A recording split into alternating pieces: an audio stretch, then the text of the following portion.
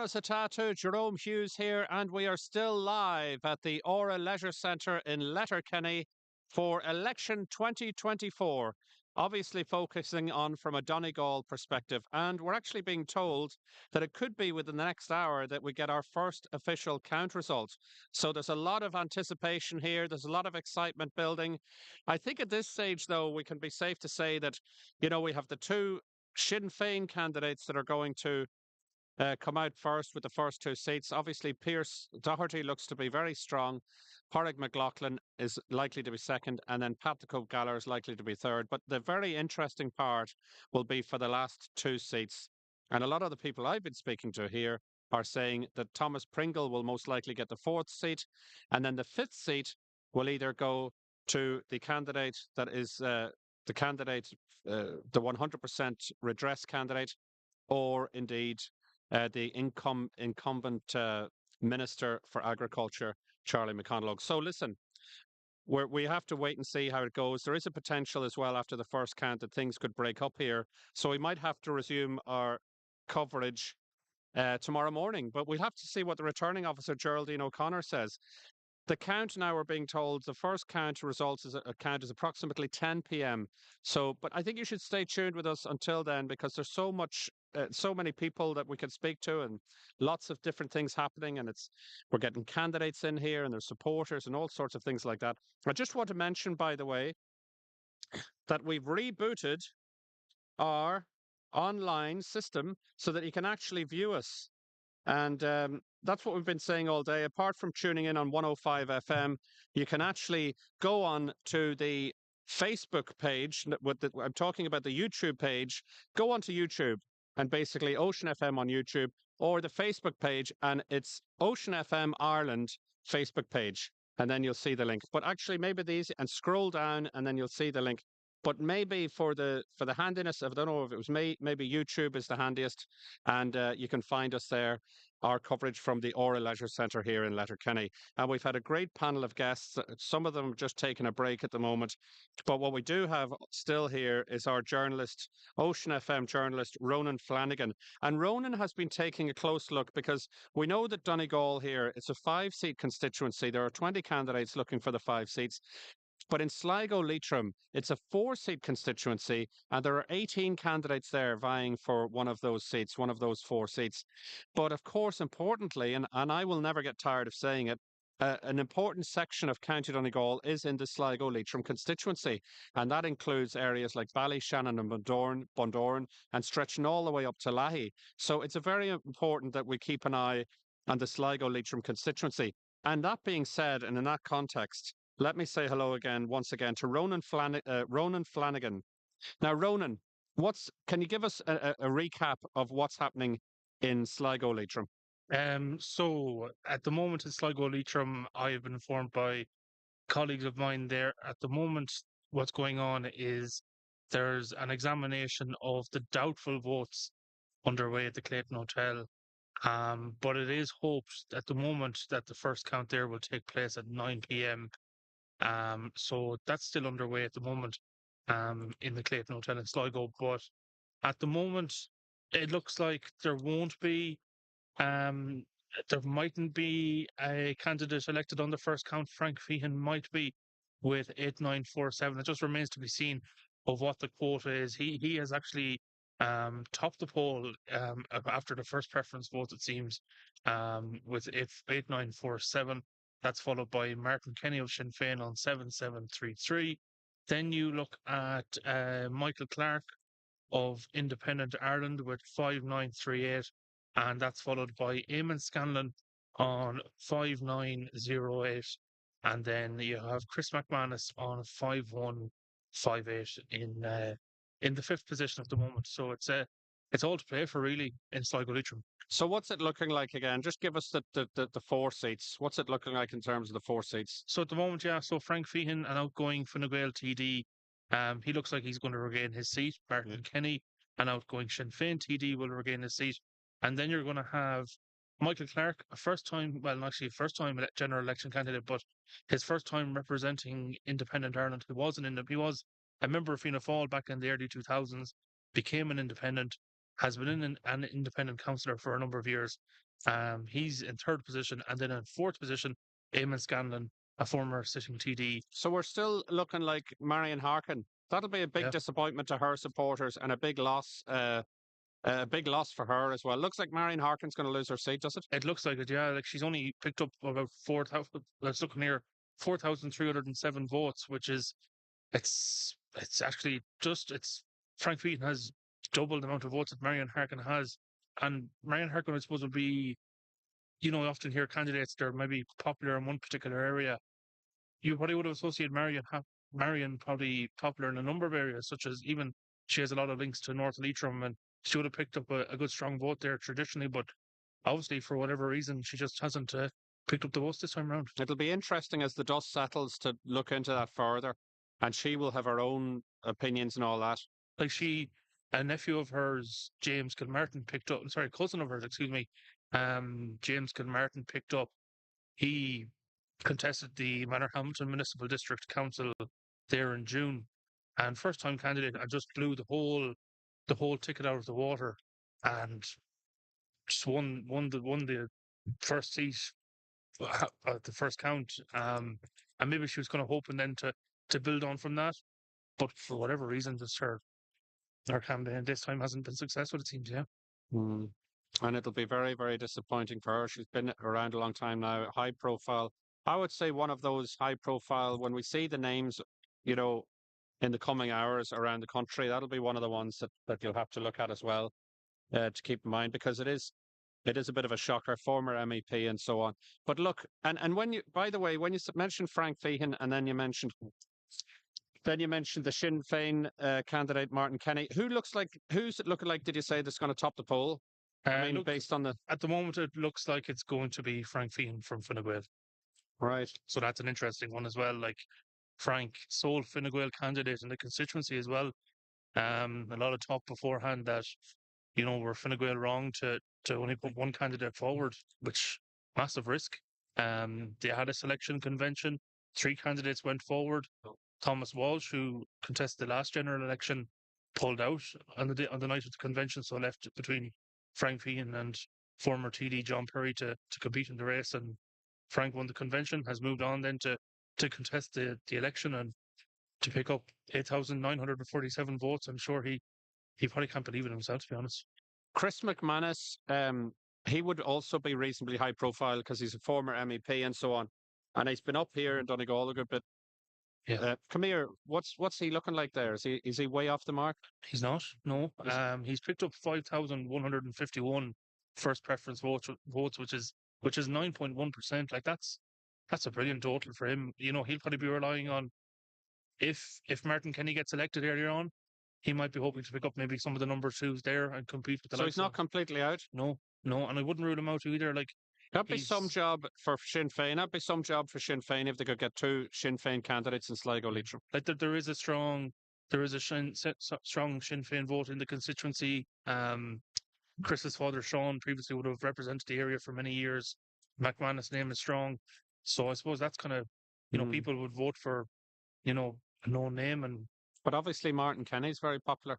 yeah, in I'm fairness, be yeah, honest with you, I'm not fully familiar with him now. I don't think I haven't crossed paths with him, so to speak. yeah, I would know them, Sean and Chris, and yeah. No, um, Martin would be he's very popular. obviously Yeah, popular, huh? like Martin, in fairness, he's risen through the ranks the last number of years. I suppose he was a member of Leitrim County Council. I think he was, and actually got in by a by-election in 2002, and kind of just worked his way up the party. Got elected then to the Dáil.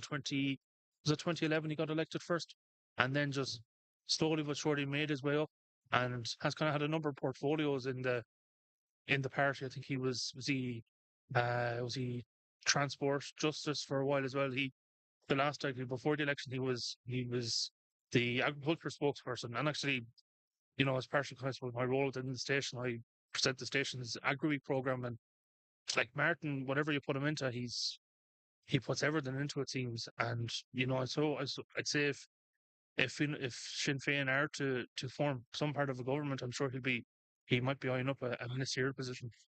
And of course, he's transfer well uh, to Chris. Yeah, Chris that McManus. that that could be huge for Chris Could be McManus. Like, huge for you him. You'd know, expect yeah, all of his second, wouldn't you? yeah, Expect it absolutely, all to yeah. transfer. Like looking at the other candidates, they're kind of in the kind of third, fourth, fifth position. Um, like I suppose looking there, Frank Fian, who his second votes go to, I don't know. Um, like Michael Clark has a good vote there. He, it's hard to know would he get much off Martin Kenny, but like Chris McManus looks to be the one that would really benefit from those surplus votes from Martin Kenny. And that is the voice there of our journalist at Ocean FM, Ronan Flanagan, who's been keeping a close eye on the Sligo Leitrim constituency and any changes there or any official results. And I think we're expecting our first official result, Ronan, at about first count at Very about 10 shortly, yeah. o'clock. Really, very Very shortly. shortly. There's a lot of people are saying 9 o'clock. 9 o'clock. Yeah. So we'll be keeping a close eye on that anyway. Now, a few of our panelists have rejoined us here in the Aura Leisure Centre. Just people are moving in and out. Of course, you have to take little breaks. Michelle Your brand, Michelle Equality. Nifagin. No, I'll be honest with you, I'm looking at the wrong name. Michelle Nifagin. Michelle, you've been around the place now. You've just come back. You've just come back to the table. What's happening? What's the atmosphere like? I think there's a lot of rumours that we're about to get our first official count. Michelle Nifagin. Yeah. The excitement is now mounting. I see on our way in, I could see a lot of Pierce Doherty supporters, like staunch supporters in the room. So they're making their way here. So if that's the case, then we should see the first count. I imagine that Michael Naughton wasn't far off when he said around 9 o'clock. In and around 9 o'clock. So we have Pierce Doherty's people coming. Well, To Margaret Carr Flynn, who's the producer here, she's saying 10 o'clock. But I keep hearing 9 o'clock. try. Sorry. 9 o'clock in Sligo and 10 o'clock here, according to Margaret Carr Flynn. And she did ask. Sorry if I'm salivating a little bit because I just had a couple of chips there. They're very tasty because there's a lot of food knocking about here, pizzas and chips and all. By the way, if you want to have a look at that, I'll welcome you to come on to the Facebook page, the Ocean FM not Facebook. I keep saying Facebook page, but what I mean to say is the YouTube channel, and we'll give you a wave while we're having a slice of pizza. And also, if you go to the Ocean FM Ireland Facebook page and scroll down, you'll see the link here and you can watch us live. Now, there is a certain amount of anticipation in the air because more and more of the supporters that have brought Pierce Doherty to this monumental achievement of a huge number of votes and a massive surplus, you could say. Maybe I'm overstating a little bit, but he'll no doubt be hoisted to the rooftops before the end of play this evening, as we are expecting to have the first count at around 9 o'clock here, and then I think no 10 o'clock here. Sorry, 10 o'clock. and then we're going to be sent home for the night, and I think it's going to resume at 10 o'clock in the morning. We don't know. We'll just see what happens. Brendan Byrne, and I'm sorry to interrupt you there, but come here to me. What have you been hearing now in terms of? I think that we came to a consensus. You were suggesting that we know about Pierce Doherty, Pádraig McLaughlin, Pat the Cook Gallagher. Those are the first three seats, and this is a 5-seater. And then it's likely to be Thomas Pringle, fourth seat. That's what and you said it first. I heard you say it first, and Thomas Pringle agrees with you. So then we're really now, if that's the case, we're only talking about the last seat. That's correct. And we're talking, explain to our listeners again as we get close to the first count, what are the variables there for the last seat? Well, I think the last seat has to be a battle between the two Charlies, between Charles Ward of the 100% redress and Charlie McConnell of Fianna Fáil. And you have to figure out, without knowing exactly, there's about 10 candidates with votes of less than 1,500 there. And to be honest, absolutely no one here knows where the preferences on those papers are going. So that is the big unknown. Some of those candidates are Buncrana, which should favour an Inishowen-based candidate. Some are in the Valley, which should favour either Redress or Charlie. So you can't take any clear distinction from that. And then you have, once you go through the candidates with the letter numbers, when you go into the large eliminations. There's two sizable eliminations to be done from Fine Gael, John McNulty with over 3,000, and Nicky Bradley with something over 3,500. That will be the determination of the last seat. It's on those transfers that Charlie McConaughey will either survive and retain his seat, or you could possibly see Redress take his seat on the last count. That's the way I see it happening at the minute. But there is a big unknown. There's 9 candidates there, ranging in votes from 50 up to 1,500.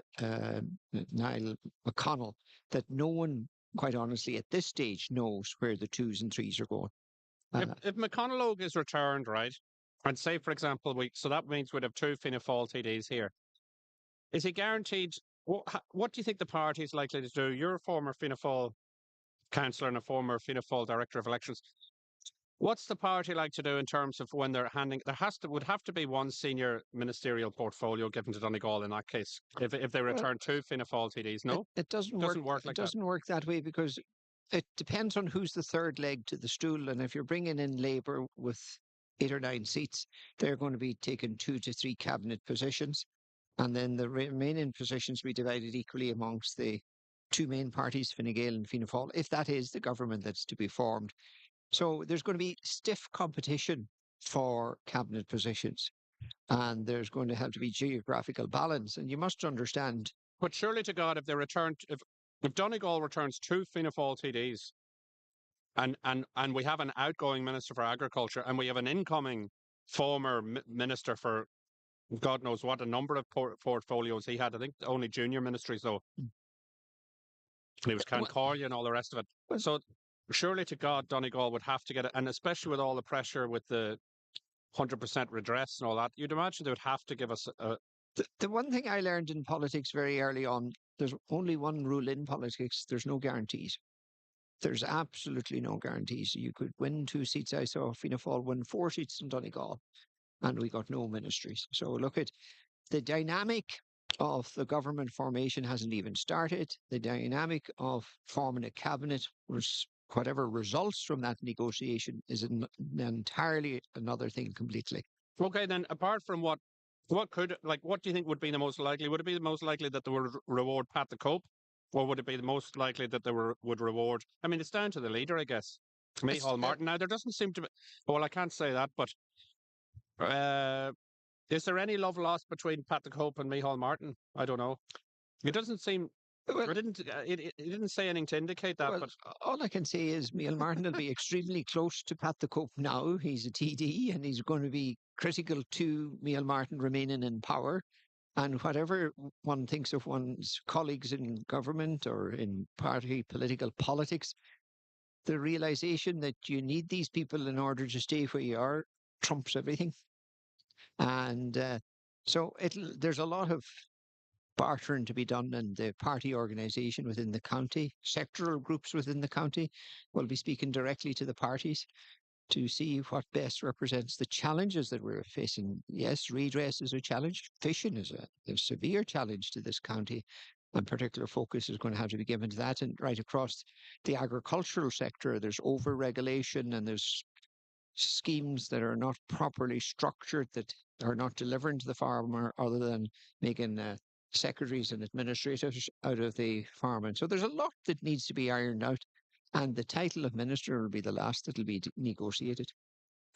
There's another and then thing. we have John Campbell. Have a chip there, Mm. Brendan, while John's chatting. I might do the same. Has anyone got any wine? No? I know. I think there's a very interesting, as we get down to this, and I think we need to think about it. On one hand, if we get down to, as we're predicting, Charlie, McConaughey and Charles Ward fighting it for the last seat, two things. First of all, there's a seat, there's a minister fighting for his life, but there's also a Fianna Fáil seat, and the close finish. Every TD seat's important, and that's important for Fianna Fáil, obviously, and obviously for Charlie. But I think it's not as important, in my opinion, as it is for Charles Ward and the redress grouping to get a TD elected. We talked about this at the council election. If they run and if they fail to get a seat, they fall to a fair extent off the political radar, right? Because political parties nationally will look at it, yeah, they were there, they tried, they ran, they failed. That's guaranteed, that's one way they will look at it. So the stakes are very high. I think the stakes are very, very high for the redress people now. Because give it a year and a half ago, they were lobbying the political parties and they maybe got on so well or didn't get on so well, whatever the case may be. They went from that to competing against the political parties. And all of a sudden, you went from somebody who had a use politically to somebody who's now competing against you. And if you go there then and don't want to see, it creates its own set of problems. And I think that's why I find it very interesting. And this is Brendan Byrne again. I agree 100% with John. The redress decided to become a political party, organisation. They mobilised, they won 4 council seats. But we all observed ourselves over the last 3 days, particularly on different social media platforms. They ratcheted the extent of vitriol in this campaign. And we've danced around it pretty much all day. But there was a very personalised campaign mounted by those that are either directly or indirectly redressed. It wasn't quite clear. But the campaign that they mounted against Charlie McConnell was totally inappropriate. Now, we all believe in democracy around here. You think it fired back on them? I think it did. They were probably lucky the election. They would not. They wouldn't agree it. They wouldn't agree with it. But you're saying it. I think it was because there is a line in politics you don't pass, and that's you don't personalize campaigns. Every politician at the end of the day is a human being. Every politician has a family that doesn't seek office. And what I witnessed in terms of some postings on different social media platforms was shocking. And I think if this is where we're going in Donegal politics, then we have already reached rock bottom. Fight your elections on the principles that you're standing, or the platform you're standing, on the policies you're standing. Don't personalize. But Brendan, and I'm not just doing this to be this, the presenter, anchor, devil's advocate, right? But at the same time, really, there are people that are seething, and desperate, and that doesn't justify. I fully respect. That doesn't justify. I fully respect their seething, and I fully respect they're completely frustrated. I fully respect, and I fully respect that they feel the entire system and the entire political system has let them down, and I fully support them in that. But that does not give you a license to cross the line. It doesn't give me or anyone else a license to cross the line. You fight elections on the basis of what you're standing for. You argue your point, you get a counter argument, and you counter argue that. You do not personalize it. That's the politics I believe. Who's the best? Yeah, go ahead. Go ahead, Michelle. I think we all agree with Brendan. You get elected, you're the politician. It's party politics. It's not individualism. You can't come gunning for a person, a personality. It is absolutely unfair. That person has a family, regardless of what the situation is. And perhaps that this is one of the things that is turned against them in this election. I don't know how it'll pan out yet, but we will see. And it can't have had a positive impact. We can say that. What do you see? We're not talking about the candidate, are we? No, we're not talking about his supporters. We're not quite sure. We're not quite sure which faction of the candidacy it was. It's on the broader platform of redress, Micah, defective block scheme. And I'm not saying that it's redress, and I'm not saying it's Micah, and I'm not saying it's defective blocks, but there was an intentional, planned, orchestrated, personalised campaign against one of the candidates, namely Charlie McConnell, that was completely inappropriate. It, in my estimation, went beyond the boundaries of democracy. And India Kennedy, you want to come in on that? I just think at the end of the day, you're elected by the people, but it is a job, and you wouldn't abuse anybody else in any other job the way that politicians get abused. And, whatever about coming at the party, don't come at the person, and don't dare come at their families. I think that's a disgrace. Like I mentioned, I worked for Minister Mary Butler, and when I was working with her, we got word that the tires of her car had been slashed in her own constituency when she was doing a International Women's Day event. Like that goes beyond, above and beyond a disgrace in politics. Like that is below rock bottom, as Brendan said. And I think we, especially on social media, it's very vicious towards politicians, and the abuse that they get on a daily basis. It is just a disgrace. Like, I was almost Joan Burton's press officer. Oh, brilliant. But I remember, do you remember that case where where was that? That was in Dublin somewhere. Outside Tala. Outside Tala, and her car was surrounded, Corralled, really. corralled. And I just don't remember the details now, but I think her press officer was, or They were whoever trapped who was with her was very traumatized by it. They were trapped in the car for quite a while, and the car was shaking and everything else. And look at But now and I mean, again, we don't want to be too flowery about it or sensational, but now a lot of that has gone online. yeah, Like the stuff online, I have to be honest with you, only for work. Like I joined, we were doing a fundraising thing for Neve Breach, the local football club. And I think, and I think there was one other thing, but only for that, I wouldn't even be on Facebook. I can't stand social media. I know I'm on Twitter for work. And I love TikTok, but I don't consider that social media as such because you don't, you're just watching. Is it? I know, Is it? oh, definitely, yeah. definitely. Why is it? But like you're not interacting with people. You're just watching videos, no? Well, you are interacting with people when you like and you can share, but you can also do a thing where you stitch a video. So, say Brendan puts up a video about his campaign, I can stitch that video and I can tell him everything that's wrong with his video. Yeah, well, And I that's can different. make. That's interacting. That's proper. I'm on. Yeah, okay. But a lot of people are doing that They now, are, and a yeah, lot yeah. of people are taking the video and They're out of changing it context and stuff. completely out of context. And we've seen it in the general election a lot. A lot of social media influencers like Neve O'Connor were kind of picking out picking out different politicians' campaigns and telling everything that's wrong with them. She was very much in support of Sinn Féin, and she's completely within her. Somebody got a phone that's No, I'm not. vibrating on the. I think it's coming through on the broadcast. Do you hear it like it's going? Yeah. Mhm. I thought it was the mic. I think the Russians are hacking it. Must be your Wi-Fi, Brendan. They're onto it. But yeah, but the social media thing, Yeah. I know we were talking about manipulating videos and that type of thing and whatever, taking things out of context. But I mean, it's to be a politician, if I was a politician, I would just turn off comments or whatever else. I wouldn't allow them to comment. But I suppose A lot of like Simon Harris, Micheál Martin, they all have their comments turned off on Good.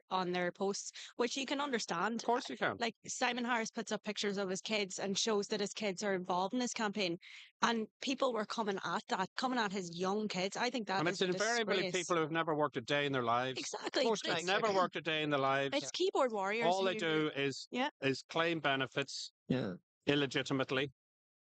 Well, they're actually Possibly. you can categorize them, and you shouldn't categorize anyone in life, but they're sad individuals, really.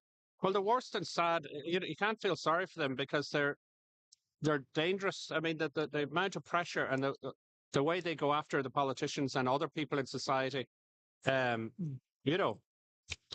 need to get a life. Can I ask you now, Brendan, before you have that chip? I'm afraid to it now. But anyway, carry on, Jerome. No, this is kind of a side question here, right? But because you've spoken so well about the politics all day on different issues, but who do you think the best TD, and it doesn't have to be obviously Fianna Fáil, I want you to be honest, who is the best, man or woman obviously, is the best TD ever Donegal ever had, County Donegal ever had? Not over the entire. Now, in your lifetime. Oh, in my In your lifetime. lifetime. Well, there's no one. Every TD had something different to contribute. If you look at a critical time in Donegal, the work that James McDade did in providing social and sporting infrastructure across the county, that was very significant.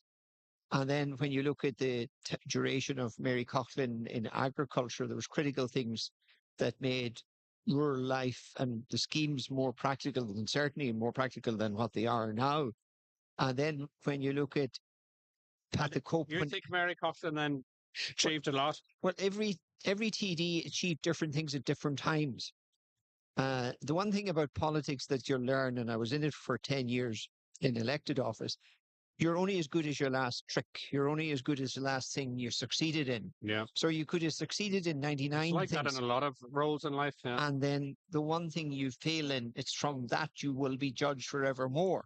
Yeah. So it's an unfair question in many ways because every politician at different times would have achieved different things. In, for example, the short duration that Denny McGinley was Minister of State for the Gaeltacht, he progressed different things to critical junctures that then subsequently became projects by this person that succeeded him. So I think, in fairness, and we always say Donegal's a forgotten county, and I'm not quite buying into that in a carte blanche way that Donegal's a forgotten county. But at critical times, different politicians deliver to the county.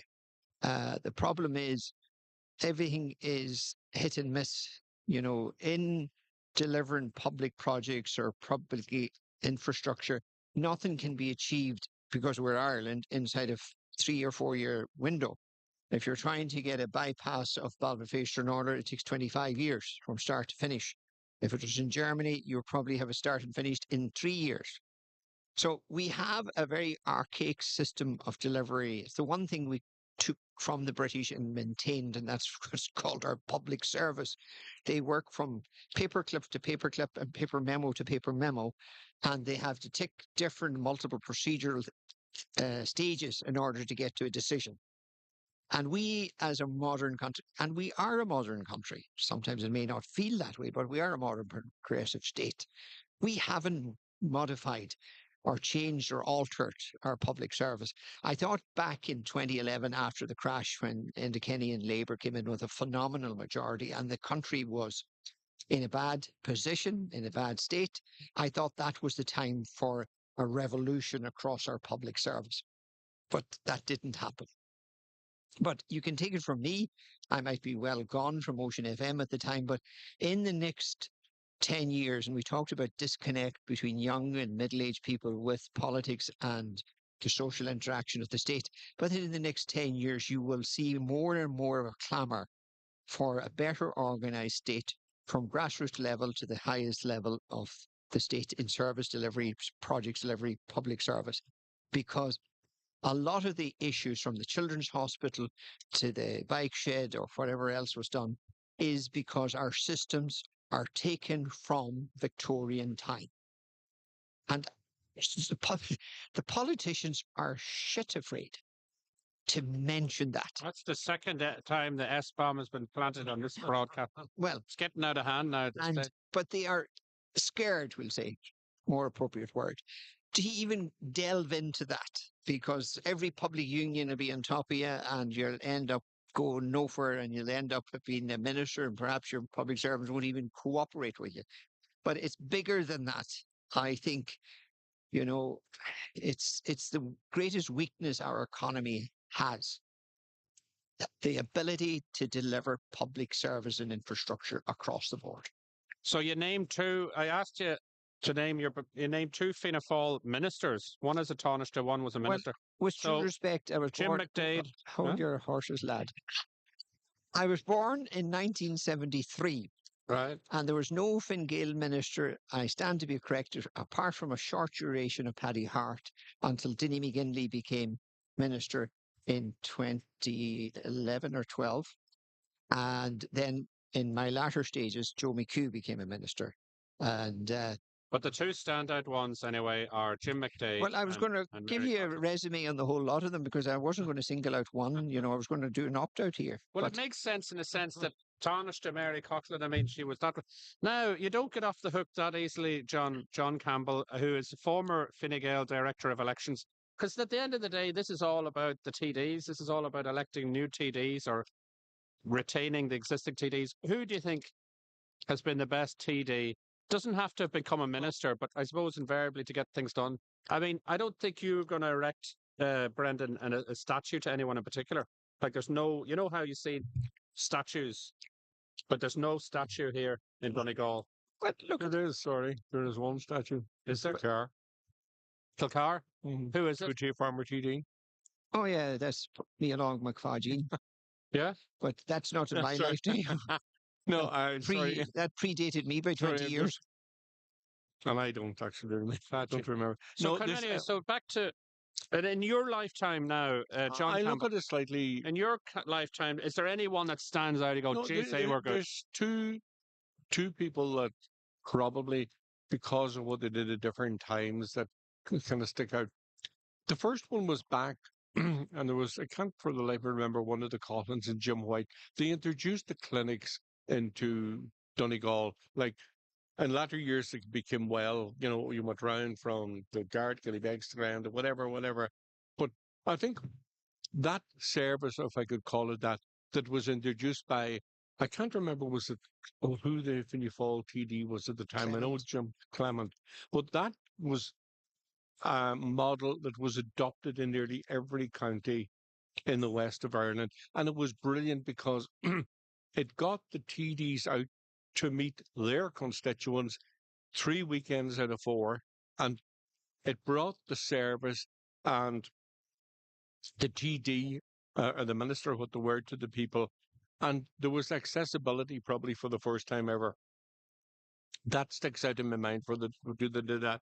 I think the other thing that has impressed me at the time, and I was director of elections way back So at that the was start. that was one of the Coughlin's or and One of the Jim White. Coughlins and Jim You White know, but it doesn't introduced have. that. I Yeah. know what you mean. Now, that was some of the stuff. The second thing was, and I think it's got lost over time, I was director of elections when Mary Coughlin came into politics first.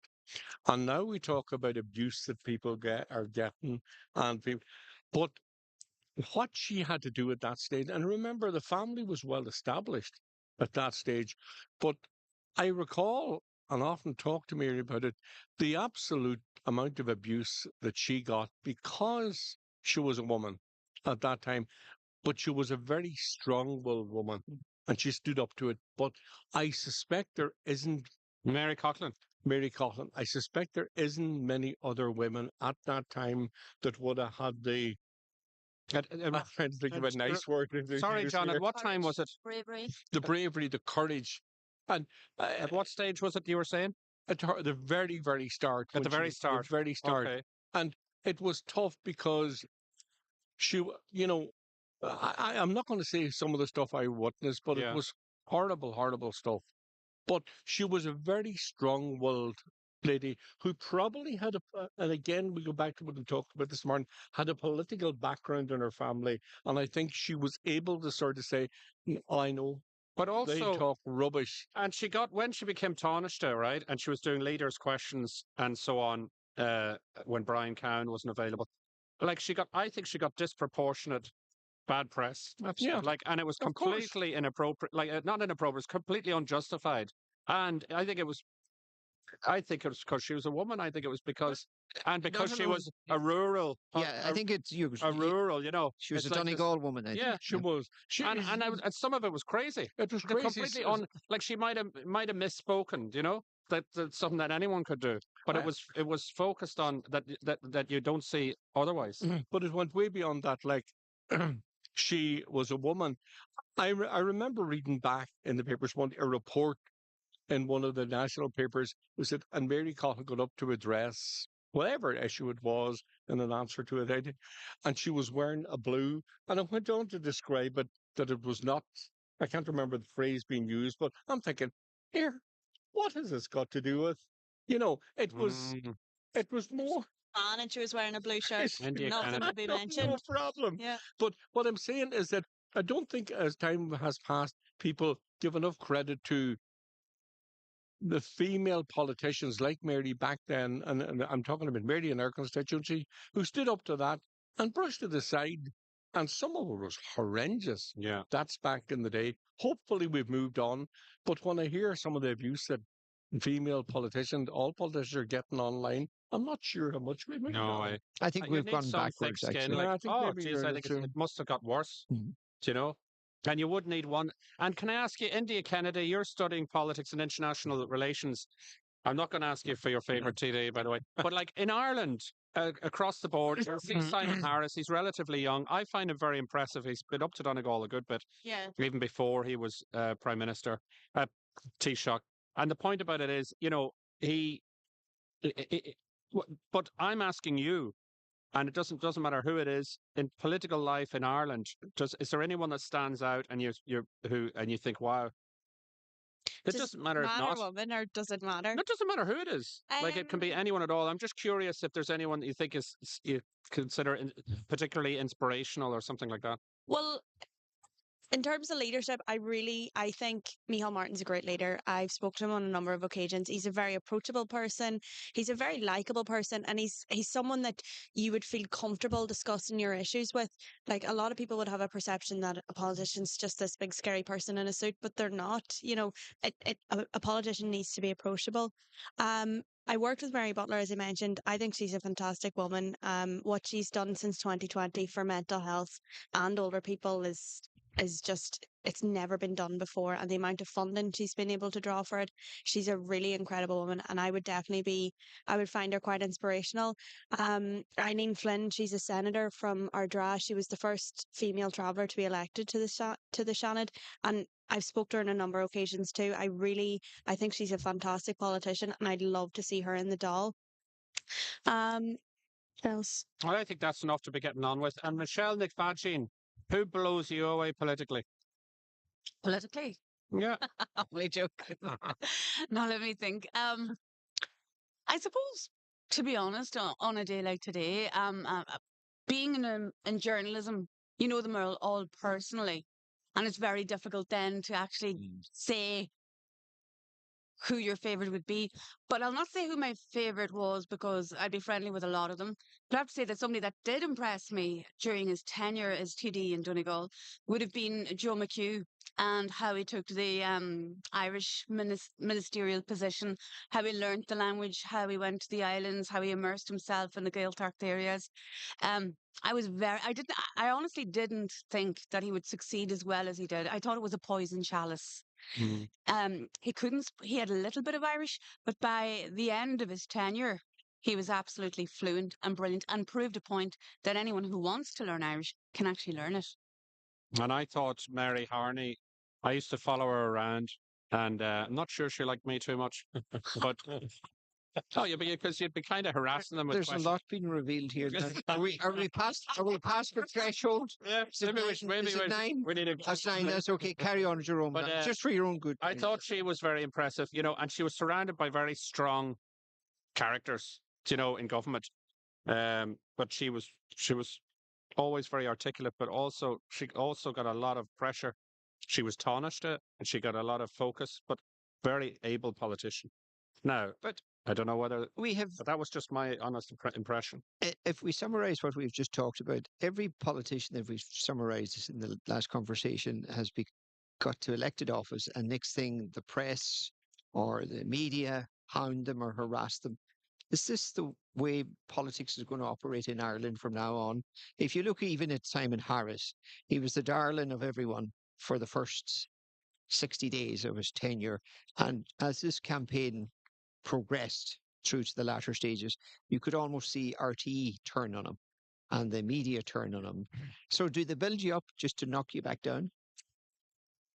She did. I have to say, honestly, I felt very sorry for Simon Harris the day he went into that. I think it was a shop. Yeah. And the disability worker came towards him and began criticizing how they weren't getting support, and how the caretakers, those who were giving care to people with disabilities, wasn't being cared for appropriately. At that point, Simon Harris was exhausted. He was shattered. His campaign has been immense. Just even the day before yesterday on polling day, I think he did 3 different counties. So that man was absolutely shattered. He shook her hand and he walked away. And then he thought, better himself, he better go back and speak again. And yet again, he got it again. Now, That's the way I saw it as well. it was But so like, we're the only two unfair. people in the But country that saw it that way. There was another significant thing there, and it's missed, and I want to put it on the table. You're correct. He went back secondly. But there was phrases said to Simon Harris that if it was said to me, I would walk away too. Right. You are a bad man, not a bad politician. Is that what she said? She said You you're are a bad man. If that was said to me, and I'm Yeah, it's not a a politician, very personal attack. Yeah. I would It's your walk away too, fundamental because integrity. at that juncture, once that was spoken, you can't rationalize anymore. Yeah. I think it opens up another thing as well. Certainly, if I was involved in a campaign advising senior politicians, now be it from Gael, Fianna Fáil or anything, I would say, yeah, do your tours, but do not, under any circumstances, engage with the voters that are there. Go along, do the smiles, do the waves, do the gestures, like an American president, but do not get involved in discussion because how the thing can be played and taken maybe out of context, etc. Like what happened, Harris subsequently got hammered. I think to the extent that in the last 2 days of the campaign, it actually started to work for him, certainly inside the party. A lot of party people were saying, hey, hang on, what's going on here? Yeah, even admitting he made a mistake, there's no need to go this far. The Even other, though the mistake, well, like, listen, and correct me I'm if I'm using wrong, the I'm phrase allowed to mistake, use yeah. opinion as well because I'm not going to be here again. I mean, well, I mean, it's It, one, it's a one, it looks like we left a it's a lasting one-hit wonder. impression on this guy. Say what Oh you yeah, like. we'll be here Say what you tomorrow. like. Oh, I'm delighted to be here. But I'm just saying, maybe I missed something, and like Michelle's kind of said it as well. Maybe I missed something. What was all the outrage about? But go on, John. No, but I think what we've got to be realistic about, if we're looking at the heart as the package, if the election had been held 6 months ago or whatever, when Leo Varadkar was leader of Fine Gael, we would be looking at a completely different scenario for Fine Gael tonight. Like, he's got to get credit, a lot of credit, because morale percentage wise, the party was down at the end of the Varadkar era, including, for example, that he totally misjudged the mood for the referendum.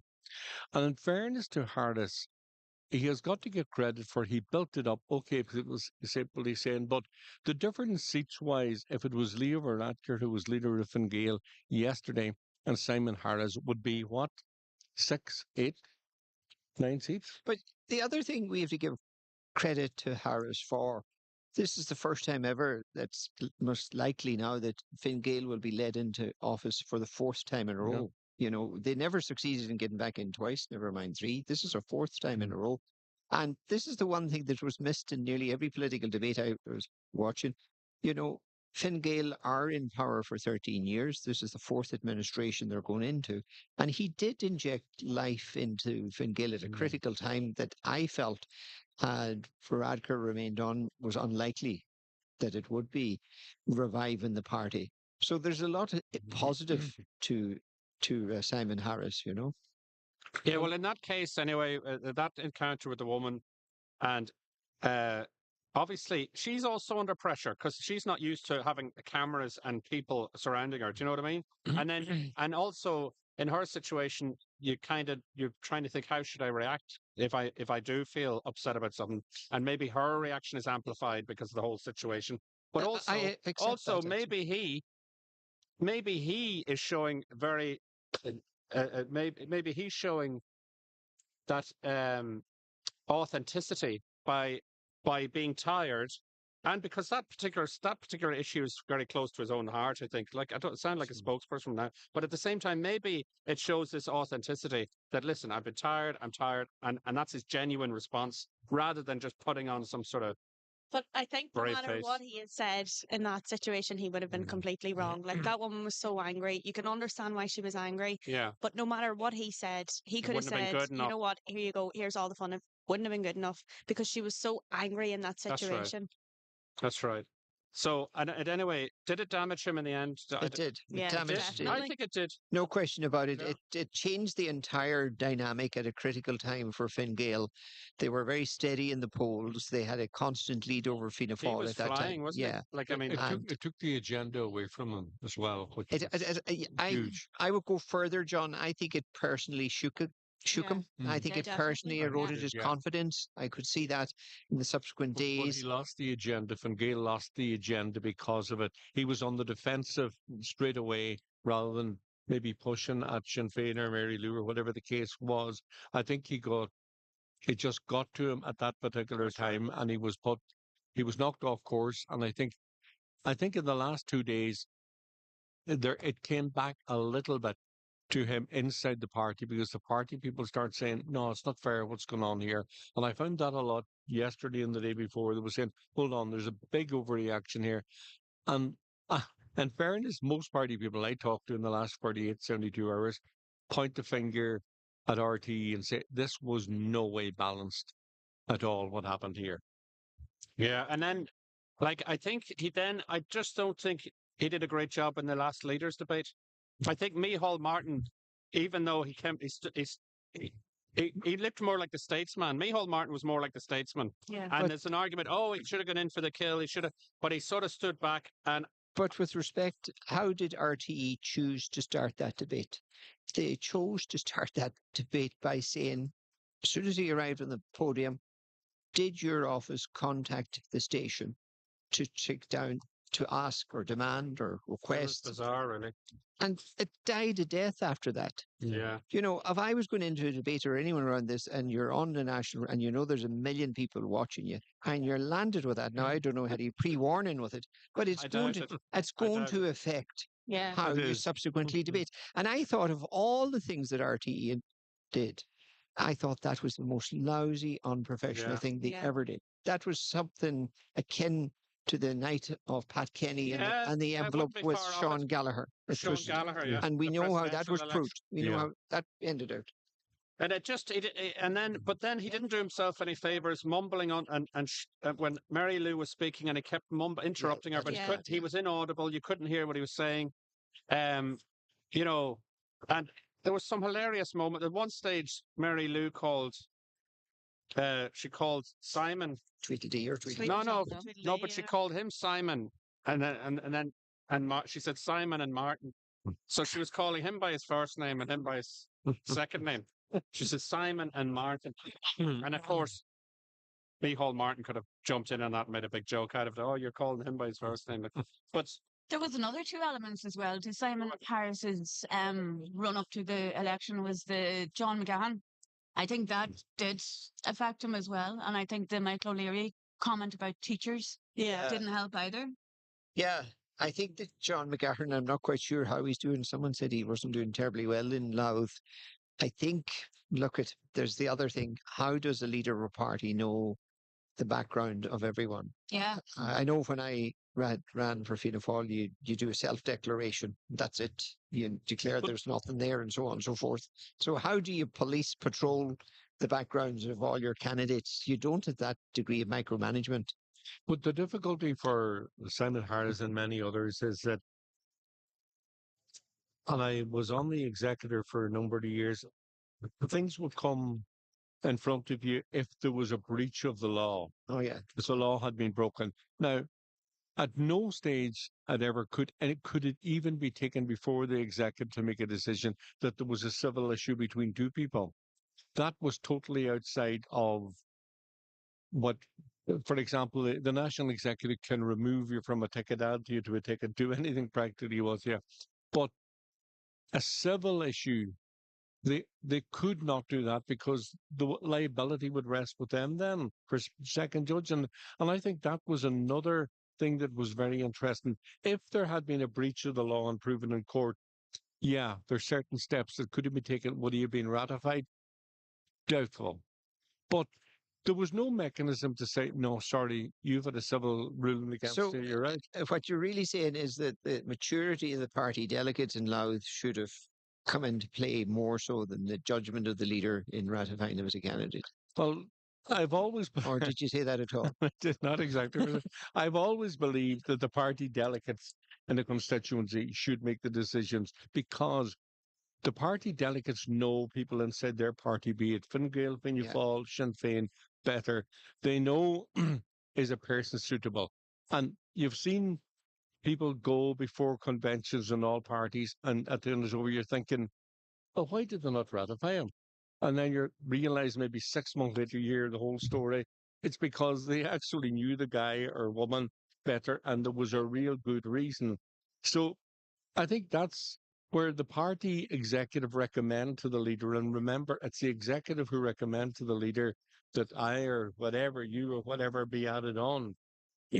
I'd always be very, very careful there because They're just looking at your location, etc. He'd be good, she'd be good. So, but where possible, I would always try and keep it that the decisions on the ground. If the delegates on the ground think somebody isn't up to their usual reason, and I've always been a bit wary as well about adding on somebody who's been defeated at a convention. Yeah. It just is something that. And that thing with the Flies Michael around. O'Leary, that was a Fine Gael event, wasn't it? So, like, the thing about that is that struck me. I could not believe, however way they spun it away from Fine Gael, whoever's in Fine Gael did a great job, because a lot of the reporting, a huge amount of the reporting, was about Michael O'Leary, as if anyone cares that he's going to. But really, it was the reaction of the audience. And Mary Lou, even in I think in one of her interviews, she made that point, but she didn't really. She could have emphasised that more. It was the reaction of the delegates. What was it? It was a Fine Gael Fundraiser. Yeah, fundraiser. fundraiser. Not a- And listen, at the same time as well, you can't be too. People do.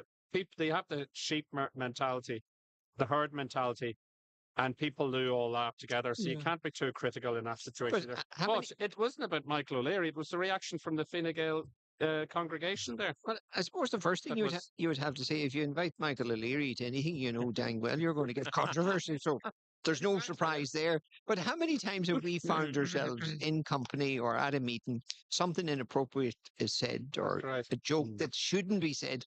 You do smile and you do laugh, and then you stop laughing and you Next say, day, I should. Yes, Yeah. exactly. And I think the electorate realised that as well. So I don't think that would have harmed Fine Gael too much. I just want to recap now. Can we just give a quick recap because we're approaching the time now where we could be start getting an announcement. Brendan, can you remind the listeners? I want to explain to the listeners now. If you're just tuned in, you're listening to Ocean FM. We're live from the Ora Leisure Centre here in Letterkenny. This is a 5-seat constituency, 20 candidates. We're expecting the first official result anytime soon. Margaret says 9 o'clock. So it looks like, no, Margaret says 10 o'clock. Margaret says 10 o'clock, so it could be soon. But listen, it could be any time. So that means the Sligo Leitrim one has already happened, has it? Because you said that one was 9 then. Anyway, we'll see. But the point is, anyway, we're going to give it to you as it is. And Brendan, just so that we can get the thing back to where we're at here, what can you remind us where you do that lovely summary of the state of play in terms of you can take it away, Brendan Byrne, if you don't mind. well, the state of play is that we're waiting for an official first count declaration. For the last 3.5 hours, they have been scrutinizing the ballots, which is the verification that there's a watermark stamp on them, that they're marked appropriately for the right candidates and the votes are in the right bundles.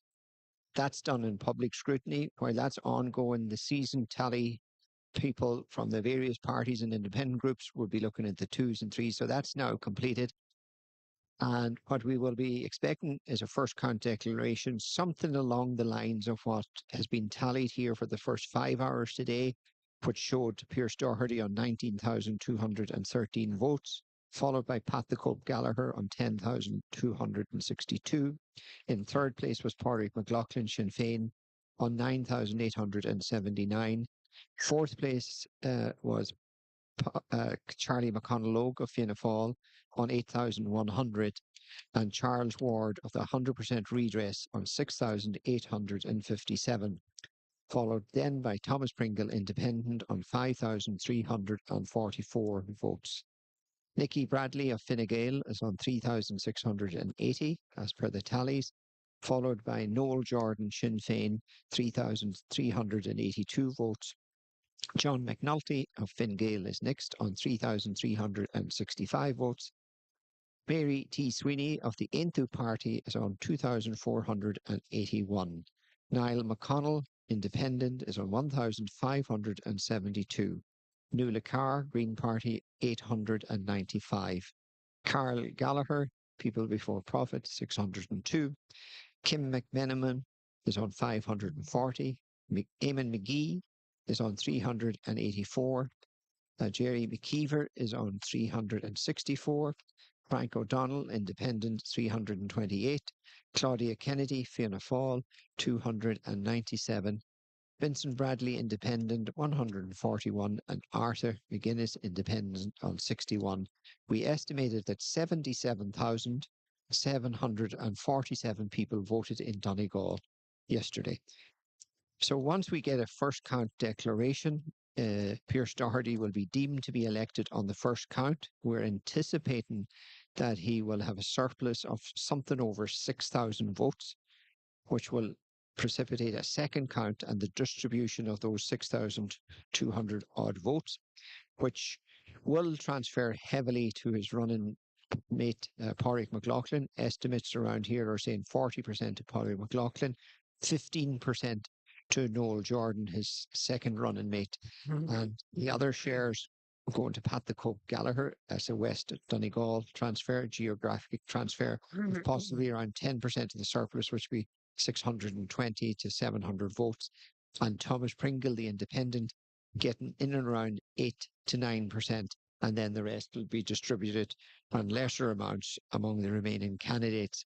It's unlikely that we will get to a second count, which is the distribution of that surplus, until tomorrow morning at the rate we're With the help of God. So we are anticipating, although it's not confirmed, that once the first count is declared and Pierce Doherty is deemed to be elected by the people of Donegal, that we'll adjourn to the morning.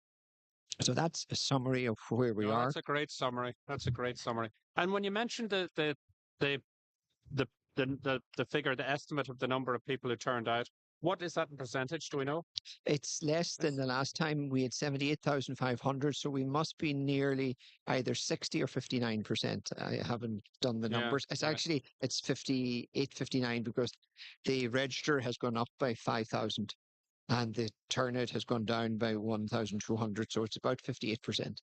So it'll be higher than in some constituencies, but anyway, lower than but usual lower for than others. Donegal. And lower than usual in Donegal. And we talked earlier on, John Campbell, about the turnout. The weather yesterday wasn't great, okay? The last time that we had a general election, it was on a Saturday, right? Like, I just don't understand the thinking. Because there was something about they didn't want it on the weekend of the Late Late Show. That's fair enough. There were different factors considered, but why wouldn't they have it on a Saturday, I wonder? Why wouldn't they call it for today and then have the count tomorrow? Is it because they don't want to break into because too many people are work. They don't want to get into the working week, affect people during Monday and all that. That's a possibility as well. But counters. When you look at the number of people who probably from this county that are working elsewhere, Dublin, whatever, and not just here, from other places like yesterday on those buses, Cavan, Monaghan, etc., I presume the likes of Kerry. There was a lot of people that just couldn't get there. And I think it opens up the whole thing that either they look at Saturday, the election's been on a Saturday, or to make it easier for people to register online to vote. I think by having it on the Friday... Isn't it very easy to register online to vote? It's not as easy as it seems. I think it's like takes 30 seconds. It's easy to get registered, but the one thing which is the big issue is the postal vote. Yeah. And a lot of people are complaining about that. Like the likes of students. As John mentioned, there was how many? 300-400 people? 400 people on buses waiting yesterday. on buses yesterday to get to vote. A lot of them probably would be students. And I mean, it's not their fault they can't get home to vote. So I think the postal vote needs to be opened up more. Just on that yesterday, as I was in bus hours, there was 4 buses that I witnessed going to Donegal, which would have been late. And I would say, in fairness, the average age of 65% of the people on those buses was under 30 and probably under a lot less. But that was a whole group. And we talk about young people engaging. Those people yesterday weren't given a chance to engage. Yeah, exactly. And the weather, so the weather played a factor. It was a Friday. It wasn't today.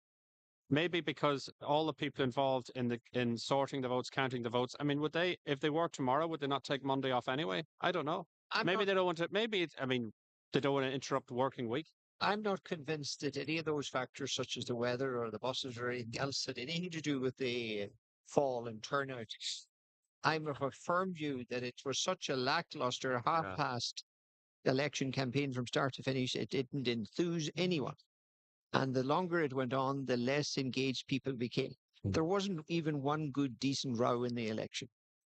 There was this false handbags at 6 paces between Fianna Fáil and Fine Gael for the first week.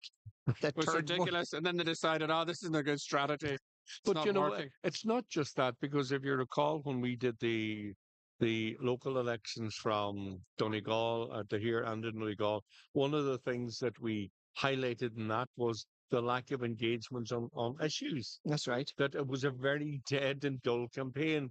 I don't know how we just got as politically correct as if we don't want to generate controversy anymore.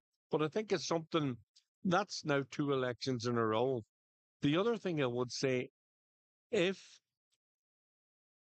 it suits the incumbents to have a low profile election, always has, always will. If you want to win a seat, you must raise the profile. Pat the Cope did that, but he didn't even need to do probably as much as any, because people knew what who Pat the Cope was. If you mention the two Fine Gael candidates, Nicky Bradley and John McAnulty, two young people coming into politics, the difficulty they needed to raise their profile. They had 8, 10 weeks to do that. It would have suited them to have a high profile campaign. And that's the point I was making earlier. I don't think the party ensured that happened for the two of them. And it's practically impossible. You will not take the incumbent out in a political contest if the profile of the entire campaign is low. You're just pushing the stone up the hill. If you're trying to get your candidate, you must create controversy. You must have a high profile. John, can I just interrupt you there? Don't you think that Fine Gael was, and just because you want a good debate, do you not think that Fine Gael was in declension before that, that it was on a downward spiral in Donegal anyway? Before the two new candidates. And to counter your argument, sure, Fine Gael ran new candidates in other areas that would probably fare better than the two Fine Gael candidates here. Yeah, but I in think the same period of time. yeah, but there was a problem. I think She there was has you on the rope. there was no there was a She has you. You're gone. You're out. there was a Where's my problem. handbag? You're gone. There You're was gone, John. Give there up. was a problem in Donegal here. I thought if we step it back to the local elections, the party dropped to its lowest number of councillors ever. That happened. This happened, and I said earlier on today that I didn't blame the candidate. I blamed the party machine, and I would go nearly as far to say what party machine. John McAnulty and Nicky Bradley had their own people out as young candidates doing their best. But I've gone around this. I didn't see what you could describe as a machine. Look at the machine Pat the Cope had in place. When you fall, Pat, call it what you will. But I think the problem was that the party machine didn't deliver to the two candidates. They were selected and pushed out there and say, on you go now and get yourself elected. And that's not doable or acceptable. And the party have to accept that, as they did when Barry lost a seat, Barry Sweeney. And I made the point on the night, he lost a seat because the organisation in the Donegal district did nothing to help the guy. That was so clear. Like, huge swathes of south of the area from Lahi back not canvassed. You can't throw all that to the candidate. That is a job of the party to ensure that was done. That was criminal. There was knock-on effects from that. So It's going to be all right on the night's attitude. No way. are you saying that the party, and I mean the rank and file and the official party members, didn't transition quick enough once the new Joe was leaving and departing the stage, that they didn't have a ground plan in place? And the candidates were selected, one by convention, the other being added on, and that the party just didn't get actively involved. I think it's even runs even deeper. Everybody knew Joe going back 2 years that Joe was not going to contest again. At that stage, the party should have taken a decision, say, well, right, Joe, you're not running, and say, let's take a jump off point a year last September. Said we're going to have our convention in September 2023. We're going to select 2 candidates and give you, everybody knew it was going to be this time of year. That gives you a full year to go out and work around Donegal. What they did instead said, yeah, Joe's going, we're going to find a candidate. I must have heard 1,000 times from Gaylor looking, talking to A, talking to B, talking to C. And then 10 weeks before they say, oh yeah, we found 2 people, and they say, meet our candidates. No contest like you had at the Fianna Fáil convention where Pat acknowledged the value of that. They said, yeah, there you go now. You've got 10 weeks or 9 weeks or 10 weeks to the election. Away you go. You cannot do that. If you looked at, there is no imaginable way that you can mount a campaign yourself, given a run in time. But it's worse, I think, in this situation because the party knew, and Joe, in fairness, had told everybody, I'm out. He'd said that, and I personally met Joe several times when we talked about what he would do after politics. Everybody knew it. He went to the powers that be in Dublin a year and a half ago, said, no, I'm not contesting again. And that was fine. They spent probably the first 6 months trying to get him to change his mind. And he said, no, not. I've got my own reasons for not doing it. Then we'll look around for candidates. A, B, C, D, E, F. No chance. And then they go in August, September, before the election. Talk about hamstringing your own candidates. I can't believe the strategy was being followed. I get this feeling that there's a fair bit of criticism towards Fine Gael headquarters in Donegal and Fianna Fáil headquarters in Donegal, but we'll never hear the full story. You see, That's basically what I'm getting from today. Like, we're egalitarian. We don't believe in headquarters. yeah. Well, you don't believe hanging out your dirty washing on the line anyway. Oh no, because that's for sure. Because I'm sure there's a lot more going on behind the scenes. I mean, we know how to play poker. well, I would say so. I would say so, and it seems to do you well anyway. If I mean, I get the feeling there's no mad love lost between Pat Cope and Micheál Martin. I'm just going to say it, and yet and yet Listen, there he is taking a seat. I think you're getting bogged down in a technicality. Well, it's just one example. It's just one example. That Micheál Martin will be love bombing to come over this weekend. It's going to be just back to Power Flower 60s. There's going to be love all the way. This is Glastonbury. This is love. Yeah. Well, hopefully it works out that way anyway.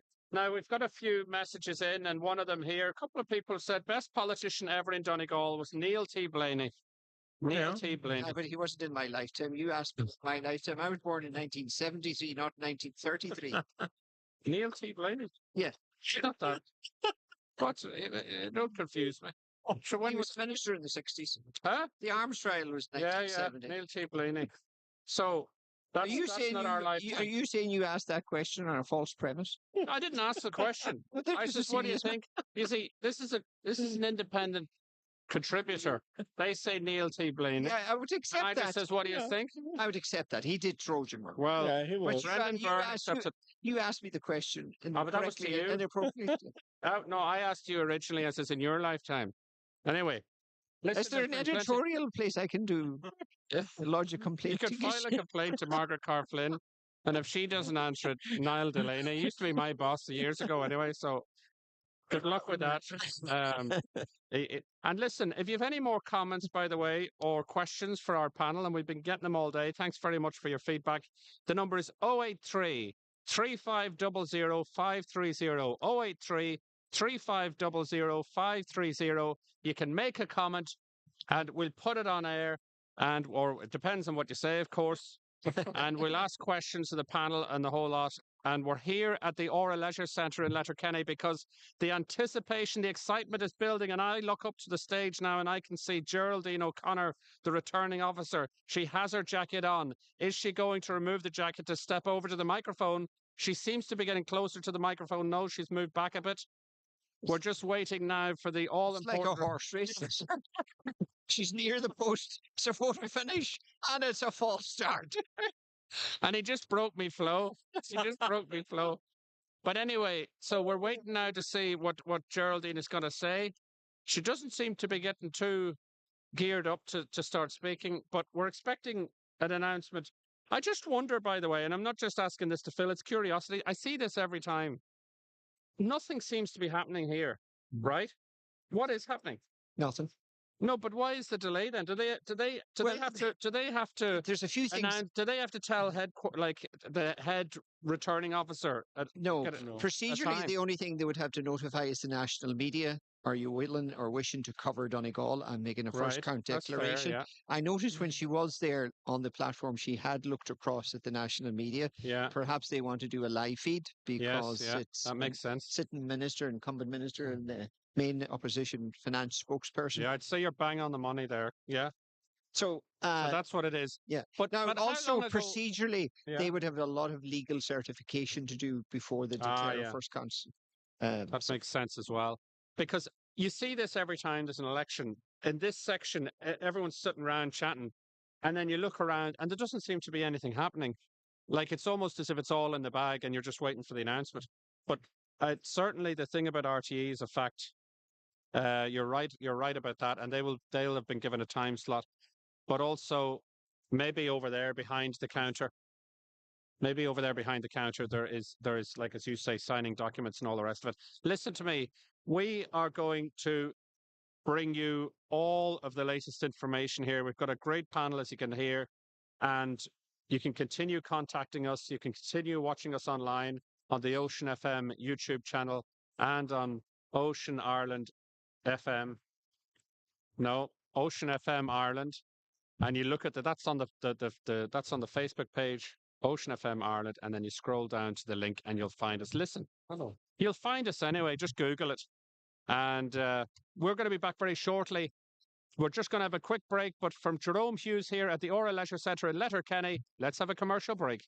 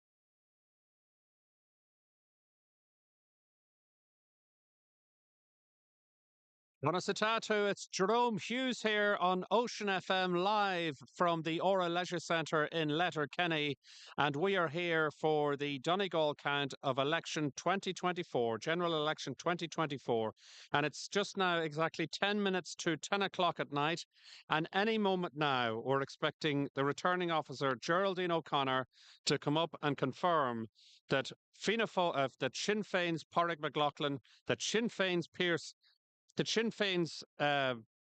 Pierce Doherty has topped the poll here in this constituency.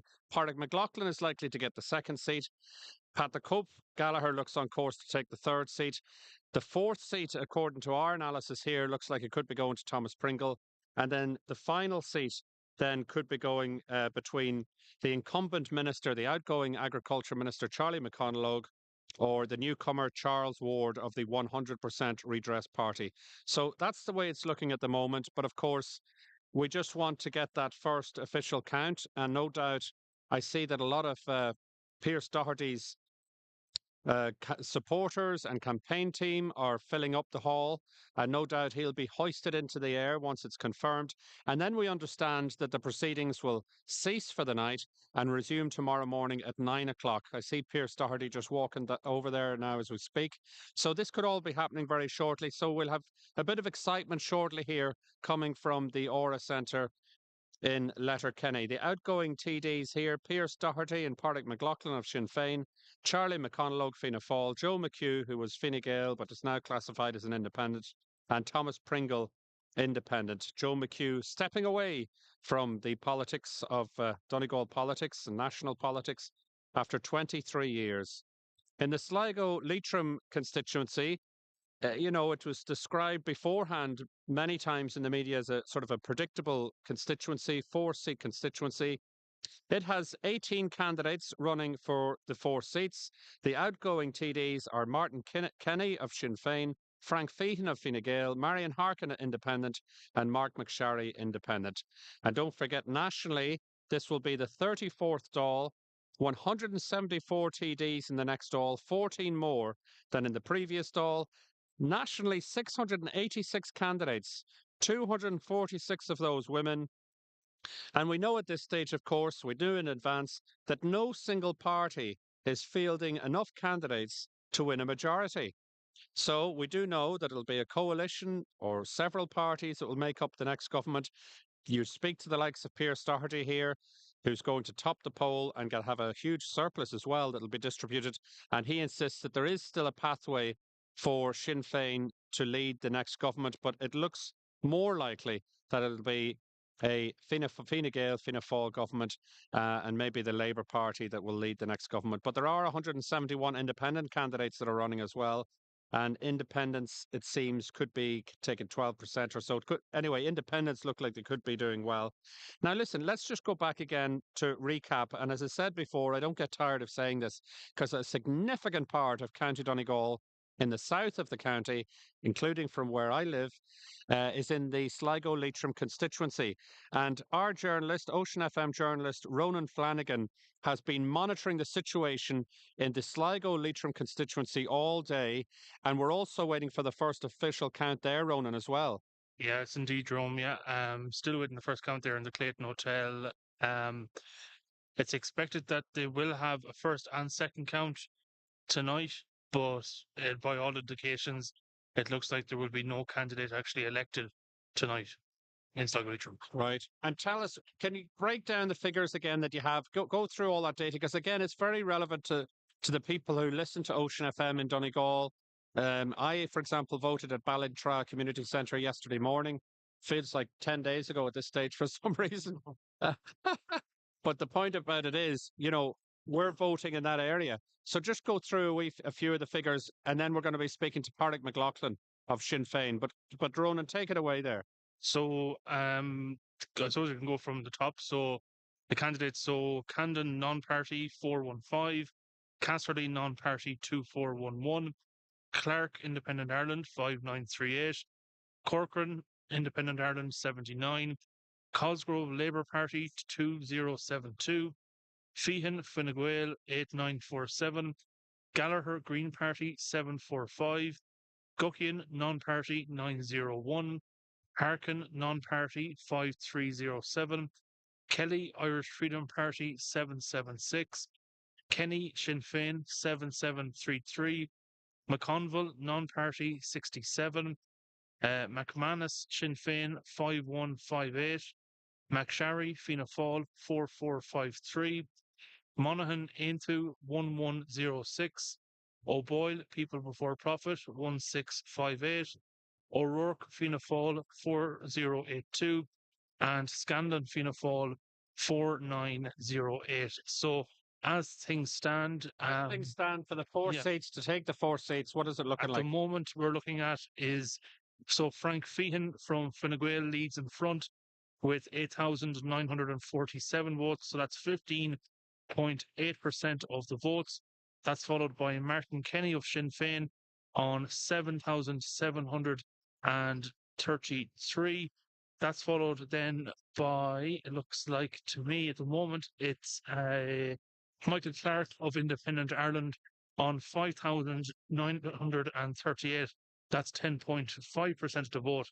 And then that's followed then by Eamon Scanlon of Fianna Fáil on 5,908, which is 10.4%. And again, it looks like Marion Harkin's going to lose her seat based on those figures. Yes, indeed. So Marion Harkin has picked up 4,307 votes. So she's a good bit behind a lot of those candidates. She'll be hoping maybe for a few transfers here and there. But I suppose really of note in kind of, I suppose, fifth position, you could say at this stage, is Chris McManus of Sinn Féin, the former MEP, who lost his seat actually in the European elections in June. He's picked up 5,158 votes. So I'm sure he'll be certainly hoping to pick up a lot of the surplus from Martin Kenny when he gets elected. And those are some good talking points as well for my next guest, who is Padraig McLaughlin of Sinn Féin. He's outgoing, he's current, if you want to call it that, or incumbent, but I don't know, technically you're outgoing TD, isn't it? Outgoing is right, yeah. You're outgoing TD. The Dáil has been dissolved, etc. But you're an incoming TD too, by the look of it. You must be delighted for yourself and Pierce. It's looking good, isn't it? Yeah, I mean, I suppose, you have the two old constituencies of Donegal North East and Donegal South West. So I would operate predominantly in Donegal North East. And if you look at the vote in that area, it's huge. It's hardly changed from 2020. And that's in the face of the 100% redress issue. And obviously people up there seen the only pathway was Sinn Féin being in government and endorsed our position. So it's a huge vote of confidence, but it's also very humbling, a huge responsibility to the people of Donegal. Yeah, and I was saying to Charles Ward, when he was here, and I think he understood my point, is that if I was in a desperate situation with the house falling around me and I had a party that had the potential to get into government and they were promising 100% redress, what I would do is I'd give my number one to you or Pierce, my number two to you or Pierce, and my number three to him if I was in that situation.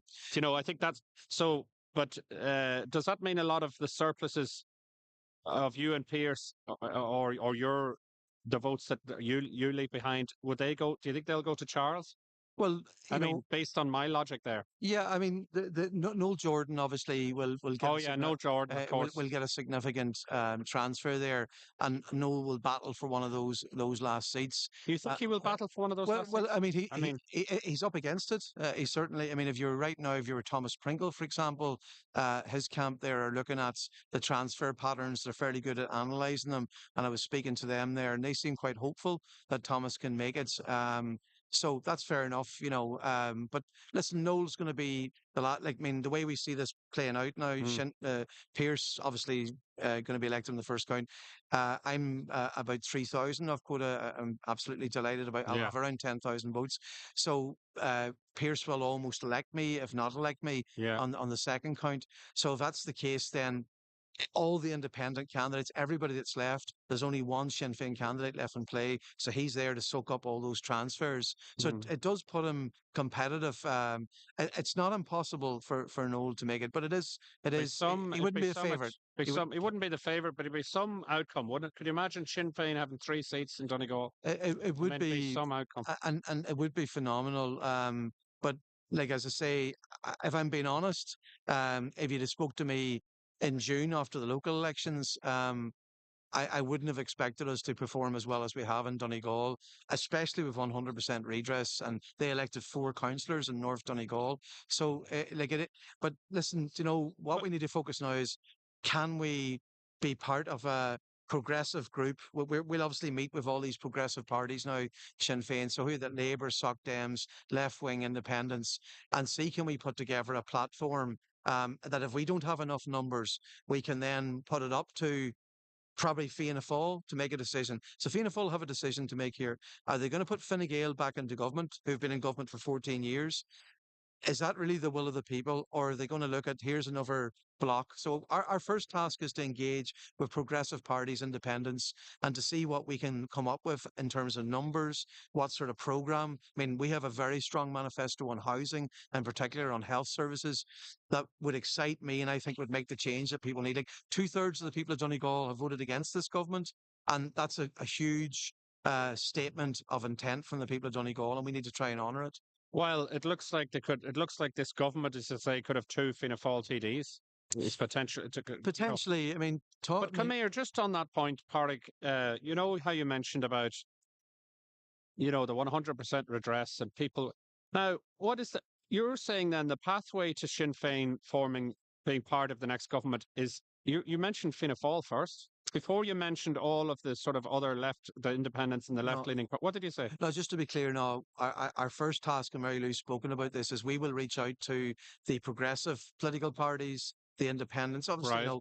Labour, Soc Dems, People for Profit, Progressive Independents, and there'll be quite a few of them elected, and to see what the numbers are. Let's see Mm. what they are. And then to see what kind of platform we can agree together. I would imagine that's the first thing we would do. And then if the It would be a numbers, very unstable government, wouldn't it? well, I mean, are you going based on the exit poll figures last night at 10 o'clock? And when no, you look at those figures, I mean, I mean, I'd be frank about it. I mean, like right now, I mean, our desire and our strong desire was to have a government that was not including Fianna Fáil and Fine Gael this time. But as the famous phrase goes, the people have spoken. The people have spoken. There appears to be 3 blocks that seem to be around 20%, probably 35 to 45 seats. That seems to be what's emerging here. We may well be the biggest party in terms of seats. And I think that gives a moral imperative for us to try and put together. You see, what's shaping up here is like, you're not going to have Fianna Fáil, Fine Gael and Greens, right? You're going to have Fianna Fáil, Fine Gael and 2 parties. Is progressive parties going to let that happen? I'm not so sure. So I just wouldn't accept the narrative that Fianna Fáil and Fine Gael, this is a fait accompli. By the way, if you want to pull together 12, right now it looks like you're going to need maybe 12, 13, 14, 15 independents. Like, that's an incredibly unstable government. That's not what they want. So there isn't a clear pathway as it seems. So for me, first thing you do is engage with progressive political and see what we come up with in terms of numbers and in terms of platform, and see then, can we lead a government of progressive change? That's what the people would want. Like, at the end of the day, if you go back to 2007, it's not that long ago. Fianna Fáil and Fine Gael at 68% of the vote. Now it's around 40, 41. Like, that's a big drop in support. So you can see incrementally, and remember, they've been forced to go into government together now. So this is almost the same political party now. So, for us, it's about pricing that apart and turning it into a progressive led government. That's what I would like to see now. and so you're not ruling Noel Jordan out, which is interesting, but it's as you say, it's maybe not unlikely, but not impossible. It's not likely, but not impossible. Now, Martin, because we're also Ocean FM and even myself, a lot of people in South Donegal very interested in the Sligo Leitrim constituency because it covers, for example, where I live, and it covers Ballyshannon, Bundoran, and so on. What's the Martin Kenny will be safe enough there in terms of Sinn Féin in that constituency, but it would be an incredible achievement as well if the party could get the second one across the line. Is Chris McManus? Is it possible? I certainly hope it's possible. I mean, I personally would know Chris since we were very, very young. We both started off in elective politics, around the same time. And, I was devastated when he lost the seat in the European Parliament. It just was a bad day for us, and it just wasn't our day. And when you're in a political party, it's a bit sort of you ride. It's the riding a wave. You have good days, and you're at the top, and then there's days you go down with the party, and that's what happened with Chris. So, I mean, Leitrim and Sligo obviously have a very strong Republican history. We've safely elected a TD for many years now. We felt the last time, we didn't see the surge coming. We took Chris off the tickets. He's added this time. And I certainly hope so. Like, I think it would be a remarkable team to have Martin Kenny and Chris McManus and a lovely balance between Leitrim and Sligo if that happens. Hey, go ahead there. Go Yeah. ahead. This is Ronan Flanagan. It was actually interesting with the Sinn Féin approach in Sligo Leitrim. I think Chris just took on the Sligo region itself, whereas Martin kind of took on the South Donegal and Leitrim aspect, and they probably complement each other quite well in the fact that they kind of, dare I say, know their boundaries, like, you know. Yeah, no, and it's very distinct area, in fairness to Martin, he's worked South Donegal for quite a while. And listen, as you know, in South Donegal, like they're cut off. I really hope the next time we have two, three seat constituencies in Donegal, like this is absolutely outrageous that we have, like I felt very angry when it became a five-seater again. I just think it's outrageous. It is outrageous. It really I is. don't mind saying it. And the panel turned on me a bit earlier on, saying that it's all about the numbers. And it's No, listen, there has to not be a right. way around it. It's not There right. has to be a solution to it. It's crazy. We think of, like, I think of, you think of our football team, Bundoran, Ballyshan, that whole area is like they've been disconnected from like, they're Donegal, It's segregating almost Donegal in a sense. But I also said about infrastructure. At the start of the day, we're talking about infrastructure, and the money was there way back when I was in my 20s, early 20s. The money was there for the Ballybofey-Stranorlar bypass, and I think that would have bridged the gap, if you like, between this psychological idea that if people in the south of the county go to Sligo Hospital, for example, yeah, instead of going to Letterkenny Hospital, yeah. there's almost that division, and it's a lack of infrastructure. Donegal really does lack it really seriously lacks infrastructure, doesn't it? It does, and I mean, I get frustrated because when we talk about the forgotten county, sometimes it's interpreted down the country as they're the criers and Donegal, but like any objective analysis of our county. Now, start off with the point: we've wonderful people, mighty people in Donegal, Exactly, yeah. mighty people, And what a great county. and And I public, always said that as well. public sector, business, every walk of life, but just meet us halfway. We're just Exactly, asking, yeah. we're not looking for special treatment, just fair treatment, the same infrastructure. For God's sake, we're not even talking about rail. I mean, it's outrageous, the rail connections. No connection, of course, to Donegal at all. But the road infrastructure, if you look at the hospital in Letterkenny, how it's funded, it's systematically underfunded. You look at waiting lists for children with disabilities. Every single objective analysis in Donegal tells you that it has been left behind. Partition has had a huge impact. So, whatever configuration of government, we need to turn that around. Donegal have spoken out here. 2/3 have voted against the government. So they need to be listened to. And I mean, certainly in Sinn Féin, if we get the chance, we intend to put, if Pierce Doherty's the Minister of Finance, if I'm there in the core team in government, like, we just want the chance. That I've been at, that, it would generate and proper incomes, like, so because we've very, very low quality jobs, it has to be said, or low paid jobs here. Yeah. And we need high paid jobs, better quality jobs. Yes. And that would encourage a larger population, which could justify maybe expanding the health service in terms of the hospital. But maybe we need all that investment and maybe a larger, stronger population before we can look at it expanding or improving the hospital, for example. We need a vision for the west of Ireland. I mean, if you take that map, and I think it's always just so powerful, that basic thing of having a map of Ireland out and showing people that there's no connectivity from the west to the west. I mean, if you think about Donegal, where we are, we're part of a greater population of 500,000 in the northwest. Derry, West Tyrone, Fermanagh, Donegal. But if you throw in Sligo, Leitrim, that's a powerful section of the country. But look at the map. In terms of the rail connectivity, motorway, for God's sake, connectivity. So like the fact of it is that governments in Britain, governments in Dublin. And for me, it's simple. We've got to work together in the West. Some mighty people, the whole West on Track campaign. There's some fantastic people in the West of Ireland, civic leaders. But we've just got to get government to meet halfway and have a vision. Even if it's not for our generation, the next generation, to look round the corner and plan for that. So I just feel strongly that we really need to work together in the West, and start to seriously have, positive discrimination to turn this around. Can I ask you while I have you, do you think, like, we see a fair few suicides in Donegal, right? See it around the country, but suicides, young men, single vehicle accidents, this type of thing. Do you think Donegal has a serious drugs problem? Well, I'm 51 years old, Because right? I'm just saying, like, when I was growing up, Hmm.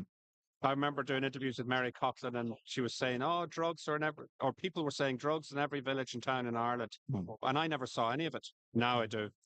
Yeah, I can't argue with that. And the reason why I said I'm 51 years old because I'm sort of, I'm not a young person anymore. I'm not an old Well, person, geez, I but hope it's not that old. but I'm I'm not. I'm 48. so I'm out of the loop of that of that social scene. But my stepson told me a story. So he hadn't been back home to Buncrana for quite a while. He's working in Dublin, has his life there, and well, he hadn't had a good night out, I should say, in Buncrana for quite a while.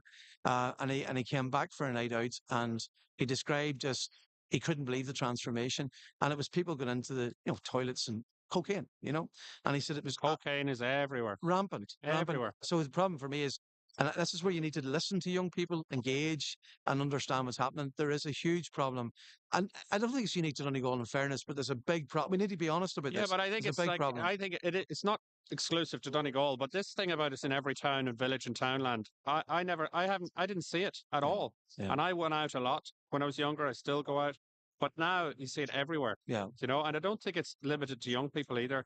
I think it's across the board, and I've heard, you hear different things. The point is, there does seem to be. Is there no? Is there? Does is Sinn? What is does Sinn Féin have a drug strategy, or even something you could develop here and maybe I, I, roll it out across the I country? I think what we tend to focus is the whole area of drugs and addiction counselling, and I would say if you look at our manifesto in relation to that, all of those support services we would strengthen them and like that whole area of mental health, which is connected into this.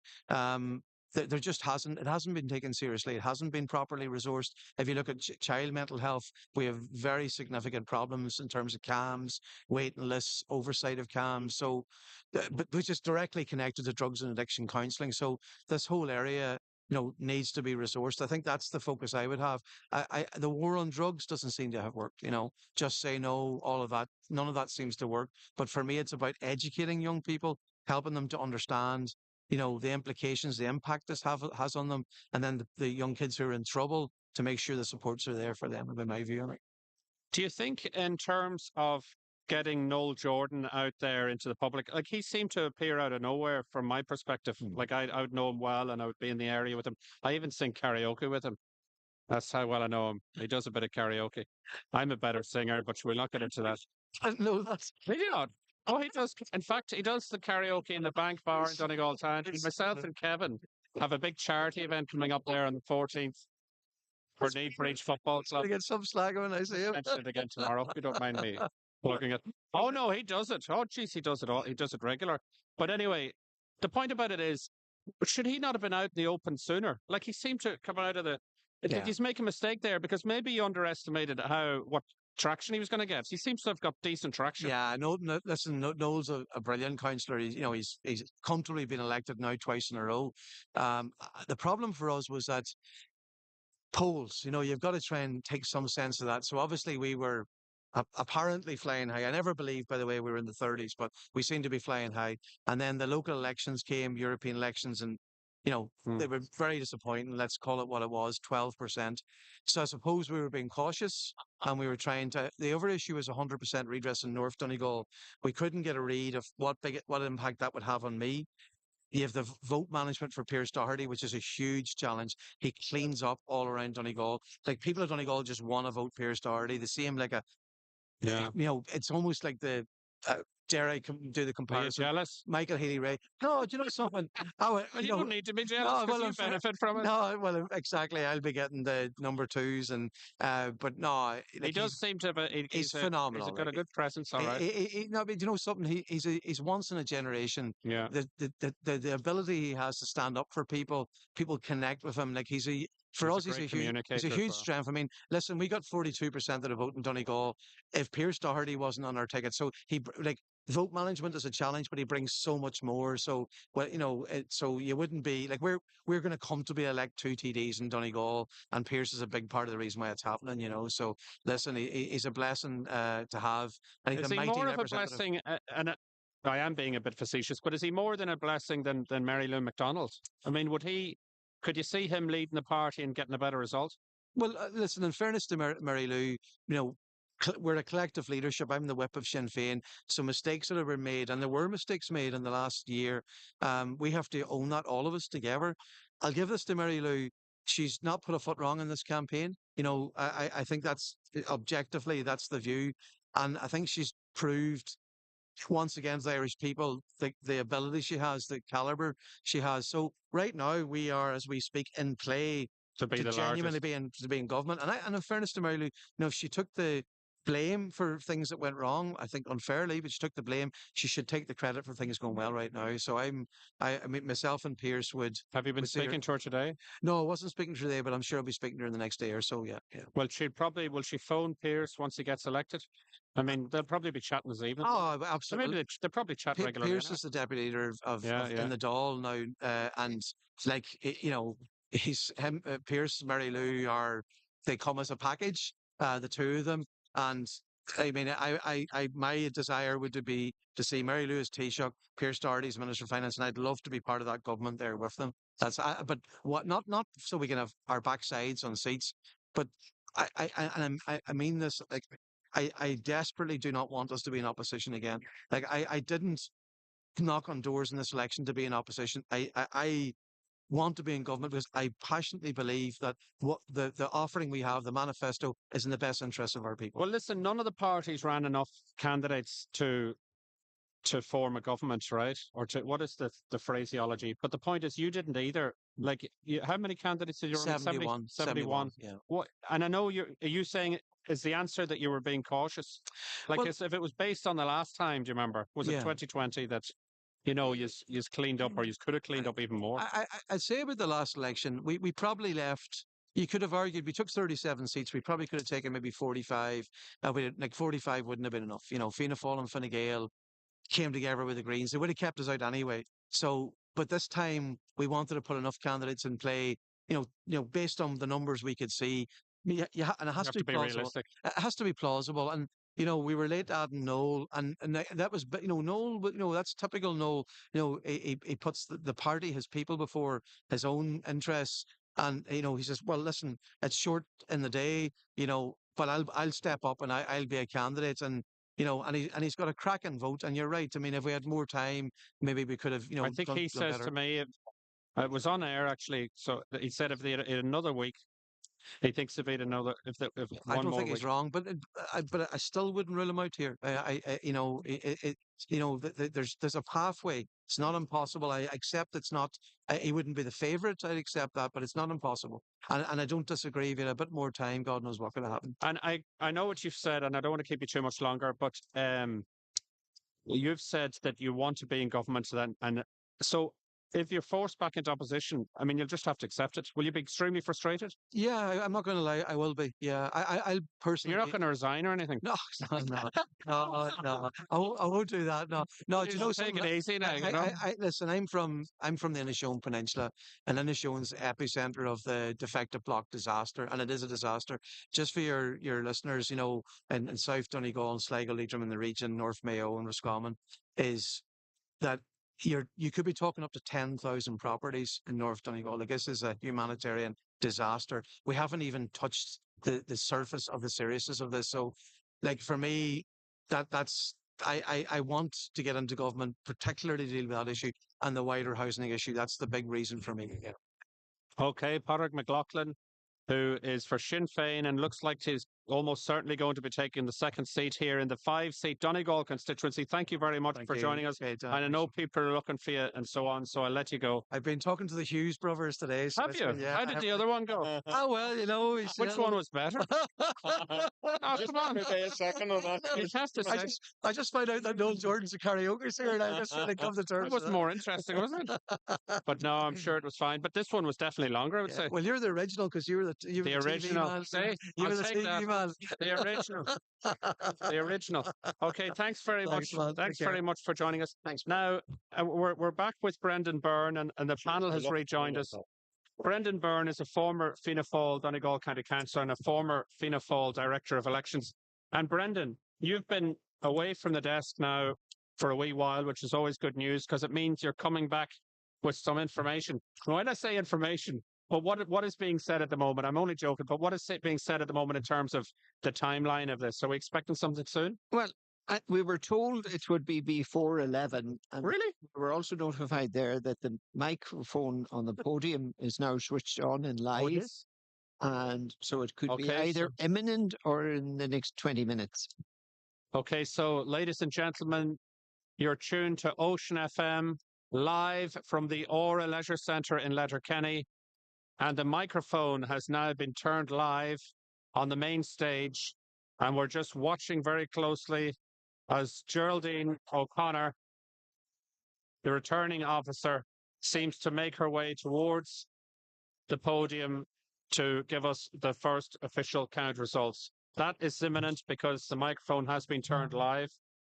And I see there that the national broadcaster is also positioning the camera. So we're expecting the first official count results any moment. And Pierce Doherty will be comfortably elected on the first count, hoisted into the air.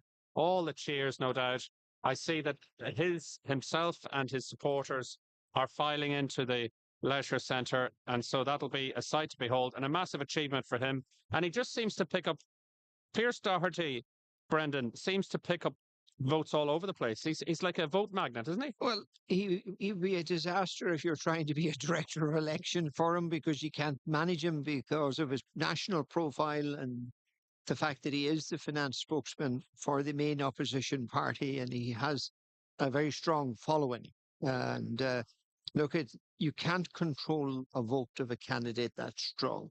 That's more or less what Pádraig McLaughlin was saying before you came back. Yeah. It's very difficult to manage his vote. You But can. what does that mean? Explain that to me. What does that mean? Well, in He the said case, the same thing. well, in the case of traditional parties, be it Fine Gael or Fianna Fáil, with the strategy they had with three candidates for Fianna Fáil and two for Fine Gael, you subdivide the constituency and you ask Pat to do west and southwest All right. and through the Finn Valley. You would have asked Charlie McConnell to focus on Inishowen and South Inishowen, all of Letterkenny, right up then to the Milford electoral area. And you would focus the candidates' efforts in those respective areas and you would ask and campaign very hard to keep the votes in those areas for the respective candidates. Sinn Féin tried to do that. Inishowen was Pádraig McLaughlin's area, but as you noticed, Pearse took 2,500 votes almost. And had Pádraig got them, he would now be in the first count or thereabouts. So I it's know what you mean. you just can't manage the vote because It's a bad problem to have in his case with so much it's a support. problem most parties would love to have. Exactly, but yeah. they don't. So that's really where we are with that. And it was the same last time around. It actually has got progressively worse in the course of this campaign. John Campbell's Listen here, there. former Fine Gael Director of In that- Elections. Well, the way the votes are going now for Sinn Féin, it's a plus. But it can get to the stage where if somebody is a lot stronger, their running mate, if their vote is retracting, it becomes a nightmare and you could lose a seat very easily over it. And you know, he's not ruling out, they're not ruling out, well, you might say they would say that, but he said it's certainly not guaranteed and it's unlikely, but they're not ruling out Noel Jordan for a seat. But that's They're short on votes. Look, they have abundance of votes, but if you're running to get 3 seats out of 5, I think they would need another 3,500 to 4,000 first preferences to guarantee that kind of. they luxury. definitely feel they would have liked him out campaigning sooner and Yeah. out and about looking for votes. Say to come in, Michelle. Grant, the question I McFadden. was going to ask was why did they stand him so late?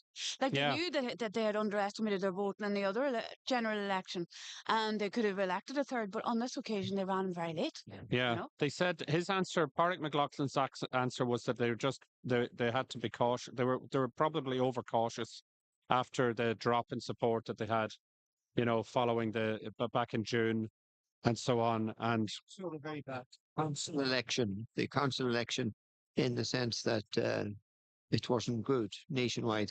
Same thing happened actually in 2020. They had a very poor council election, and next thing they became a sensation in the general election that followed in February. There was something that they could actually have done at very short notice. If they had closed off the Finn Valley and give that to Jordan as well, then they would have pushed Jordan up. Pierce was in no danger. I know the difficulty they had was that Pierce took X number of thousands out of Patrick's area. But surely it would have been worth a gamble for Sinn Féin to close off the Finn Valley and give Noel Jordan the Finn Valley as well. The point that Sinn Féin were making, and the point that we would have to accept, is it's impossible to close off any area when you have such a strong candidate as Pierce Doherty. Nothing within the rule book of how you run a general elections, former director of elections, would work. The personality attraction of the vote that he gets is stronger than any common sense applicable rule that you can apply as a director of elections. Yeah, that's true. But I think it's just the personality or the power of the attraction of votes of Pierce. Now we'll go for something different. One of the things that we're talking about is these various candidates that will be eliminated that will have a big bearing on how subsequent counts and subsequent election of candidates is going to take shape. We have some election analysis. This was done by a combination of Thomas Pringle's people and Fianna Fáil. And this is the scenario when John McNulty, who was faced in Kilcar, will be eliminated, which we expect at some stage. And his votes, according to the tally, this is what I was talking about, would be done when they're segregating and verifying the ballots. So when John McNulty goes out of the race and he'll have in and around 3,500 votes, the projection is that Pat the Cope Gallagher will get 918 of those votes.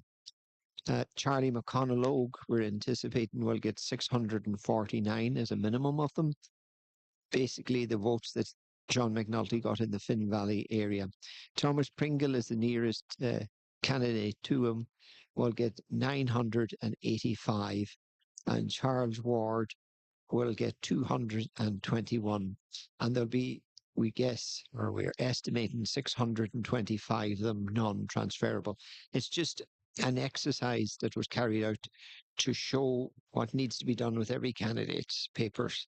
And if this is accurate, and I'm saying this is a tally estimate because there was a number of the papers not tallied, so we had to do a continuation estimation for the papers that we missed. If that is the case, then number one, a phenomenally strong transfer from Fine Gael to the two Fianna Fáil candidates in the sense that it's over 1,500 first preferences being transferred over to the two Fianna Fáil candidates. Perhaps less than anticipated to the next nearest candidate, which was Thomas Pringle. Bearing in mind they're only 5 miles apart. He's getting 985. Don't underestimate it. It's still a sizable transfer, but I would have thought it would be around the 1,200 mark. And then as a candidate based in Kilcar, the fact that Charles Ward is getting 221, I thought that was significant enough. But then there are votes by John McNulty in the Letterkenny area and even votes in the Inishowen area, albeit I think 120. But and the Finn Valley. So I thought Ward's 221 was significant enough based in the sense that this is a very much Donegal Southwest candidate to be eliminated.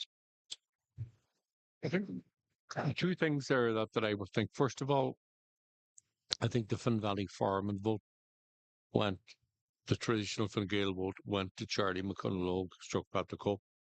But I think the second thing is interesting. I think if you look at Charles Ward is doing well, and I think again that's part of the vote that John McAnulty would have picked up in the Drumkeen Stranraer area.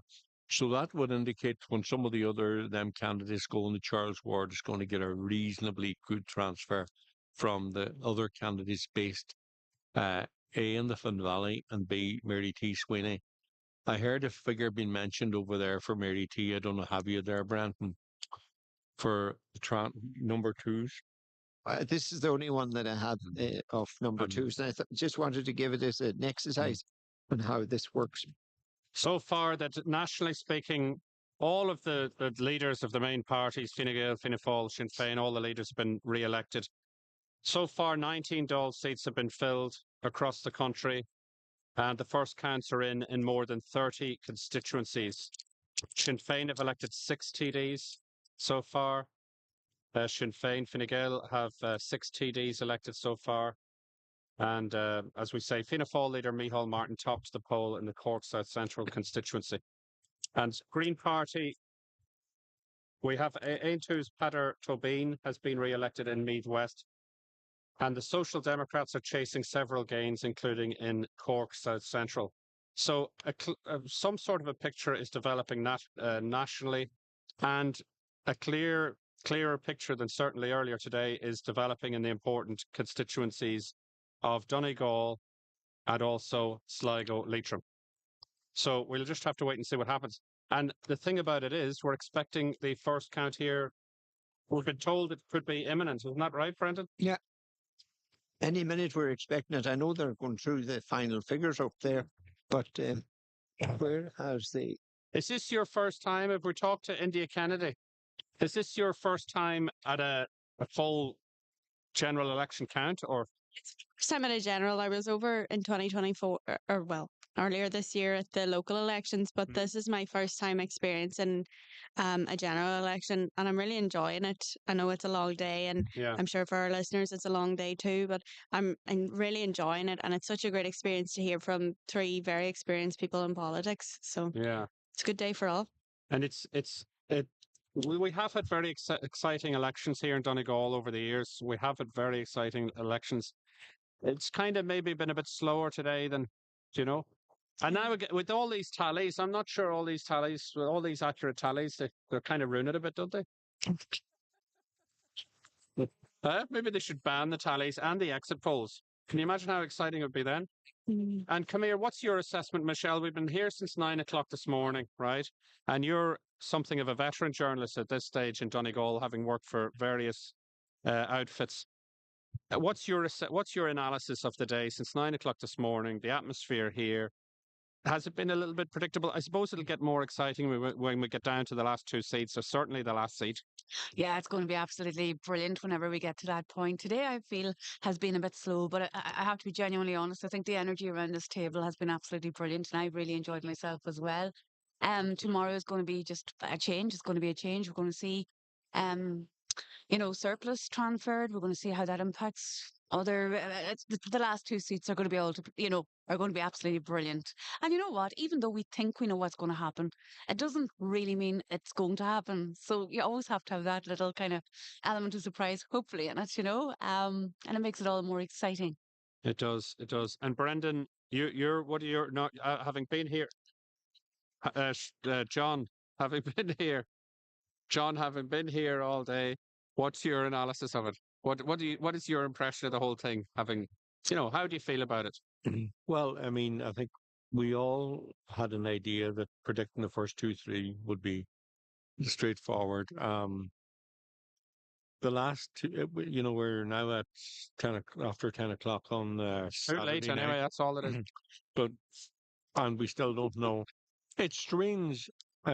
It's dragged on. It's gone on a fair. It has dragged on a bit now. I think that the do you remember we brought in the machines? You weren't around for that, India. They brought in the voting machines, right? How much? That was a massive cost, wasn't it? Was it 400 million or something like that? I can't Massive. remember. But it was a flop.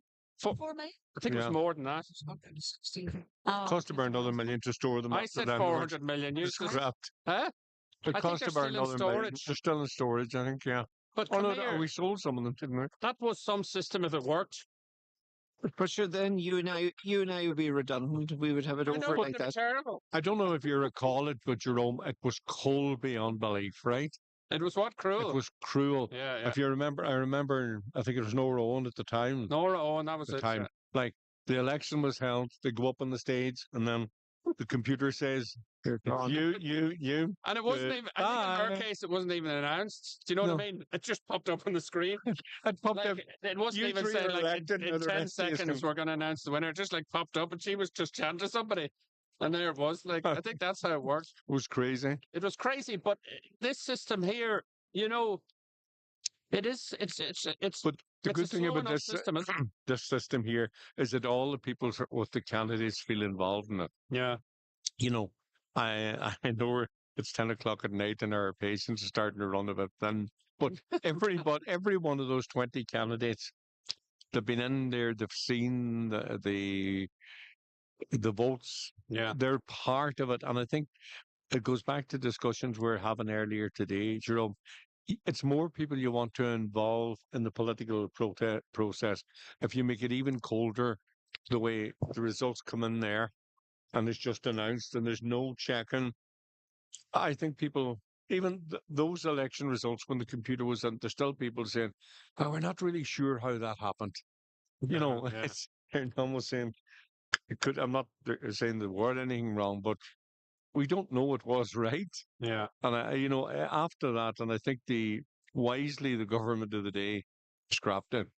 And like we have a completely different voting system, Brendan, here Mhm. compared to the UK. Absolutely. Like it's a completely different. Do you prefer this one? I mean, this one seems to be. What do you think? Well, we have a unique voting system. It's only ourselves in Malta that has it. And it was brought in both countries by the British when they were departing. It's not an Irish-made system at all. Well, in actual fact, it was invented by a Dane. No, it was invented by a Frenchman, but perfected by a Danish man. That's how the system was developed. And they actually never used it in Denmark. But when the British authorities were leaving Ireland, they left it here for two reasons. One, that you wouldn't have over dominance of any party and that the minorities would have an opportunity to be representative because of the single transferable vote in multiple seat constituency. The theory, and the theory does work, that those that have a minority vote can technically get a seat. So that's all the plus about it. But the negative about it is it's a very arduous, slow process. It was designed by two mathematicians. The French guy who was very distinguished and ended up his career in a mental institution, and the Danish guy who perfected became the Speaker of the Danish Parliament. But they never used it in Denmark. But there's a great history to it. And I'm not going to bore the listeners with the rest of what I know about it. But Oh, jeez, it'll fill a bit of time. Jeez, plow on. But- Not that we need any time, Phil. Listen, we've got loads of subjects still to get to. so that's the theory of it, that when the British authorities were leaving, and there was quite a number of constituencies around Dublin that had small unionist Protestant minorities, and likewise up the east coast in Cork, there were some unionist minorities that time. I'm talking about 102, 103 years ago. And so this system was put in to protect them or to give them a reasonable opportunity of getting elected. And it was also very much put in because if you look at the 1918, 1919 elections in Ireland, you had almost complete dominance by the Nationalists and Irish Party, in the sense that they were winning probably 91 out of 110 seats. It was to counteract a one party state. It worked by and large. The only thing that I see about the system, it doesn't work as well when you have a ballot paper with 20 or 30 candidates on it, because we're traditionally, and I was looking earlier, I think it was the 1982 election in Donegal Southwest. We had 3 seats and we had only 5 candidates. And that happened previously too. So we've gone from that extreme, of which was the opposite end, in the sense that there should have been more candidates, more choice, where we now have a ballot paper with 20 candidates on. So your fragmentation of the vote. And the second point I was going to make, we don't have a history of voting from 1 to whatever amount of candidates that's running. Tradition, most people go in and they vote 1 to 5 or 1 to 7 if there's 20 candidates. For our voting system to work properly to its nth degree, you should be voting the ticket, unless you have a fundamental political difference to one of the candidates, then you shouldn't be voting for them anyway. Should we have it like a pre-election election in the sense that the fact that anyone can go for election, obviously that's Someone fundamental give him part of water. democracy. He's now getting dehydrated. Quickly give him. It's obviously a. No, But you're you know talking. what I mean, in terms of having some sort of selection process, so that literally every Tom, Dick, and I Harry. think what you're saying is there's legitimacy in what you said, albeit that you said it the wrong way around. But Thank you far very be much. it for me to correct you at I'll this take the stage. good positive. But what you're saying is that there should be runoffs. Yeah. in the sense that you filter out the least candidates and then have a more purified system of voting for the top 10 candidates. Yeah. And many European countries do that. Austria and Switzerland do that. Could be a handy job. But that would mean we'd be here on 2 separate days and 2 separate elections. Yeah. I think there was someone else who talked about last night, and I thought that was very interesting. Was the theory that Brian Farrell, the late Brian Farrell, Professor Brian Farrell, had in relation to the PR system and percentages? I think explain that to to Jerome. I think it's Well, I think it's very very interesting from a brilliant mind. there's anomalies in our system, and you've probably best seen it in 2011 in the election that Fianna Fáil were wiped out from 76 seats down to 21. And if you get to a critical point on the downward slide and you get to a percentage, now the percentage they reckon in the single transferable vote, if you go below 19% nationwide, you'll get what's called a seat drag. In actual fact, you lose more seats than you should with that respective percentage of the vote. And similarly, the reverse of that is Brian Farrell's view was if you get above 44%, you get what's called a seat bonus. You'll end up getting more seats than your votes would have entitled to you. So there are two flaws within the single transferable vote system, which is hard to explain, but it is factual. Yeah, it's a fascinating. Look at him now. He's trying to look for my reaction. Do you want me to repeat that, please? Well, let me explain it more simply, John. Just sit back there and relax. I'll just explain that. Good man. There you go. And have a little bit extra detail to add to it as well. But no, actually, I'll save that for tomorrow morning. Because I think that's a good idea. it's 10 o'clock. I'll save it for tomorrow morning because we don't want to overwhelm the listeners with too much data this late at night. So what I'll do is I'll go on ChatGPT and ask him to help me to find it. I'll tell you one thing. Do you ever use ChatGPT, by the way? No. You know ChatGPT. Do any of you any use? Do you? We lead a very simple life, you know. Yeah. India, you use it. What is It's it? incredible. Is this a religious cult or something? It might as well be because there was a few college essays that were forgotten about until the night before, and only for ChatGPT, I wouldn't be in university. Imagine actually admitting that. No, if anybody in Ulster University is listening here, that didn't happen. No, of course it didn't. But it can be used to your advantage. I mean, as I said with candidates, like it's very easy, or even if you want to do a CV, a lot of people are using it for CVs. What you do, Brendan, is you put into ChatGPT, write me a CV. This is all my experience, and it'll come up with a really well put together CV of all your experience in, legal jargon. So a lot of people are, it has its downfalls, but a lot of people are I don't using it see to their many advantage. downfalls, and I mean, but it's something else. In terms of print journalism and that type of thing, it does raise a lot of questions. Like it's a free app. You can use it on the desktop, or you have it on your phone there. ChatGPT. It's free, or you can just get an upgraded version, which is quicker and so on. And you can talk to it. Do you ever talk to it? India. I haven't advanced that Well, I mean, far. But even on your Snapchat, there's this thing called My AI, and you can just put into it anything you want, really. Like he's there now. You can talk to him. Hello, ChatGPT.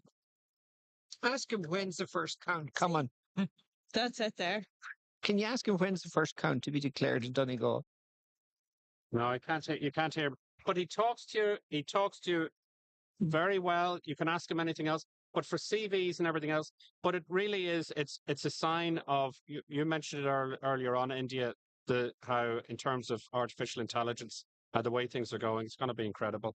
And we're talking about high-speed trains and stuff up to Donegal, from here to Dublin and so on. Well, it'll be all the buses and the cars I would say, within 20 years will be self-driving. I mean, there's no doubt about that. Yeah. There'll be nobody driving the bus down to Dublin and so on. And there'll be fewer accidents on the road, and all that is guaranteed. It's ahead of us. Have you that in your manifesto? Well, I don't need it in my manifesto, but it's already there. It just has to arrive. You know what I mean? It's going to be incredible. It's amazing. So, when you think of it, when we were young, we did black and white television, if we were lucky. yeah. I listened to there yesterday anyway. But listen to me now. If anybody wants to get involved in the conversation, and thanks very much. We're collating all the different comments that have come in and questions. This guy's talking, is he? Sorry, I'll switch him off. We're collating all the comments and questions that are coming in, and we'll give you those later on today because we're still on air. But yeah, you can text us in on WhatsApp 083 3500 530 083 3500 530. You're listening to Ocean FM, and we're live from the Aura Leisure Centre here in Letterkenny. We're waiting for the first official result of the first official count. We know what's going to happen. Pierce Doherty is going to top the poll. He's going to easily get across the line, and then his surplus will be transferred down, distributed. Pádraig McLaughlin will be next in line. Pat the Cope Galler's got to take the third seat, which is an incredible achievement after having such a long career and a break from politics and then back. We think then that the fourth seat is going to Thomas Pringle. Isn't that, you're happy with that, Brendan? Yeah, that's our estimation at this point. The fourth seat going to Thomas Pringle, independent. And then the final seat is either, it, we don't know whether it's got Charlie McConalogue will be able to hold on to the final seat or not, or what do you, the Well, very final seat. There's too many unknowns to make a prediction on that. And there is a school of thought that perhaps the last two seats are a three-way battle between Thomas Pringle, Charlie McConalogue, and Charles Ward. And that quite well could be the case. The reason we can't get a definitive view on it is there's such a number of candidates there with 300 and 400 and 500 votes, and there is no particular pattern of transfer there. There may be something in that we haven't factored in, and it'll either could bring in one of the two of the three candidates into contention over the other. So it's very difficult to call because it is extremely close and it's going to get closer. Have you ever been involved in this process yourself from the technical side of it, in terms of, have you ever been on the other side of it in terms of organising? Well, it's the actual system? unusual. This must be a very complicated system, and it has to be. I mean, I think it's the court service has jurisdiction over this part of it. Isn't that right? Yeah, they run it with the staff of the Donegal County Council and their It's a own. major operation to get it right, and it has to be got right, because if there was any major flaw, it'd be a massive national scandal and controversy. Abundance of caution has to be the approach, because at any time a candidate can call for a full recount, and if there's discrepancies got at the basic beginning of the first levels, then the whole count is brought into jeopardy. So there has to be an abundance of caution. Yeah? There'll be a recount, are you? Oh, yeah, hopefully today, it'll be a massive recount. Well, I'll tell you, I'm one of these people. There's a technicality, in order to have a recount, you first need a count. That's true. And I'll tell you this, I'm one of these people needs a lot of sleep. So, like, I'm always asleep before 12 o'clock. And then I sleep all night which is a blessing, because a lot of people can't sleep, but I love to sleep. So my brain turned off about 3 hours ago. But no, it's not. And it's actually great to be here. And I do feel the atmosphere is starting to build up, because I see, as I say, you turned around the last time, I think, and you're like, I think you thought I was delusional. But I do see more of Pierce Doherty's supporters coming into the hall here. You can see them over there. They're wearing red jackets and they're gathering around. And so, well, listen, what? Yeah, well, if you just look to the left of that, The you've green got, ones are Sinn Féin. yeah, exactly. You can't see it from here. But anyway, what it means is that we're expecting an official announcement soon. The mic's up, and, finally we'll because this has been a long enough journey. Like they say that officially, yeah, John, this has been a 3-week campaign. When did he call the election? Simon Harris, he dissolved it all. He went just over.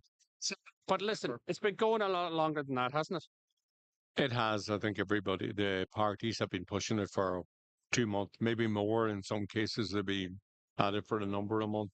And I think, again, that's the other thing where sitting TDs, etc., had an advantage over those who were allowed in late.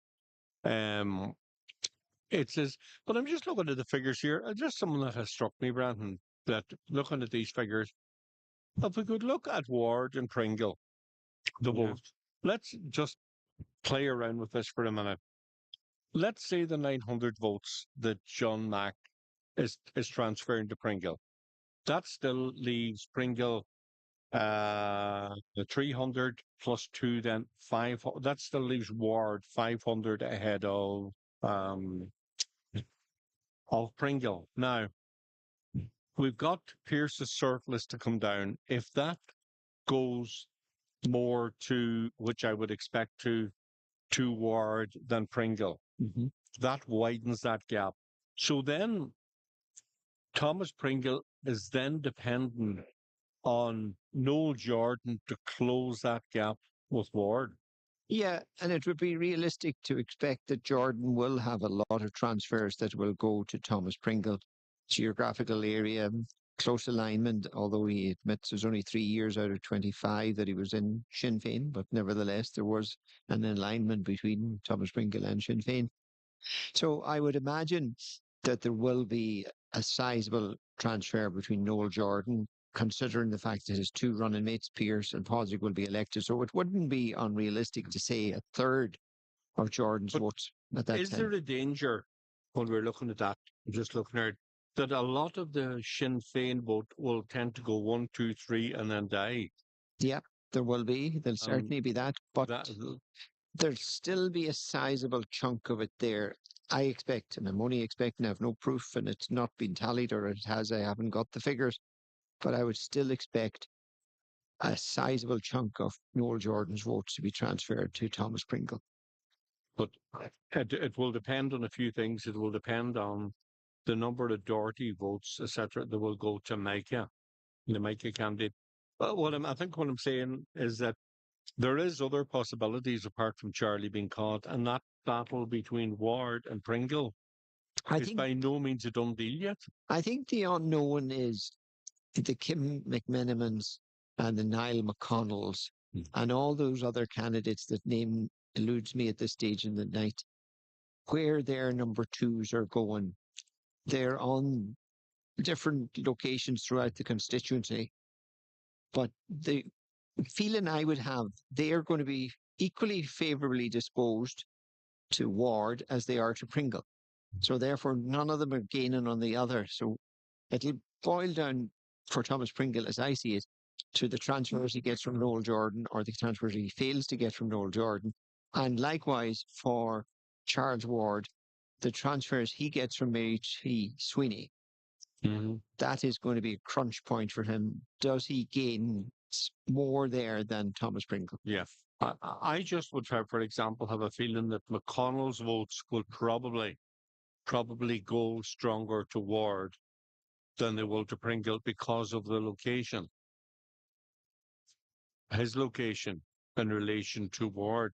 Remember, they're very close to each other. If there's any such thing as political philosophy too, you would have to say Niall McConnell, who is anti-immigration, and Thomas Pringle, who's reasonably open to immigration.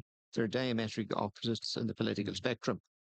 But let's go back to the last general election. We've seen the pro-life votes. We've seen the opposite here when we said, no, that nothing will happen there. That wasn't necessarily correct. If you look at Mary T. Sweeney's core vote at that particular time was 2,300. And then she got an uplift from Pierce Doherty's transfers, another uplift from Padraig McLaughlin's transfers. It was the votes that were transferred into her bundle from transfers that subsequently transferred out to Thomas Pringle. So there's a difference between your core vote, which you get in the first count, and subsequent transfers from other candidates on a geographical basis or just association or acquaintance. They have a different political philosophy and thinking. But I don't think I think it would be fair to say that McConnell would have very little of anything in common with Thomas Pringle. I'm glad you said that rather than me. But you're right, I do believe. Is it a case that, and you can all chip in if you want, but when you look at all these issues and a lot of the recurring issues that we've been talking about today in terms of housing, immigration, the health system, infrastructure and so on, they're national issues. Well, they're relevant nationally, but they're certainly relevant here in Donegal. But in Donegal, people vote. Are people voting for? They're voting for the candidate. They're voting for voting for the person they know, or are they voting for? Because if we see the case, if we see like, are the issues having a big impact on the outcome of the election? You see the case now. If we have the 100 Charles Ward, if he doesn't get across the line, for example, do you know? Talk to me, John. What motivates people? What's the biggest single motivation factor for people voting in Donegal? Is it because they know the candidate personally, or is it? Well, I think You know what I mean? I think in Because Donegal, the single issue, the big single issues don't seem to have a massive impact.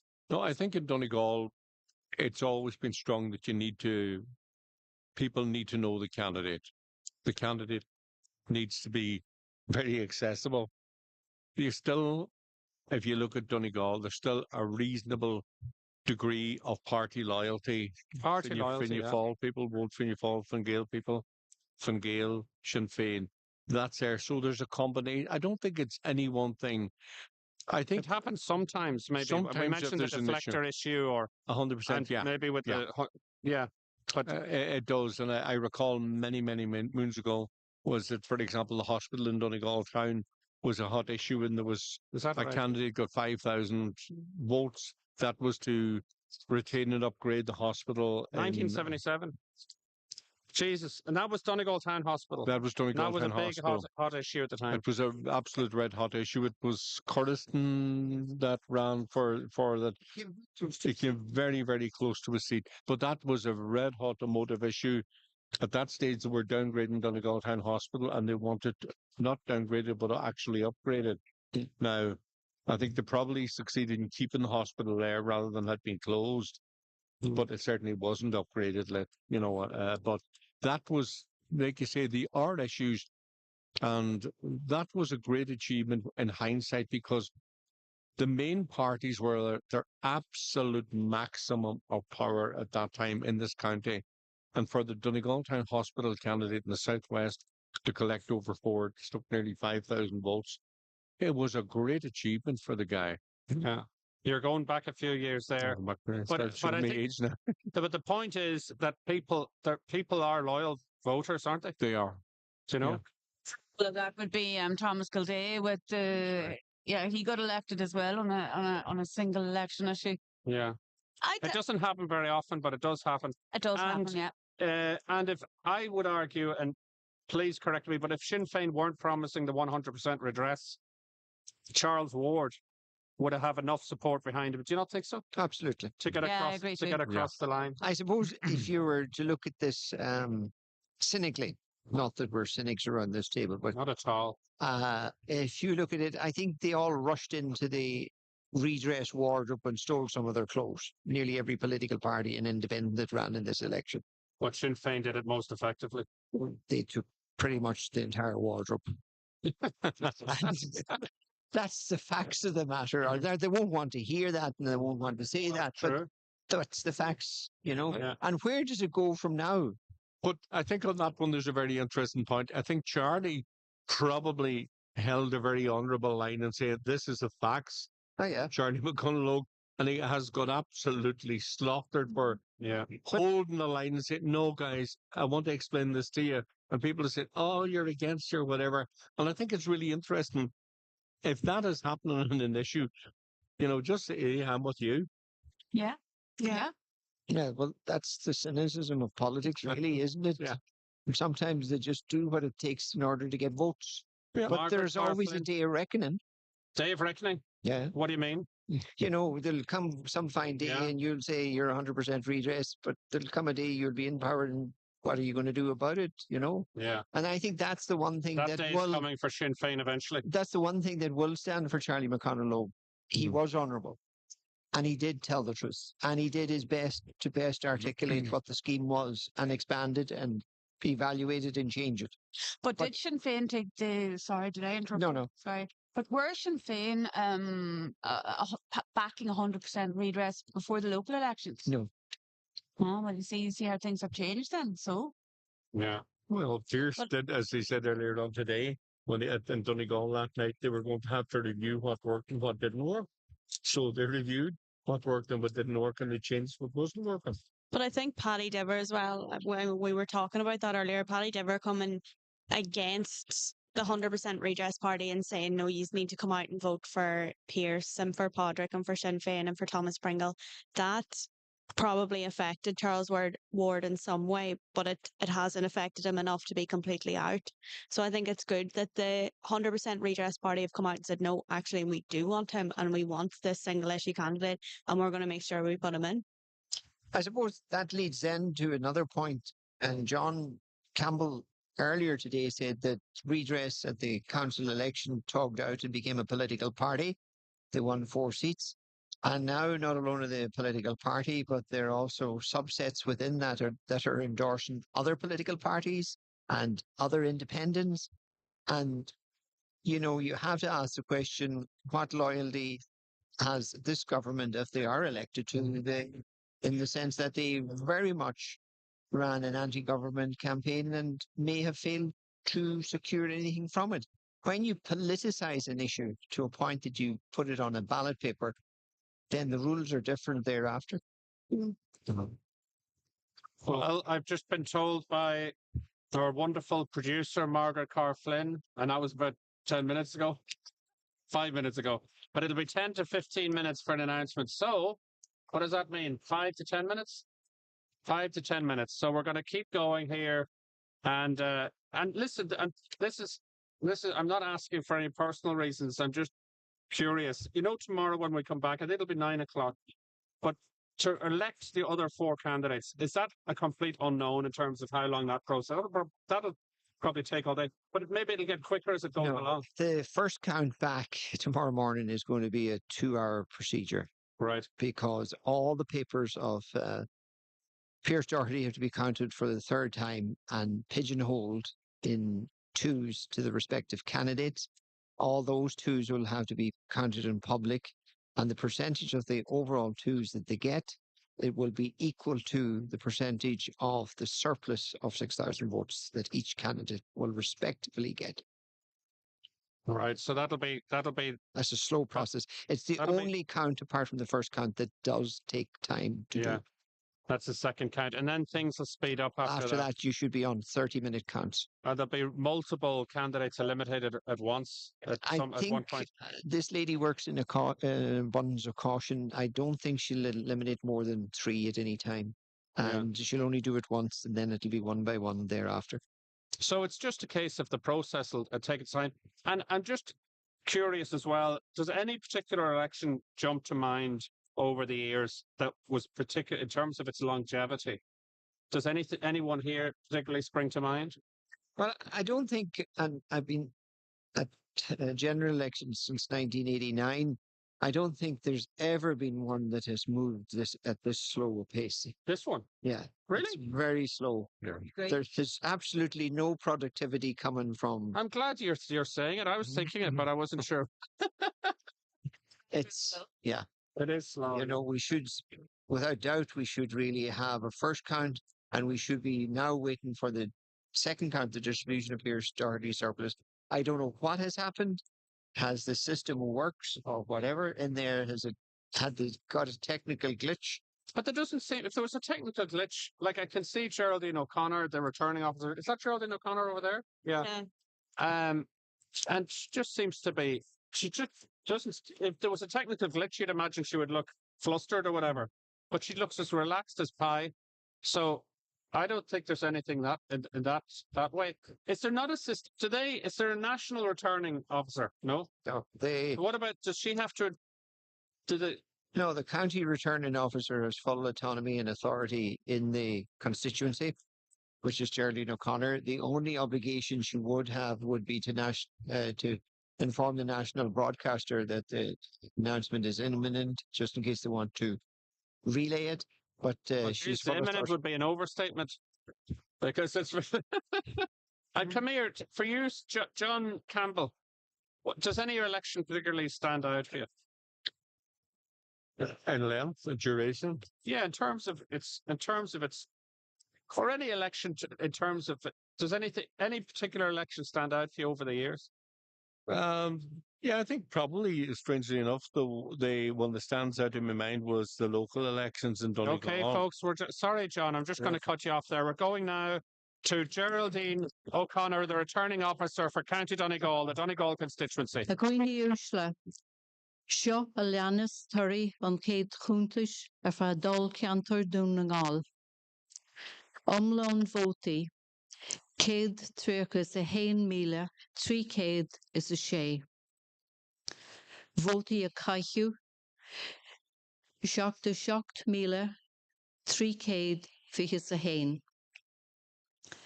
Paper walóidí neamhbhailí 600 nóchas a seacht. Vótaí bailí 76,600 fichas a 4.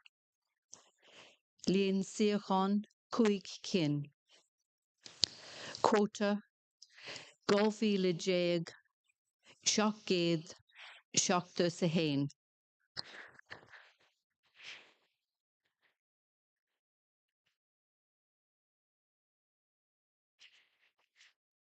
Bradley, Nicky, Fine Gael,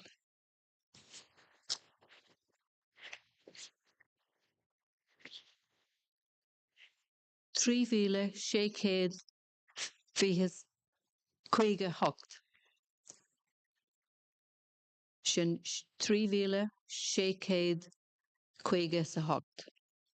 Bradley, Vincent J. Non-Party, céad is a 1 Carr, Nula, Green Party, Cohentus Glas, 800 8.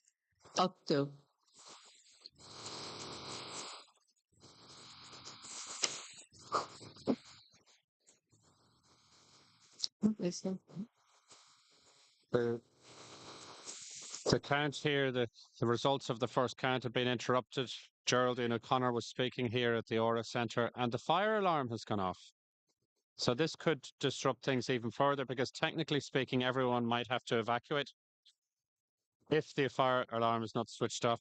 But in typical Irish fashion, I will resume in a few moments. in typical Irish fashion, we're not all running to the exits. We're just sitting here wondering when are they going to switch off the fire alarm. It's like, you know, the biggest waste of investment in Ireland in the history of mankind is fire alarms. Even if it's in the house, you're just like, all right, somebody switch it off.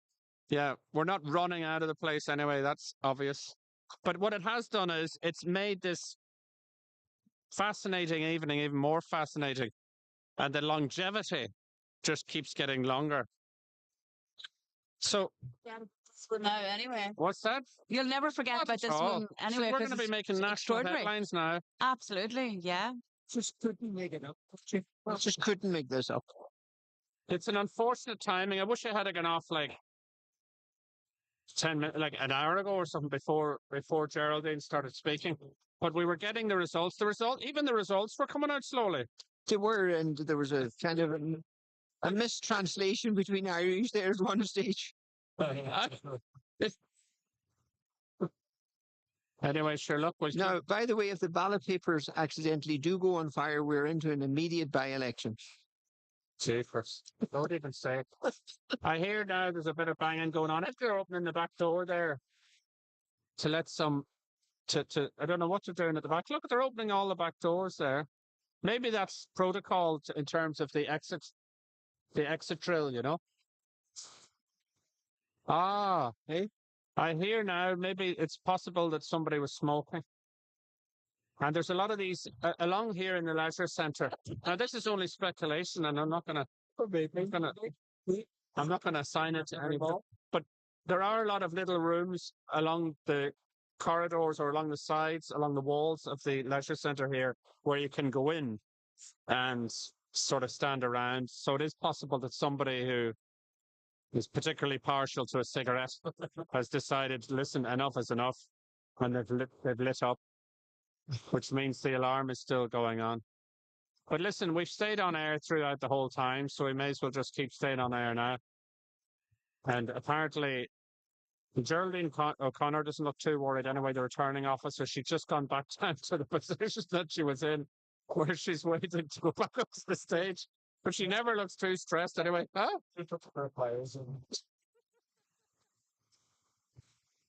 let's make it, at least it's, oh, a massive round of applause. It's the most exciting round of applause all day long here since 9 o'clock this morning. And it looks like the fire alarm got elected on the first count. Brilliant.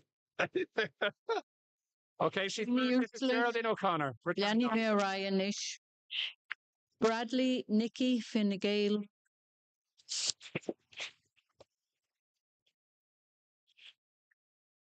Trí míle sécéad chuige hocht. Bradley Vincent J. Non-Party céad a héindeag.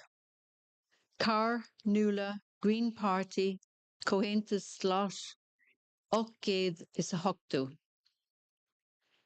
Doherty Pierce Sinn Féin Uch míle déag Ochtgéad nócha hocht. Gallagher Carroll People Before Profit Solidarity Sécéad is a sé. Gallagher Pat the Cope Fianna Fáil Dé míle is a fiche cathair. Jordan Noel Sinn Féin 3 míle 300 fiche sa hain. Kennedy Claudia Fianna Fáil 200 seachtú 3.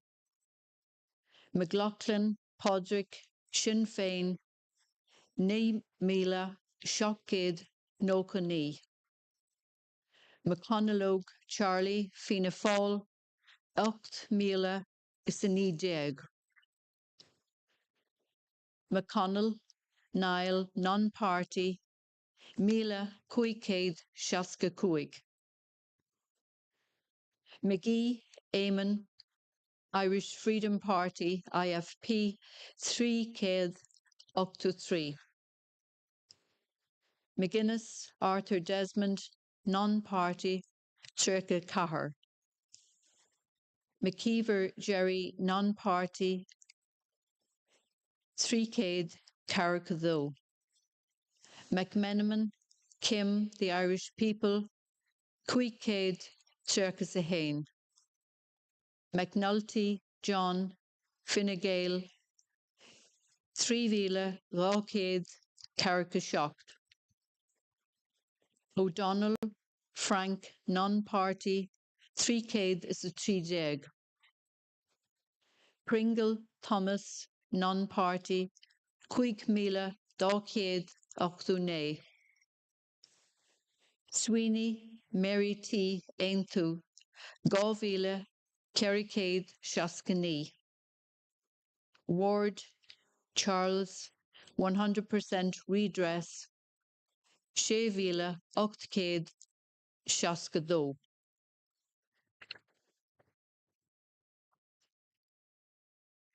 Ceannas go bhfuil vótaí Pierce Doherty thar an quóta prógraim é tofa.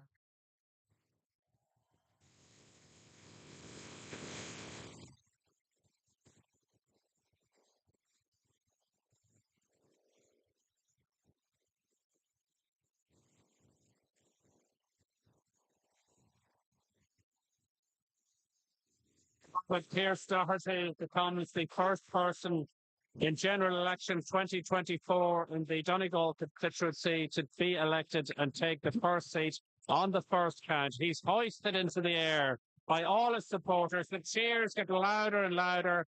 He's waving his arm frantically in joy, and he becomes the first person to take the first seat here Lani with a me large arai surplus. agus Jenny me fuiliad vótaí Pierce Doherty sé sin 6 150 seacht vótaí a thachrailliú. The following is the result of count number 1 in the constituency of Donegal. Electorate 131,306. Total poll 77,321. Invalid ballot papers 697. Valid poll 76,624. Number of seats 5.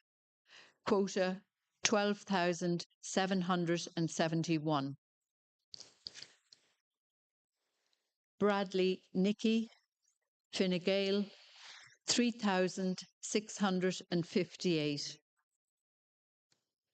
Bradley Vincent J. Non-Party 111.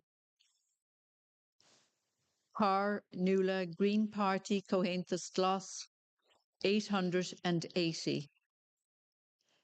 Doherty Pierce Sinn Féin 18,898. Gallagher Carroll People Before Profit Solidarity 606. Gallagher Pat the Cope Fianna Fáil 10,024. Jordan Noel Sinn Féin 3,321. Kennedy Claudia Fianna Fáil 273. McLaughlin Podrick Sinn Féin 9,799. McConnell Charlie Fianna Fáil 8,019. McConnell Niall Non-Party 1,565.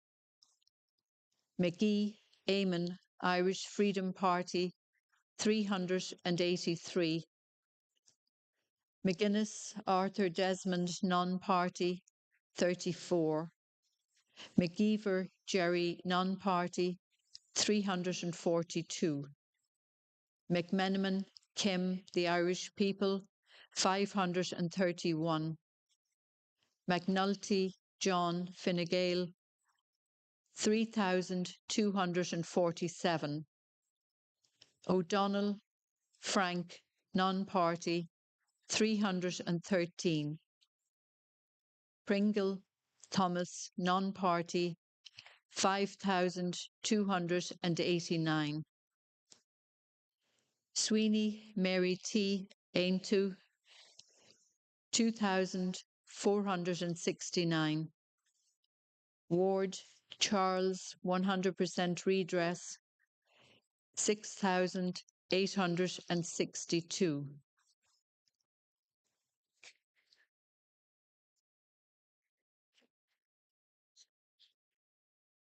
As the votes of Pierce Doherty exceed the quota, I deem him elected. I will now proceed to distribute Pierce Doherty's surplus of 6,127. Thank you. Guramahabi. There you have it. Geraldine O'Connor has given us the results, the official results of count number 1. But it seems now that they're going to continue with it. We thought that maybe they might take a break until tomorrow morning, but it looks like they're going to plough on, is it? And but Pierce Doherty anyway re-elected, and he's become the first candidate, or the first candidate in this general election 2024 to take the first seat in the Donegal constituency. And no surprises there, Brendan. No surprises there, but obviously a huge reaction from his supporters once he got elected. And of course, it's in the bag for him now. No surprises, but they'll still be delighted to have it officially in the bag.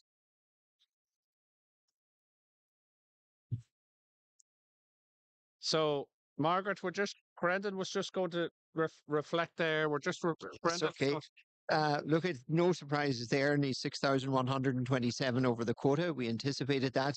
And just the slight discrepancy that you have between the tally figures and the actual result mainly is down to 697 votes that are deemed spoiled. They either had markings on them or no franking, or maybe marked with 2 1s. And that wouldn't have been factored in when they were doing the tallies originally. So there's not much movement in any of the candidates, but it's because of the spoiled vote that's the accuracy in. And look at in every election you have a percentage of spoiled votes. In this case, it's 697. Is that I mean, is that larger than normal? Sure. No, No, no, it's about average. about average. Okay, let me put my glasses on. And John Campbell, the process is now well and truly on now, and we're going to continue with the process. We thought that maybe they might suspend the operation until tomorrow morning, but we're going to plow on. Is that it? Yeah, it seems to be she's not going to suspend it, that she's going to carry on. That's going to take, I think the next phase will take at least 2.5 hours minimum, which is going to push us well into the fire. So, Delirious. It's just like an early Christmas present. so there's no real surprise in it in the first count. And to say we'll get a bit of a clearer picture after this in relation to who obviously had to cope is going to get a bit of a boost. So is Patrick McLaughlin. So will Noel Jordan And Thomas Pringle. Ward and Pringle, but it'll be really interesting to see who benefits the breakdown of this. I think this will tell, because I think, and I still say it from looking at this, the distance between Pringle and some of the others is almost gone out to the edge of things. He couldn't afford to fall behind much more. Otherwise, he's going to end up in being caught. Like, if you look at those figures, let's take it. Can Thomas Pringle catch Charlie McConnell? 2,000. 2,721. Yeah. Or more, actually. Look, it's possible on the basis of the amount of votes that's there.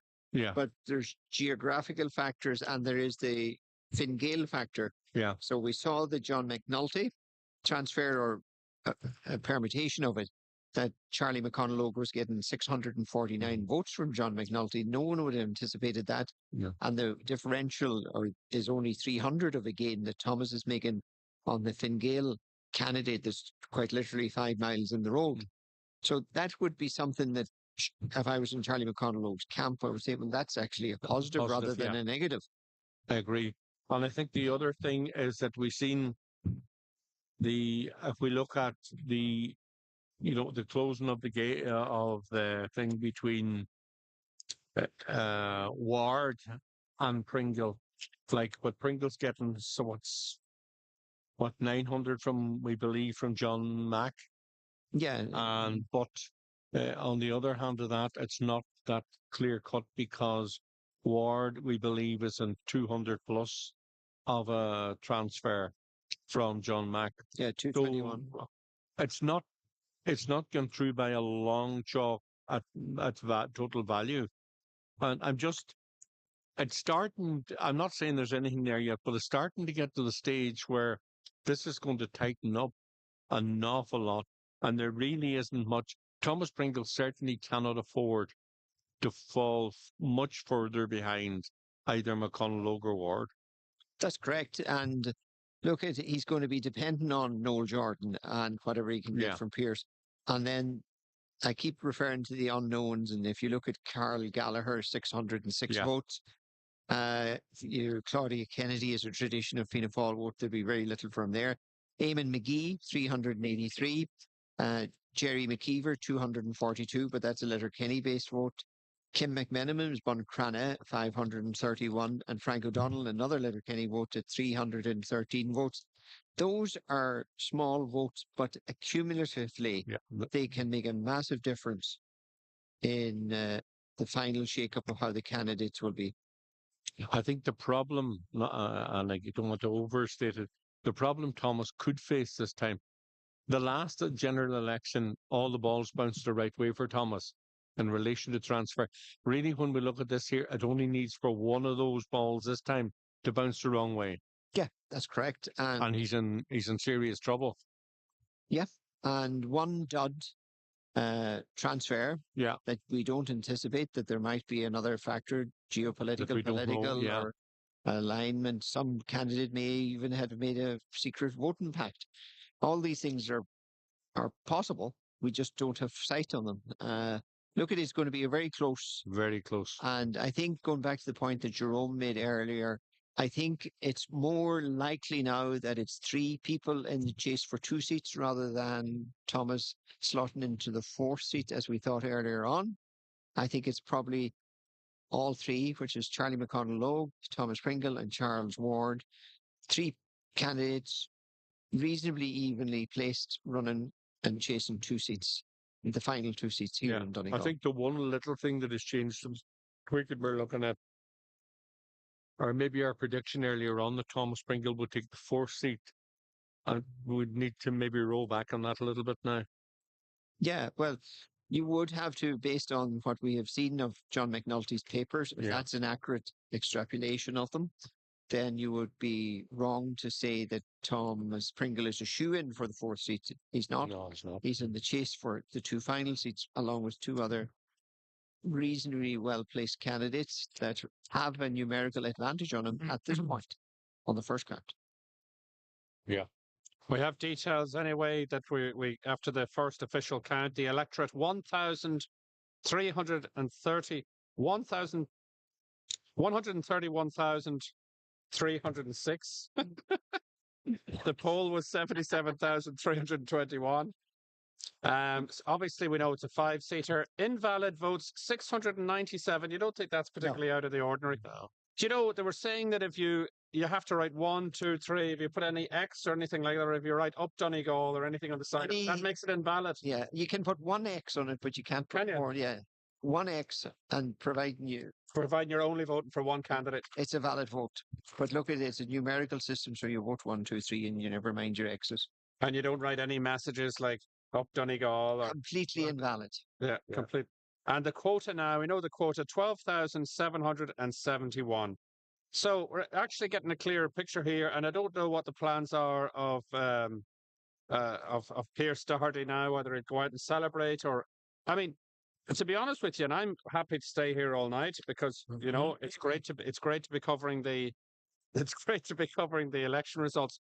However, what do you think the thinking is behind the decision to plough on? Do you know, because well, I always felt that she should have done this count, but that was 5 hours ago when I thought when I thought we would be at that juncture. It's very difficult to adjourn a count when you're coming straight back in to do a 6,000 vote surplus distribution, because you're starting off in the morning with a very slow, arduous procedure of a count. And I think it's the better decision to do this tonight. And maybe they're moving at an alarming pace relative to what they were for the last 4 hours. So what do you think? What do you think the thing is? They'll get this part done now, and then they'll do a second count declaration, and we'll just hope that that'll be the end of it. I can't see them progressing. I think she probably wants to get this done now, because if she doesn't, it's going to push tomorrow back 2 hours. At least 2 hours, and probably into Monday, the way things are going. You'll be starting on a fresh morning with a very long, arduous, boring count, which is a surplus distribution. It's a very boring count because there's a lot of calculation. It's calculating percentages of votes of percentages of the surplus. And I think she wants this headache cleared before we start afresh in the morning. I think what we can predict with 100% certainty, Jerome, is that there'll be no football matches to view tomorrow. No, absolutely not. It's off the agenda. And this particular part now, this process here could take an hour and a half or 2 hours. I think at the rate that we're moving, could be a wee bit sooner. No, certainly not. There's nothing sooner around here. No. You know, we're creating records in all the wrong ways, boys. Yeah. Anyway, it's a privilege to be here to actually report on what's happening. And, you know, what can I say except that this only happens once every 5 years. Thank God. Thank God, yeah. And, you know, we have the one thing about this country is we seem to have relatively stable governments, John. We seem to get relatively stable governments here, and particularly more or less centre right. even if Sinn Féin got in and were leading the government, it would kind of just split centre left. They don't Yeah, get any extremes here. Do you know what I mean? no, not nowadays. I think it's all relatively middle of the road. But I think a stable government, I think though, if you look back as into the 80s when we had what three elections instead of whatever, we had Yeah, 2 in 10 months, 22 and 9 months. Yeah, 2 9 months back in 82. So I mean that was another experience. But I think a lot of people at that stage realized you can't do this. If you do, there's a huge implications for everything, for planning the economy and everything if they're unstable government. Even for companies at that stage, there was a huge problem with companies were looking at Ireland as a very unstable place to invest because of the political turmoil of elect by election or that general election after general election. So there's all sorts of implications from not having stable government. So hopefully the government that's here now will stay for 5 years. I suspect it will. I really We do. could have a rotating Taoiseach scenario again as well. We don't know that yet, obviously. I think But that it'll was that the first time that we had a system like that in Ireland? yeah, Rotating Taoiseach. it's going to totally depend on the number of seats that Fianna Fáil and Fine Gael have. Will there? I Yeah. think there's nearly tipping points where certainly if I was the leader of Fianna Fáil or Fine Gael, I said, no, I've got 8, 10 seats more. Hmm. I'm not going to. Yeah, I'm not due going to respect, start that I'll crack. give you the Taoiseach role, but I think that's a reasonable thing in politics for whichever party is What do you plays the think high what do you 50s. think the line is there? Do you think 2 seats, two or 3 seats rotate? If it's more than three, Well, it was 3, 4, 5, 6. really Certainly, start if to you go split for hairs now. 5, 6, I think What?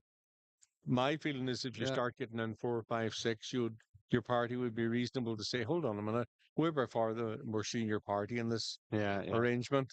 And, I think you get the Taoiseach and you get minister or whatever, but we're not prepared to go down the rotating Taoiseach road. I don't know what other people think, but And that would be there's my no gut limit feeling. here on. I mean, Bertie Ahern. Bertie Ahern. I think. Well, first of all, well, anyway, Bertie Ahern, 1997. Well, how long was he? 13 years, 12 years, 11. 11 years. That was a pretty long stint, wasn't it? In terms of by comparison, Well, De Valera would have done longer. De Valera, but you'd have to go back to De Valera, would you? Well, that's when he was there, when De Valera was there. Yeah. No, the point I'm trying to say now is that it's what? That you'd have to go back a long way. Maybe yeah. You'd have to go back a long way. But the point I'm saying is, are there any limitations here? Are there any restrictions here in No, terms not of the length of time you can serve? Number of, I think you walked yourself into that. yeah. No, In there's terms of the no, number of terms, because no, in the United States, it's like yeah, 8 years is the maximum. Now you can take a wee break, like Donald Trump did. You can take a wee break in between. yeah, But here you could seem to be able to not for rotate Taoiseach. away Yeah, and yeah. keep coming back into power, rotate again. As long as you're That's elected by Dáil Éireann, yeah. you're free to do so.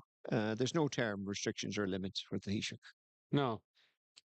And that's just the way it is, and you don't think there should be, or what? That's just No, the system we no, have. no. The power rests with the people. And It's up for normally, us to anyway, decide. normally at some stage, it's normally at some stage anyway, the electorate will make the decision that Yeah. you're no longer there. Or here in Ireland, that's normally what it happens. So listen, what we're going to do is we're going to take a break. And we're live at the Ora Leisure Centre in Letterkenny.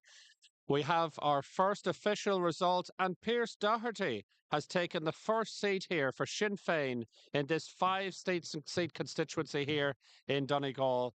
And now we have 4 more seats to fill. We have an idea about the next 2 seats, but a little bit of doubt about the final 2. So it will get exciting. But for now, we'll be back shortly. Let's take a quick break.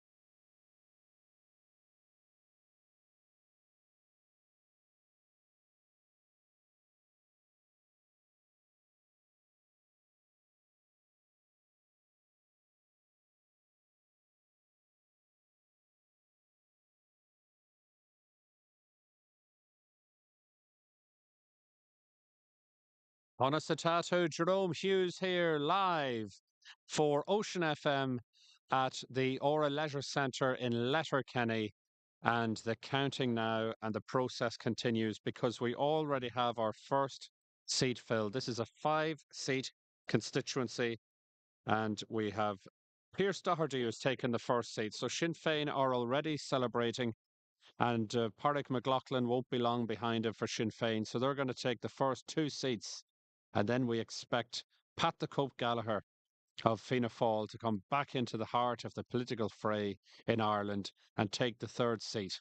And we were thinking that Thomas Pringle would be safe enough for the 4th seat, and then it would be a battle for the final seat with potentially Charlie McConalogue, the outgoing minister, losing his seat.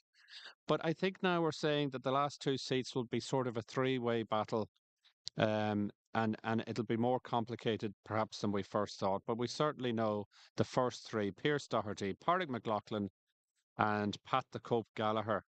And we have more details as well because the first count is in. So we know that the electorate in Donegal is 131,306. And in terms of the poll, 77,321 people exercised their democratic right. And the valid poll was 76,624, which means there were 697 invalid votes. And we now know that the quota is 12,771. So more information is emerging as the day and now the night goes on. And I'll be honest with you, we did think that after the first official count results, that the returning officer, Geraldine O'Connor, and everyone was speculating that she was going to pause the whole process and then resume it tomorrow morning at either 9 o'clock or 10 o'clock and, distribute Pierce Doherty's surplus at that point.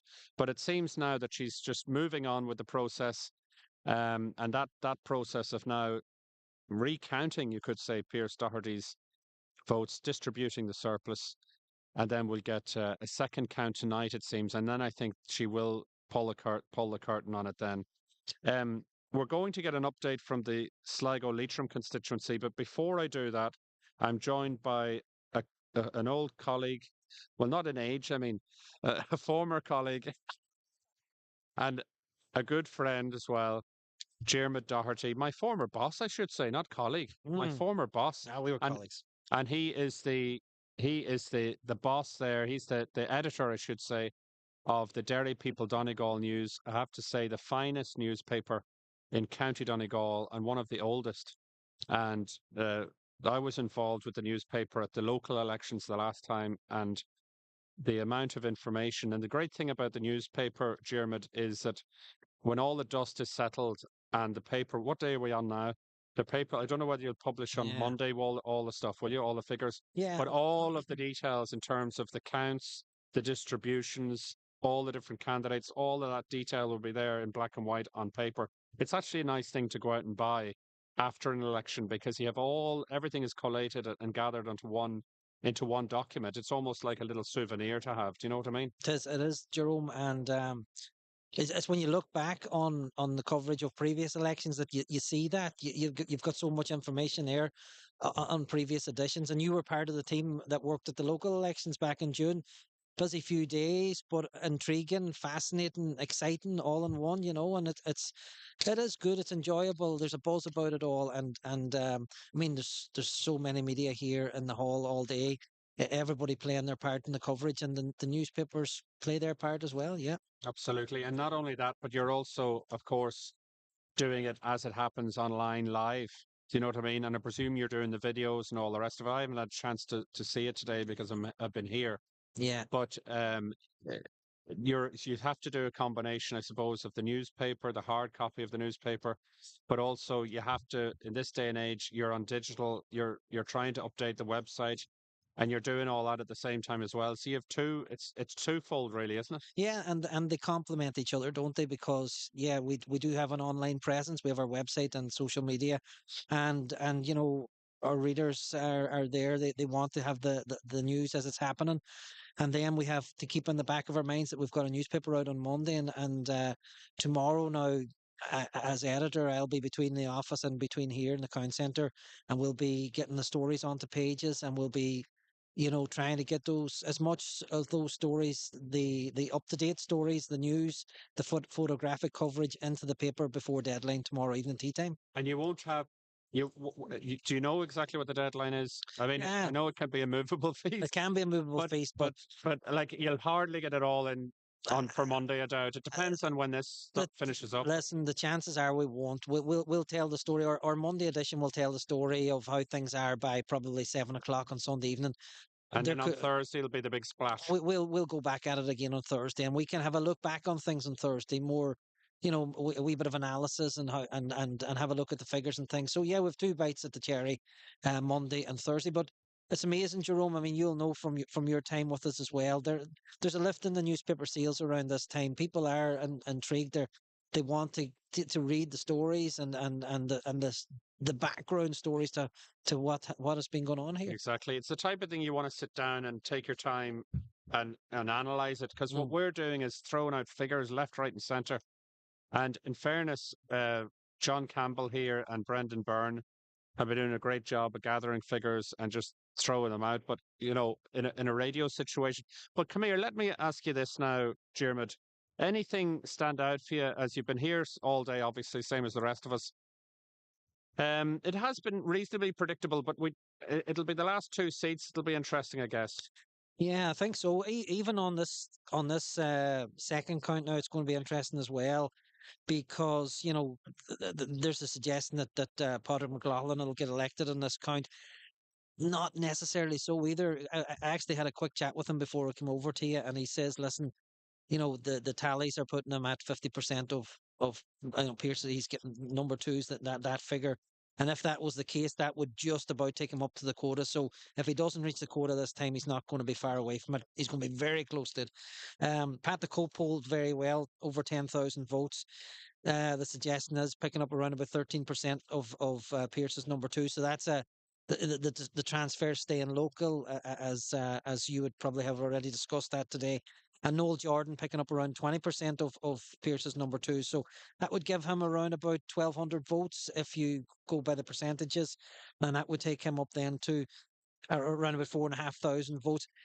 Sinn Féin want Noel Jordan to stay in the race as long as possible. They want, if Podrick got elected in this count, that would mean that the distribution of the lowest candidates that would start in count number three, count number four, etc. So Noel Jordan would start picking up a lot of those votes as well, the transfers from those. So it's going to get interesting. I think it's going to be a wee bit more happening tomorrow, Jerome. Today's been a long day. There's been a lot of lulls and a lot of downtime, but it'll be a wee bit more.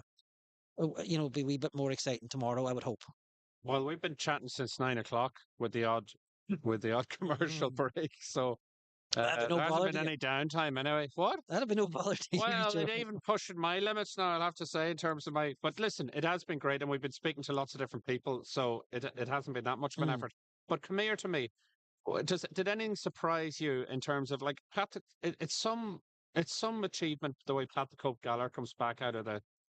You Yeah. wouldn't say wilderness, and like it's not as if it's not like a comeback because it's not like he crashed out or anything. But he was out of the scene, and now he's back. Yeah, And and he if, was first elected to Donegal County Council 1979, and then he was in the Dáil and so on, and he had a few junior ministry roles and blah blah blah. But then that break, and now, and he is a bit older, but he was talking to us about his fitness levels, which were incredible. But the point is, he is older, but he's back. He's back. and whenever he was interviewed back in 2020 when he lost his seat, Jerome, I mean, end of an era was the cliche that was used, and he accepted that himself back then. And he's mentioned that over here Really, earlier on that he kind the of more end or of less an thought era. But the that era wasn't the end. it wasn't because he hasn't really gone away, has he? He's always been there in the background. Of course, the European elections, he almost ran in that for Fianna Fáil, decided against it. Probably had half an eye on the general election coming up. And hey, listen, Pat the Cope's, he's nothing to learn when it comes to elections. He knew there was an opportunity for him here, Jerome. I would imagine that if he didn't think there was a chance, he wouldn't have ran. I know stating the obvious, but Yeah. He knew that he had a real good chance of getting elected, so it was worth his while giving it one more go. And do you know what I said to him? I asked him, I said, what do you think? Because I was asking the various people about their leaders. And I was saying to him, what do you think about Micheál Martin? And, oh, yeah. But you know what he said to me? One of the points he made, Micheál Martin wasn't here at all during the No, campaign he in wasn't. County Donegal Yeah, or Sligo Leitrim. yeah, that's true. Didn't visit once. That's quite incredible. It is. It For a is. small, a relative, it is a small country. Yeah, I Like, and there's actually. helicopters around and everything else. Uh, You'd think he'd be able to.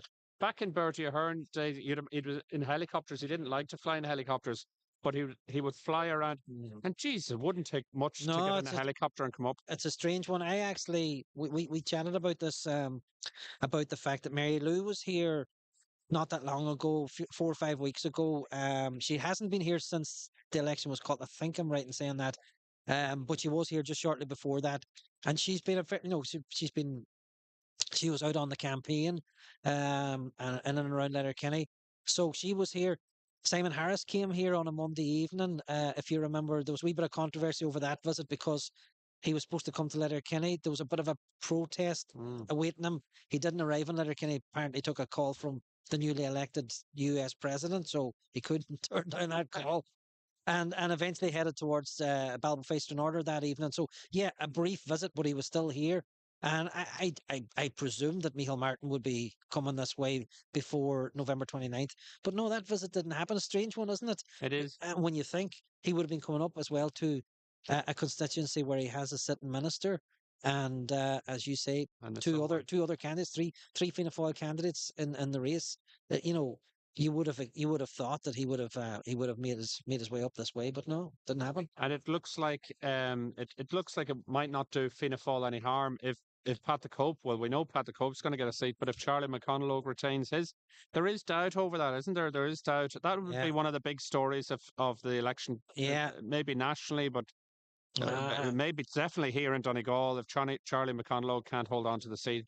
and see, the feeling was that obviously he had the 100% redress party issue, the opposition there, the strong feeling and all the criticism that he has, received over recent times. But there seemed to be a bit of a pep in the step of the McConnell team, Jerome, in the last few weeks. I think there was a growing confidence as they got closer to election time that he was going to be okay. They were getting such a positive reaction, and that has, borne fruit here today with these figures. Didn't do as well as what he would have hoped in any showing, but knew that he was up against it. But did quite well in Letterkenny, did quite well in Milford, where he campaigned very strongly. He has a strong support there. Um, is he going to get elected? We'll discover that tomorrow. He's certainly not home and host just yet. No, far from it. But yeah, it's one of the stories of this election, no doubt about it. But hey, listen, we've been here before. I mean, Mary Coughlin, the Taoiseach, losing her seat when she was the Taoiseach. This is the thing. This has been part of the debate, Jerome.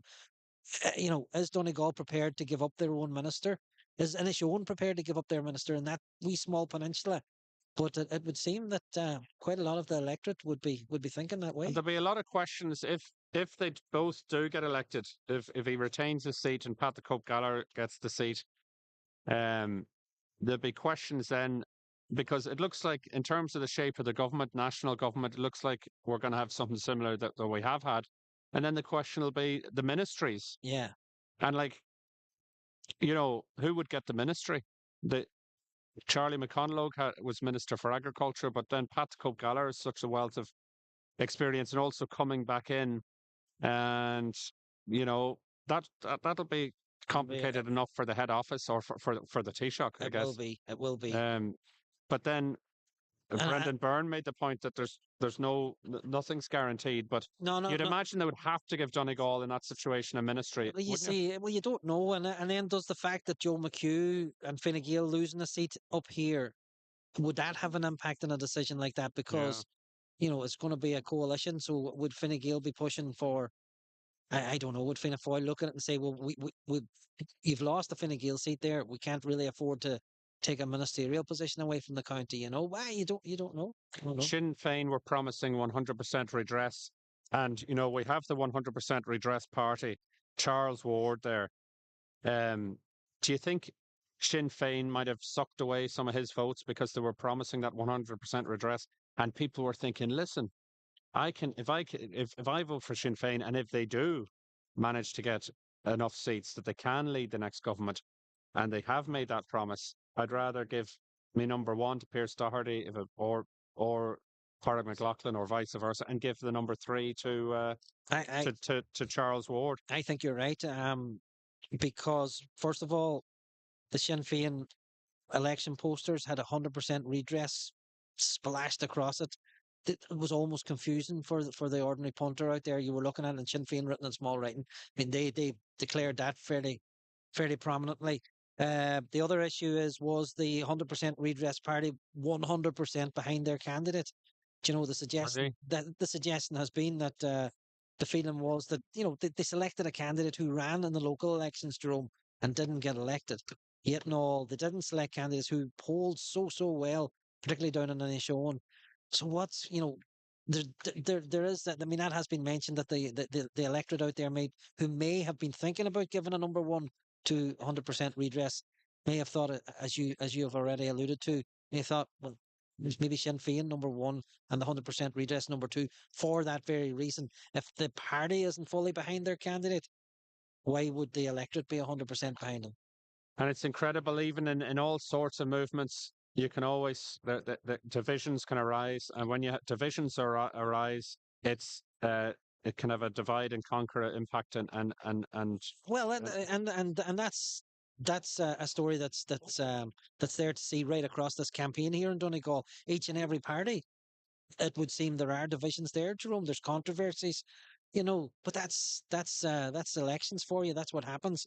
I mean, that's cost Fine Gael, hasn't it? I mean, the feeling is there that they didn't want two candidates running in Donegal. That, you know, they wanted a single candidate policy or plan, and that was a decision that was made in Dublin, not by the local people.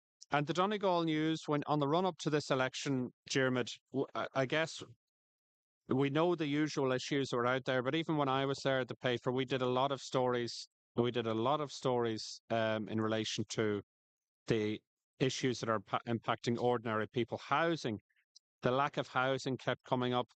Immigration is a big issue, but the cost of living crisis, all of these different issues. And is that something that you found on the run up to on the run up to the campaign when you were putting together the paper, that a lot of those stories kept reoccurring? Yeah, they do, isn't it? That housing and health, and as And you say, health as well. I yeah, didn't mention health. I mean, yeah, the hospital is always a big one, isn't it? the hospital, and you know, we had stories there one week in the paper where senior consultants at Letterkenny University Hospital put out a document appealing to the candidates in the election to take on board, I think it was 6 or 7 points that they wanted addressed if and when the candidates get elected to Dáil Éireann. And on the same week, we had a story with the principal of St. Eunan's College in Letterkenny putting out a message on social media to parents to keep in mind the fact that St. Eunan's College is waiting on investment and waiting on their plans for refurbishment to go through. So they wanted the parents to bring that up with the candidates when they came knocking on their doors seeking their votes. Listen, local issues, loads of local issues, and yeah, as I say, health. Um, those cost of living crisis and all. Listen, where do you start and where do you stop? But the one other thing that made us different from anywhere else in the country has been the defective concrete blocks issue. And never mind, or you know, how well or how poorly Charles Ward has done in this, and he's done quite well. Has done in this election. It's still a factor. It's been a topic of conversation right throughout the campaign. It's the first time ever we've had a candidate from the 100% redress party contesting a general election in Donegal, single issue, more or less a single issue candidate, that's been a big factor. And if you were to call it now, Jermid, I'm speaking to Jermid Doherty, by the way. You're listening to Ocean FM here, live across County Donegal and the world, because we're online and people are also watching us on the camera. Fair play to you for watching us since 9 o'clock this morning. That shows a lot of determination and dedication. But Jermid is the editor of the Derry People Donegal News. I suppose most people call it the Donegal News now, Yeah, Jermid. And you had a bit of rebranding as well, which looks we very did. well. It looks very well. But if you were to call it now, like, what would you be saying? I mean, Like if you were to call it, you can start with number one. That's an easy one. Pierce Doherty. Pierce Doherty. Yeah, and somebody's down there says hard to beat the Dohertys, Jerome. Hard to beat the Dohertys. So Doherty number, yeah, Pearson, Podrick, I would say safely home, Pat the Cope, and hey, listen, after that, it's a case of a toss of a coin between McConnell, Logue, Pringle, and Ward.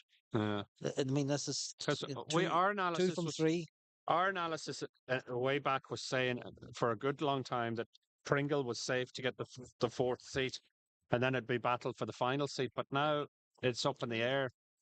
It's Yeah, it's like three yeah, candidates and going after two Pringle seats. Pringle would not have been happy to see Noel Jordan added to the Sinn Féin tickets way back when. You know, I mean that's definitely. You've also got the situation where John McNulty is down in that area. Listen, John McNulty's not going to get elected, but he still managed to pick up over 3,000 first preference votes. Yeah, listen, difficult to see. You can't really predict where the number twos were going to go because it was awful hard to predict where the number ones were going to go in a lot of cases, Jerome. Large percentage of the electorate would not have made their mind up until they were literally walking into the polling booths. You know that's the way it has been in Donegal this last while, and that's probably the way it's been in this election as well. So once they start distributing those the votes of those that are eliminated, that's where Pringle will be hoping to pick things up, and if you try and Back in the day, Jeremy, it was that we would be working in the Donegal Southwest constituency, yeah, Donegal Northeast yeah, constituency. And then yesterday morning, which seems like a long time ago now, I was in Ballantrae Community Centre, St. Bridget's Community Centre, and I voted there. And I was voting in the Sligo Leitrim constituency yeah, yeah, in Ballantrae. yeah, And that's some stretch from back when we it were is, covering elections. yeah, it's all You had changed. Donegal Northeast, you had Donegal Southwest, which and it's three seats, wasn't it? Three-seater, each was a three-seater. Three-seater each, and it's not Like, that does that long. not make sense? It's It's like not. that. If that worked so well, why did it's crazy, you know? Now, these people, the rest of my panel here have been like, I've been getting upset about it all day, and they're saying, listen, a lot of Just them get on with it. get on with it, and Yeah. like it's that's how the maths work and all the rest of it. No, But like, I'm getting out of my house and I'm voting in Sligo Leitrim. listen, a lot of people would have thought that they would have changed it when they were changing the electoral boundaries there the last time that Donegal would have been included in that change. Hey, and it's not that long ago, as you say, that we had the two constituencies here in Donegal, and that was a fascinating time as well. And looking back on previous campaigns and previous elections, Fianna Fáil had 4 out of the 6 seats. Jerome, that's how strong Fianna Fáil was. Yeah, Pat the Cope and Mary Coughlin down Donegal Southwest, Dr. Jimmy yeah, and Cecilia Keaveney here in that's right, Donegal Cecilia Northeast. Keaveney, yeah. Do you know, so she lost her seat. Mary Coughlin lost her seat. There was a run then of TDs that lost their seats up in Donegal. It's always been a battle, hasn't it? But Yeah. that's how strong Fianna Fáil had it. Not that long ago, back in the 90s. But it's the Electoral Commission that decides the boundaries, and it would require constitutional change, apparently. Yeah. But I mean, you look at the electorate here, and it's obviously not the population, but it's the people eligible to vote. That's the electorate, isn't that right? Mhm. 131,306. And this is a large county. That's a tiny population, Mhm. isn't it? It is, yeah. Like Donegal I mean, the biggest population centre is Letterkenny, isn't it? So it's like 22,000 or something. But that is, for such a large area, that is a tiny population. And then the total poll, 77,321. Yeah. So, yeah. So it's and the turnout isn't huge either. It's slightly down, I think. I think it's 58 to 59%. Slightly So down the it's last time, even though slightly down on the the last electorate time. has gone up by a few thousand. And that isn't that. I'm not putting when I point out the population, I'm not saying it in any critical way. I find it interesting that we're living in such a large area, and we do complain about immigration, and we do complain about a lot of things. And I was making the point earlier, if we had much better infrastructure in terms of transportation infrastructure coming to the county, that would encourage more inward investment. It would maybe grow the population. higher earning jobs that would justify maybe a better health system in terms of the local hospital here and so on. Mm. But that is quite a small population. And unfortunately, what did you think about the turnout? It's quite low, but the weather factors might have come into play there. Yeah, It was on a Friday as well, Jermid, yeah. Friday in November, and listen, in you November. know, I was listening to actually debates last night on TV about that as well. You know, and I mean, obviously they weren't going to have it in December because it's darker evenings, colder weather, closer to Christmas, etc. You know, when were they going to have it? You know, if they were going to leave it to the new year, January, February, you know, wouldn't be much better in that respect. So, listen, there's all sorts of reasons. Last time, did we vote on a Saturday? Things Yeah, like that as well, you Saturday, know.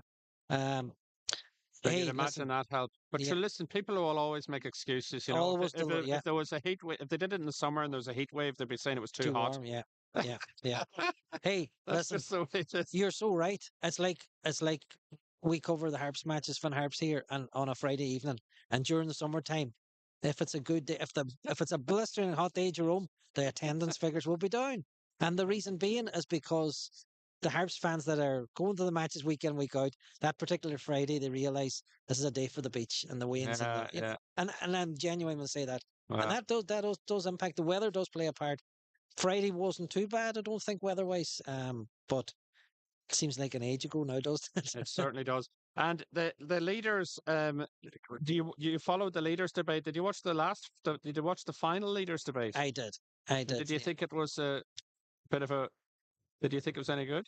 And do you know what? I enjoyed it, but bit of point scoring going on, and you know, Do you think it made any impact? I don't think I so. don't know. I don't know. You know, I think a lot of people here in Donegal, for example, already made up their mind. Yeah, Do you know what I mean? I think I agree with you. You Yeah, know, I yeah. like Pat the Cope Galler is very popular, and then you've got the two Sinn Féin candidates that they were always going to run in. Yeah, It seems. and leaving aside the leaders debate, the issues that were out there over the last few weeks, the difficult issues that Sinn Féin had to face.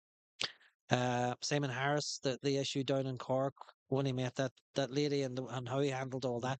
Did that have an impact up here in Donegal? Did you know? I think Sinn Féin's problems happened at a good time. They managed to kind of ride out that wave Yeah. and things settled down a wee bit. So not so sure, Jerome. Did the national situation have an impact on the vote here in And Donegal? I wonder, does it have an impact? Like, because, I wonder, does it have an impact anywhere?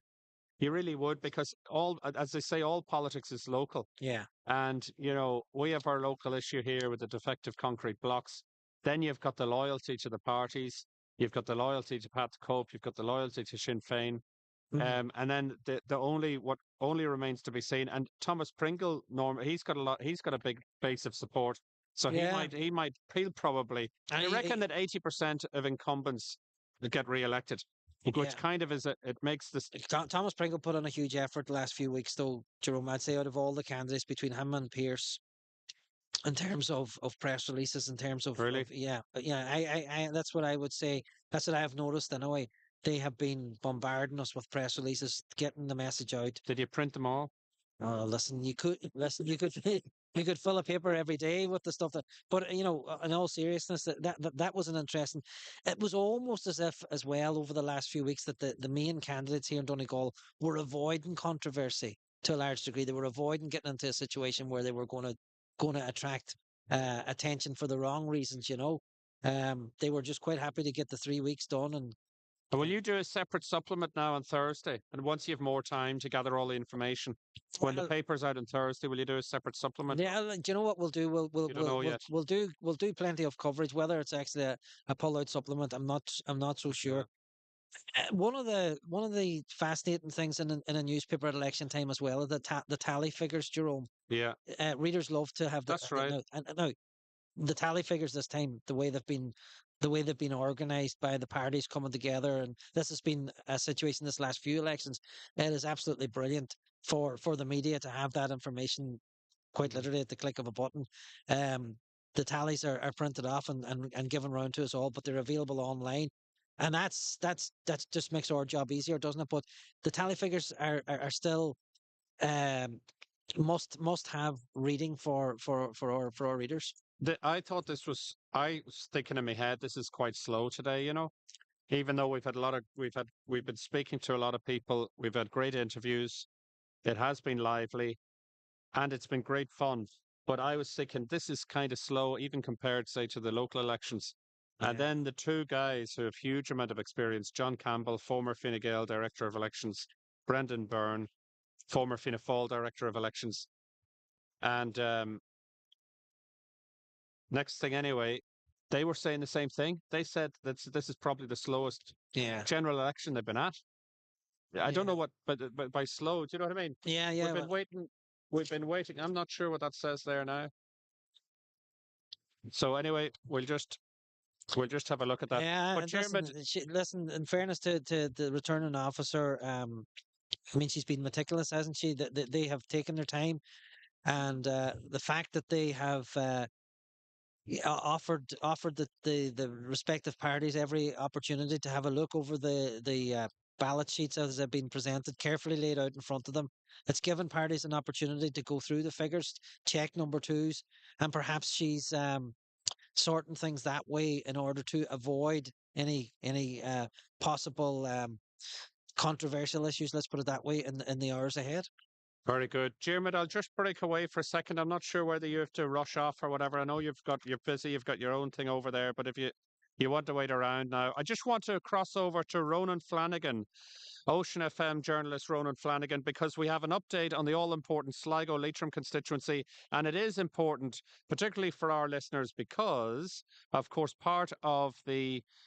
an important part of County Donegal is in the Sligo Leitrim constituency. Over to you, Ronan. What do you have for us? So, Jeremy, sorry, Jerome and Jerome, I can confirm that the first count for the Sligo Leitrim South Donegal constituency is in.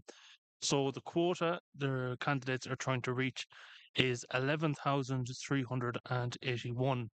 So, so first of all, Camden non-party 423, Casterly non-party 2419, Clark Independent Ireland 5979, Corcoran Independent Ireland 69, Cosgrove Labour 2086, Feehan Fine Gael 8980, Gallagher Green Party 725, Guckian Non-Party 887, Harkin Non-Party 4347, Kelly Irish Freedom Party 770, Kenny Sinn Féin 7764, McConville Non-Party 64, McManus Sinn Féin 5173, McSharry Fianna Fáil 4466, Monaghan Ainthu 1112, O'Boyle People Before Profit 1657, O'Rourke Fianna Fáil 4066, Scanlon Fianna Fáil 5913. So at the moment, no candidate has reached the quota at the Clayton Hotel. The returning officer has confirmed that.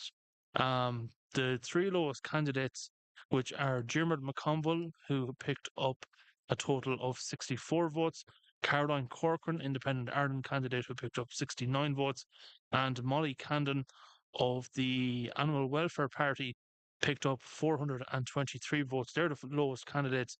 They have been eliminated from the count. And also, news coming in from the Sligo Leitrim count is that the has been adjourned until 9 a.m. tomorrow morning. So as we plough on here, they're going home to bed. Very good. Ronan, stay with us. And just to welcome our listeners on 102.5 FM, we've been broadcasting all day here from the Ora Leisure Centre in Letterkenny on 105 FM, but our listeners in Sligo, Leitrim have joined us now because, as you say, Ronan, things have adjourned until tomorrow. But just go back to the figures again, if you can. So it's a four-seater in Sligo, Leitrim. What's it looking like as things stand in terms of the seats being filled? So as things stand, we will see Frank Feehan of Fine Gael topping the poll on 8,980 votes. That's followed by Martin Kenny of Sinn Féin on 7,764, followed by Michael Clark of Independent Ireland at the moment on 5979, and that's followed close by in fourth, taking up the fourth seat right at the moment is Eamon Scanlon of Fianna Fáil. So that's two outgoing TDs looking to set to regain their seats in Frank Feehan and Martin Kenny. Michael Clark, first will looks like to become a first time TD, and then Eamon Scanlon returning to the Dáil after losing his seat in 2020. And the thing about it is, it looks like Marion Harkin might be losing out. I mean, listen, none of this is written in stone, but it looks like Marion Harkin, which is a bit of it's one of the headlines come from the constituency at this stage, if it comes to pass. Absolutely, yeah. She would have polled very well in the last general election. And a vote of 4,347 is a good bit behind currently the likes of Eamon Scanlon and Michael Clark. I suppose one thing of note really has kind of come to, well, really with this election is the fact of Marie Cassidy throwing her name into the ring. Marie would have previously worked alongside Marion in her campaign, but she has elected to go herself this time in the general election, picking up actually first time round in the first count 2,419 votes. So maybe if those votes weren't going to Marie and if Marion was going on her own, maybe they would have went to Marion and we could see her on her way to regaining her seat. But it's a long way to go. The first count is done and no candidate has reached a quota. Okay, Ronan Flanagan, Ocean FM journalist, thanks very much for giving us the update from the Sligo Leitrim constituency. And Diarmuid Doherty, editor of the Derry People Donegal News, thanks very much for coming along here. And we'll chat to you again probably tomorrow because it looks like it's going to be a long day here from Letterkenny tomorrow. Thanks very much, Diarmuid. And now I'll welcome back our panel of guests, our ever ready panel of guests. The amount of energy they have is unbelievable. Look at John Campbell swaying in there. You would think it was 9 o'clock in the morning.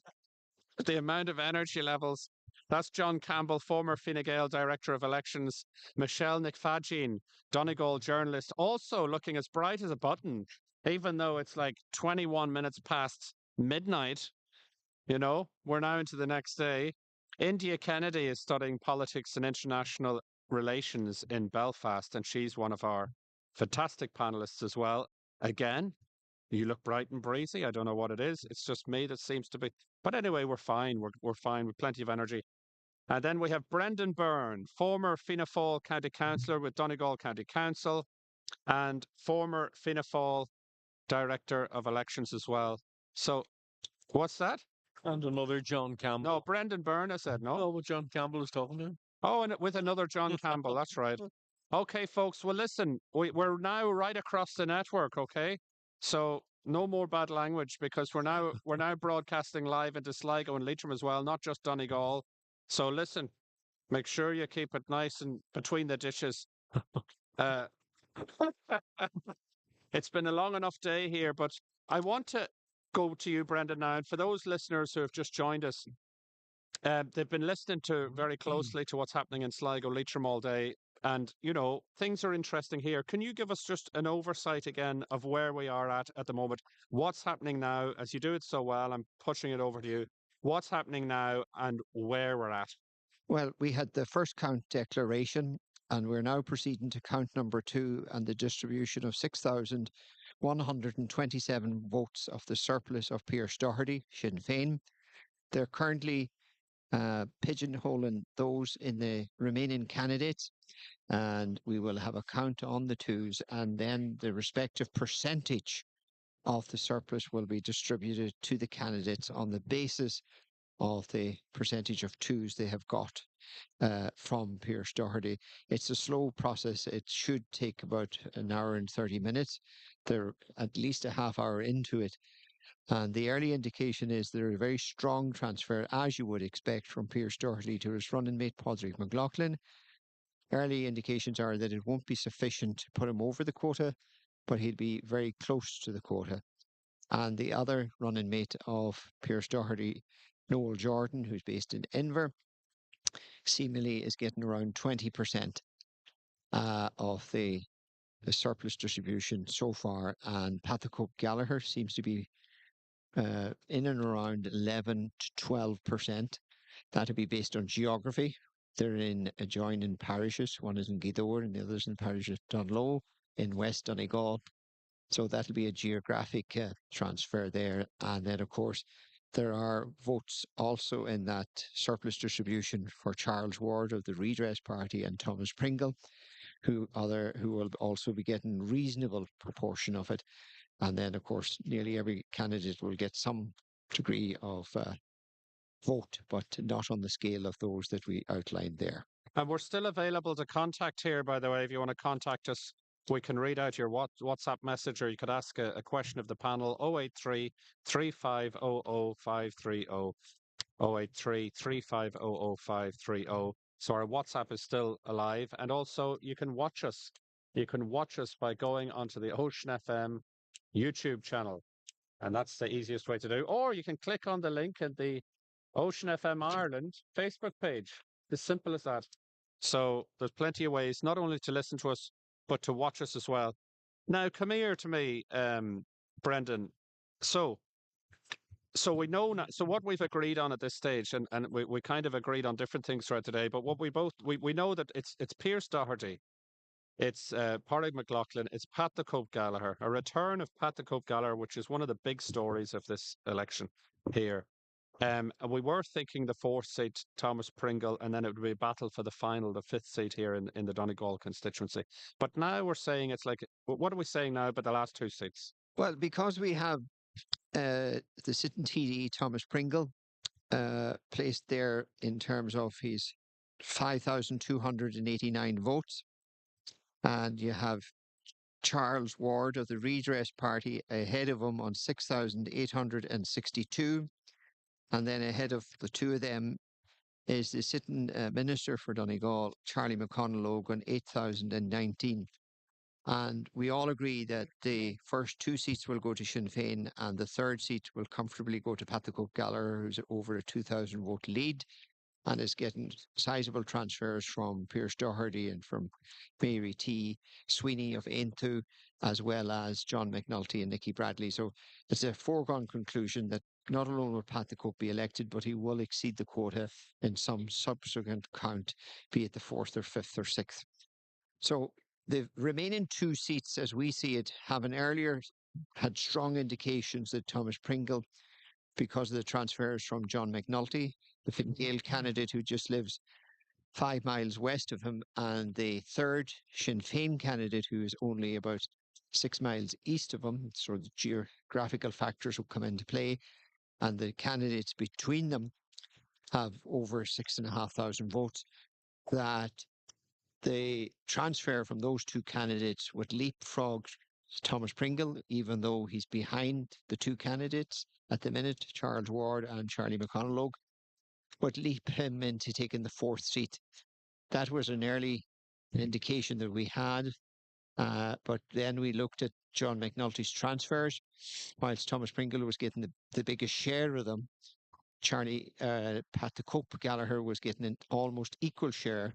And much to our own surprise, until we delved into the figures, Charlie McConnell was getting almost 2/3 of what Thomas Pringle was getting, which was a significant transfer there, considering that both candidates, McNulty, who's been eliminated, and Charlie McConnell, live about 90 miles apart. But it seems that there is a very strong inter-government party transfer here in Donegal. I'm sure it's the same elsewhere in the country. But that led us to believe, would that curtail the ability for Thomas Pringle to leapfrog into the fourth seat? So we're now coming to the conclusion that the last two seats will be a three-horse race for two seats between the sitting minister, Charlie McConnell, Charles Ward of 100% Redress, and the sitting TD for Donegal, Thomas Pringle. And if you were a betting man? Oh, I never bet.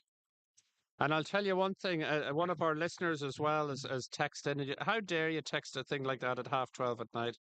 But it's kind of a complicated question. But I think you'll know the answer. I think it's an old chestnut. Will they look at 100% of Doherty's votes, or just look at a random selection of the surplus? As is a first count distribution of surplus on the first count, they have to look at 100% of all Pierce Doherty's number twos. And the surplus distribution will be based on the percentage of number twos that each candidate gets from all the papers of Pierce Doherty. And the percentage of all the twos that each candidate respectively gets will be the equivalent percentage they get from the surplus. Do you want me to repeat that? Yeah. Of course. Okay, folks. Right, stand by. I tell you what, it's just like that other one you pulled out of the bag. I'm saving it for tomorrow morning, just to when the listeners are fresh. So I have it all there. It's all locked in, and I'll just regurgitate it tomorrow morning. And So now, you did ask me a fair question. Am I a betting man? yeah. I don't Well, I know. didn't say are you. Oh, I did. I don't know one end of a horse from the other, but I do know one end of a politician from the other. Yeah. And in regard to it, if I was forced to put a bet, I think it's becoming extremely difficult for Charlie McConaughey to survive. Really? Theoretically, it's possible. That'll be another big story. Like that'll be probably the biggest story of this election in Donegal, along with the return of Patrick Pope. Theoretically, it is possible, but he's very heavily dependent on getting a sizable transfer from Nicky Bradley, Fine Gael, John McNulty, Fine Gael, which he is, to be fair to him, getting a transfer from there. But where it gets complicated for him is we're now being told that the Aintu candidate, Mary T. Sweeney, that a majority of her votes are going to redress, that Frank O'Donnell, albeit that he's only 328 votes, has a reasonable transfer to redress, and that McMenamum has a reasonable transfer to redress, and so on and so forth. It appears from looking and talking to the other tally people from across the parties and independents that redress surprisingly is getting a very reasonable transfer, whereas in many cases, but not all, but in many cases, Charlie McConaughey is only getting the bare minimum percentage, maybe 5-6%, and that slowly the lead that he has over redress is going to be clawed back. What can change that is if the transfers that's going to roll over in this count, whereby there will be a Sinn Féin transfer that rolls on to Noel Jordan, and that will subsequently be eliminated, which will contain papers belonging to Pierce Doherty as well as Noel Jordan's core vote.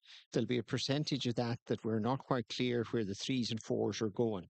And that's an unknown factor here. But you have to assess the geography of it. Noel Jordan is Donegal Southwest, and Pierce Doherty is Donegal Southwest, and there are geographical factors at play here. And Thomas Pringle is Donegal Southwest. And you would have to err on the side of caution that those votes will stay generally in South or West Donegal. And Brendan, before I chat to our other panelists here, we've had another question in from one of our listeners. Which bundles will it take Doherty's surplus from? Surely a South Donegal surplus might suit Pringle, while a North bundle would suit Redress. There'll be no bundles at all. Again, back to the point, this is a first count election. So therefore, when you get elected on the first count with a surplus, all the votes belonging to the candidate that's successfully elected on the first count, all his or her number twos must be counted.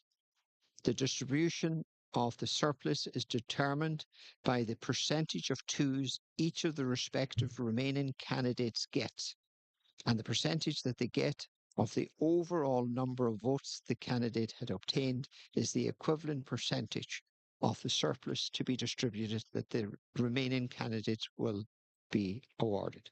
Yeah, and we know from the first count, Pierce Doherty has been elected. The electorate 131,306, and the valid poll 76,621 with 697 invalid votes, and the quota is 12,771.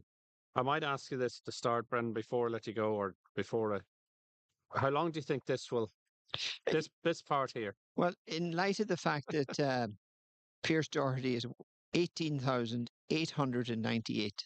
So there's 18,898 exact ballot papers that have to go back on to the sorting desks Mm. Each of those has to be examined to see clearly where the number 2 goes. They are then pigeonholed to that respective candidate that has got the 2 on the paper. And then they're taken back down to be counted for the respective candidates. So in the case, I'll just look here randomly, say Pádraig McLaughlin gets, say he gets 6,000 number 2s off out of that 18,898. Say he gets 6,000. That's a third. So he will get 33% of 6,127. But it's a two-stage process. They have to sort them there, pigeonhole them, and bring them back for actual counting. And the percentage of 2s that each candidate gets out of the full amount of votes, which is 18,898, that percentage is the exact percentage of the surplus the candidate in question gets. So it's a slow process, but this is the only distribution of a surplus that's this slow. And the question that that individual asked is legitimate, but that only happens in a second or subsequent count to the first. And if you have any more questions, by the way, there's no way you'll be able to phase Brendan if you have any of these technical questions. And you can basically just phone in. Or you text in on the WhatsApp is the easiest way. It's 083 3500 530, 083 3500 530. And we'll be here for, so you reckon this will be an hour and a half or so? Yeah, About an hour and a half. it But- looks that way.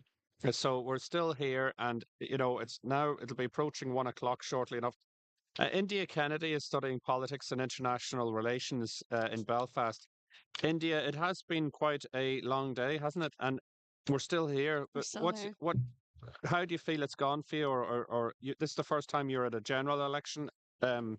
Yeah. It's kind of a long process, isn't it? It's a long process. I'm really enjoying it. It took me a while to kind of find my feet, but I'm really enjoying it. It's my first time doing anything like this, being a panelist, so it's a great opportunity to get. But I think it's great to have people like John, Joe, and everybody else around me to help me, kind of guide me in the right way. But I'm really enjoying it. Yeah, and a lot of interesting people as well here. Yeah. I think we'll meet more characters, even more characters tomorrow. What's expected to happen is after this particular process here, we'll adjourn proceedings, not we, but Geraldine O'Connor, the returning officer, Yeah. and then we'll come back tomorrow. And then once we've more candidates into the mix, I would say tomorrow. even the ones being eliminated, a lot of them will turn up. So there'll be, there's 20 candidates here running for 5 seats.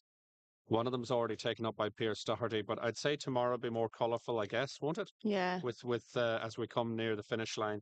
So, and in terms of studying politics and international relations, you wouldn't be getting involved in the nitty gritty type of stuff there that say, for Not- example, Brendan Byrne was talking about there. You'd be more. It's What- more what kind would it of be? learning about It depends on what classes you took. So this year I'm doing memory in the nation, political thought, and research methods. So it's more about, we're obviously doing our thesis now in my second semester. So it's more about how to research political information and make sure that the information is accurate. But we've learned about policies and how policies are made and the importance of policies. And we've also learned about European politics. And that's something I really enjoyed doing. And I hope after I graduate to go out to Brussels and work in the European Parliament and get the experience out there. We've also learned about the Troubles and how they've impacted politics both north and south, and it's a really good course. I've really enjoyed the course. It's quite difficult, and there's a lot of writing to it, but it's a great course to do. 4 years, is it? 3 years, yeah. So you're nearly, when are you finished? I'll graduate now in May, hopefully. And what will you do then? I want to do one of the traineeships. So the European Parliament offers a Bluebird traineeship and the Schumann traineeship, which means that you can go out and work in the European Parliament in different aspects of it for 6 months to a year. And I think that's something I want to do because I think European politics is such a vast area and it's something I've always been interested in. And I think learning from the grassroots would be a great experience. Certainly would, and you meet a lot of interesting characters there as well. Definitely. Over in Brussels, as I lived there for 11 years, so I'm familiar with the area. And Michelle McFadden is a well-known journalist here in Donegal, and she has been monitoring the situation all day. We're getting closer to sort of getting a lay of the land. It's still going to be exciting about the last couple of seats. But Michelle, how would you reflect on this long day? We're into day two now because it's almost 1 o'clock here, and we started broadcasting here on Ocean FM at 9 o'clock on Saturday, and we're now into Sunday. So tell me this: what do you think? I've been covering general elections since the 90s in Dublin. That's where I started. And I have never had such a long day as today. I do remember on one occasion that a count had to be held back. I don't know if it was the final count or the end of the night, but we had to stay back because there was a count ongoing in Kildare or something like that, and we had to wait for the national broadcaster to be freed up to give us so that they could then broadcast the count here. And I remember people were quite unhappy about it on that occasion, but it's the way the chips fell on that occasion. Yet and all tonight, it's coming up to 1 o'clock, and it's been a long night, and I nearly felt that I should have brought a sleeping bag with me today. Or two, and then you could have given one to me. Yes, absolutely, because it's going to be hard to get up in the morning regardless. But it's good. But I was just thinking when you were all speaking there that perhaps one of the things we haven't taken into account yet is that because the two last seats may be as tight as what we're predicting, there is a chance that there might be a recount in relation to that, when it is that tight, Mm-hmm. when it comes down to a number of votes, as we've seen in the local elections here in Letterkenny and things like that. So I suppose we have to also consider that that might be an option. But one of the things that I'm actually enjoying seeing is the fact that one of the things that was predicted in the exit poll last night was a 37% transfer from Fianna, no, Fine Gael to Fianna Fáil, 39% from Fianna Fáil to Fine Gael. And it's good to see that, that for once Donegal isn't bucking the trend in that respect. We are actually, reflecting it quite strongly of what we're seeing or of what we're predicting will happen in terms of McNulty transferring to McConalogue. That will be interesting. And if you looked at the kind of way I'm looking at it now is if and I have to say, Mary T. Sweeney, she ticked a lot of the boxes today as well. She was strong in some places, weaker in others. But um, if her vote goes to buoy up the 100% redress, Charlie Ward, it could be quite tight there at the end, and all them India and small Mary T. boxes. Sweeney had a good debate earlier on. Oh, they Were you did. here for that? I don't think you were. No, You? I was. I Oh, you were. was. It was good It was a crack. lengthy debate. Well, fair play. And John Jared Campbell is here, another veteran or another, in terms of being involved in politics, a veteran here locally, former Fine Gael Director of Elections.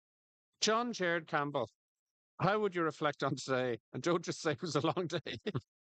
No, it was a very interesting day, and I think that there are a few things that jump out at you. The success we have seen, for example, with Pat the Cope and coming back um, after 4 years out and getting over 10,000 votes, and also winning the battle against a very high-profile candidate in Pierce Doherty in the Glenties area is something that's, I think, is very interesting.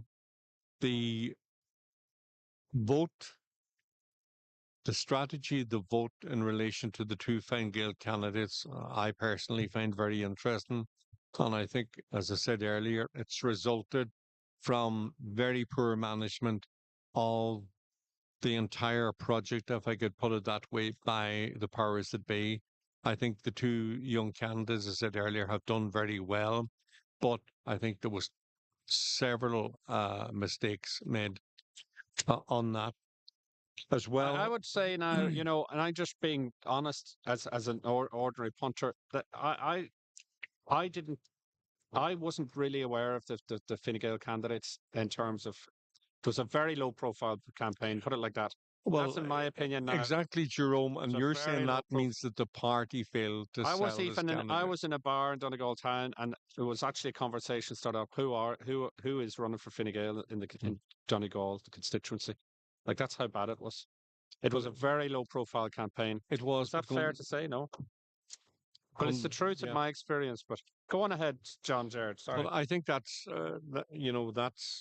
that's clear. I think when we get to this end of it now, every time you look at it, I think Charlie McConnell, yeah, he's not out of the woods. Thomas Pringle is Thomas Pringle is getting into a sort of a dangerous position as we do this because the gap between him and Charlie McConnell is what 2,800 at the minute. With other things being added, and I think we have said from the start this morning is that Ward is transfer friendly, and that hasn't changed. So at the minute, it's going to be very, very hard. The first three seats are now obviously gimmies, like they're done and dusted. So we're looking at the three at the bottom.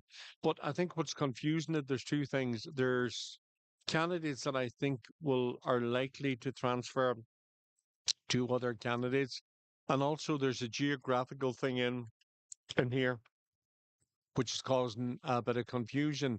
And also, for the first time ever, I think if you're looking at this, it's the first time you would think, well, a Fianna Fáil minister may very well be saved by Fine Gael transfers. I think this is the first election ever. In fairness, Brendan would be having that discussion because up until now, you'd be looking to say, oh, well, it's just Fine Gael transfers that's left to be distributed and think, well, that's the end of the road for the Fianna Fáil candidate. But I think that's, Michelle, you just talked about that as well. I think that's extremely interesting in that Charlie could be saved by the votes, the transfer from Fine Gael. So there's been interesting things. It's just at the minute too close to call, and it's getting even tighter at the bottom there. And it will get a lot tighter as tomorrow morning goes on. I think it's safe to say the bottom, and when you use the phrase the bottom, I'm talking about the last two seats, three candidates. I think it's going to get an awful lot tighter there. I'm sure it's going to get an awful lot tighter there.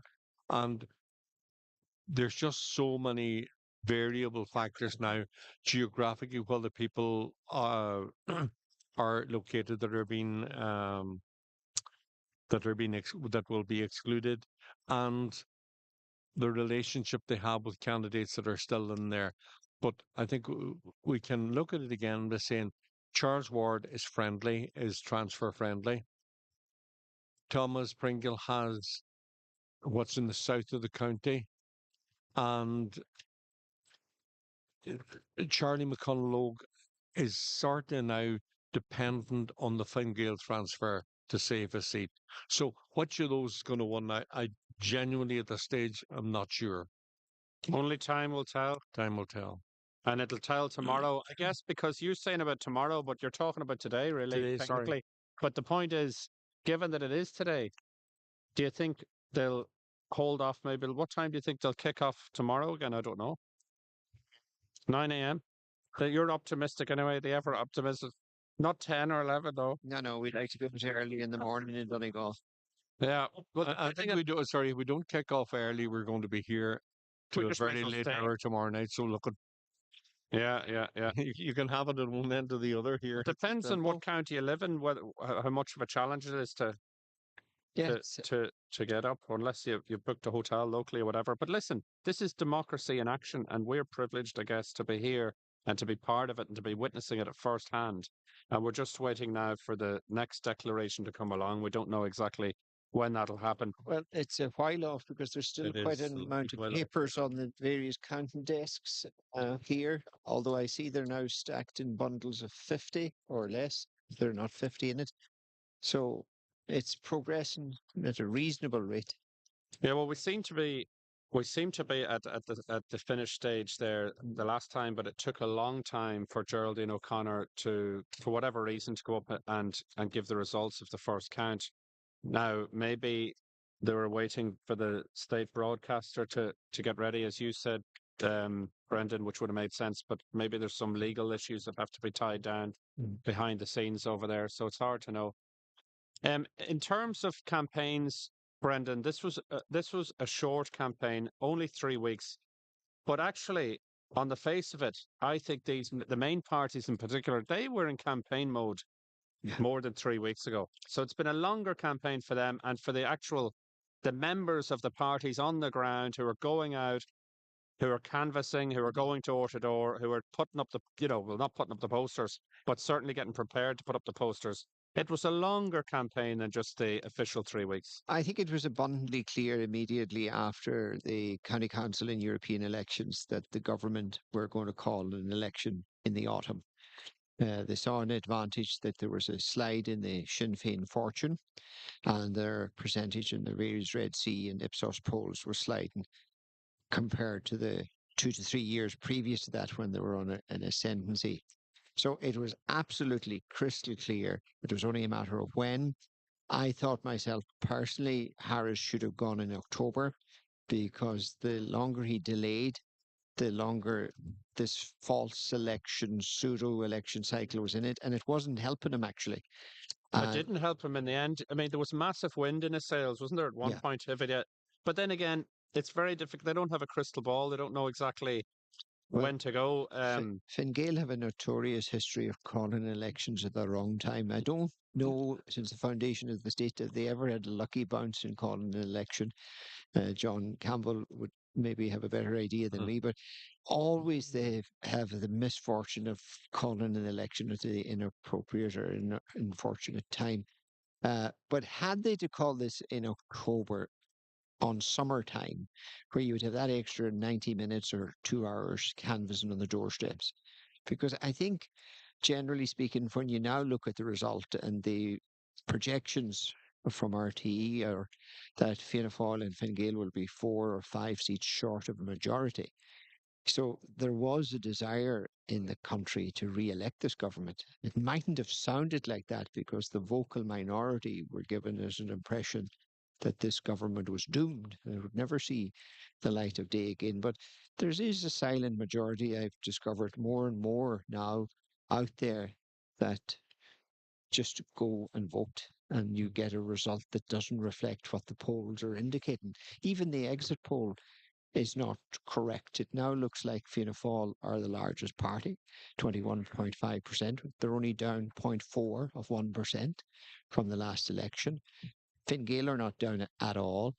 And despite what the exit poll said last night, that Sinn Féin are down possibly 5%. They're down at 18.5, 5.7. And so you have to ask really what is happening. What is happening? What is happening is, more often than not, when you're on a social media platform and the algorithms work on what you're looking up previously, we're drifting into vortex that are not reflecting the reality that are around us. There's parallel worlds going on here. There's the real world that we're all working 9 to 5 in, and we go back to our families and we do our thing. And then there's this social media galaxy that's around that unfortunately people are taking their information from, deriving their decisions from, and it doesn't reflect what the majority of the Irish people are clearly saying, as is articulated in the outcome of this election. And has it felt like a long election campaign for you, John Campbell? I mean, you would have been involved. How many elections? You're former Fine Gael director of Yeah. elections. I How think many? How many elections were you involved in? I was, well, I only I was director of elections for 9 elections. They're varying different 9 elections here in Yeah. Donegal. Here in Donegal, 2 European elections. 2 European elections. Who was that for? That was the time Joe McCarthy, around the Joe McCarthy era, when Joe was initially when it was just Connacht Ulster, Yeah, you know. yeah. But it's every I think the timing of the election is something I would agree with Brendan on. The timing for some of the elections by certainly been guilty. She has not been good, to say the least, and I can never figure out why.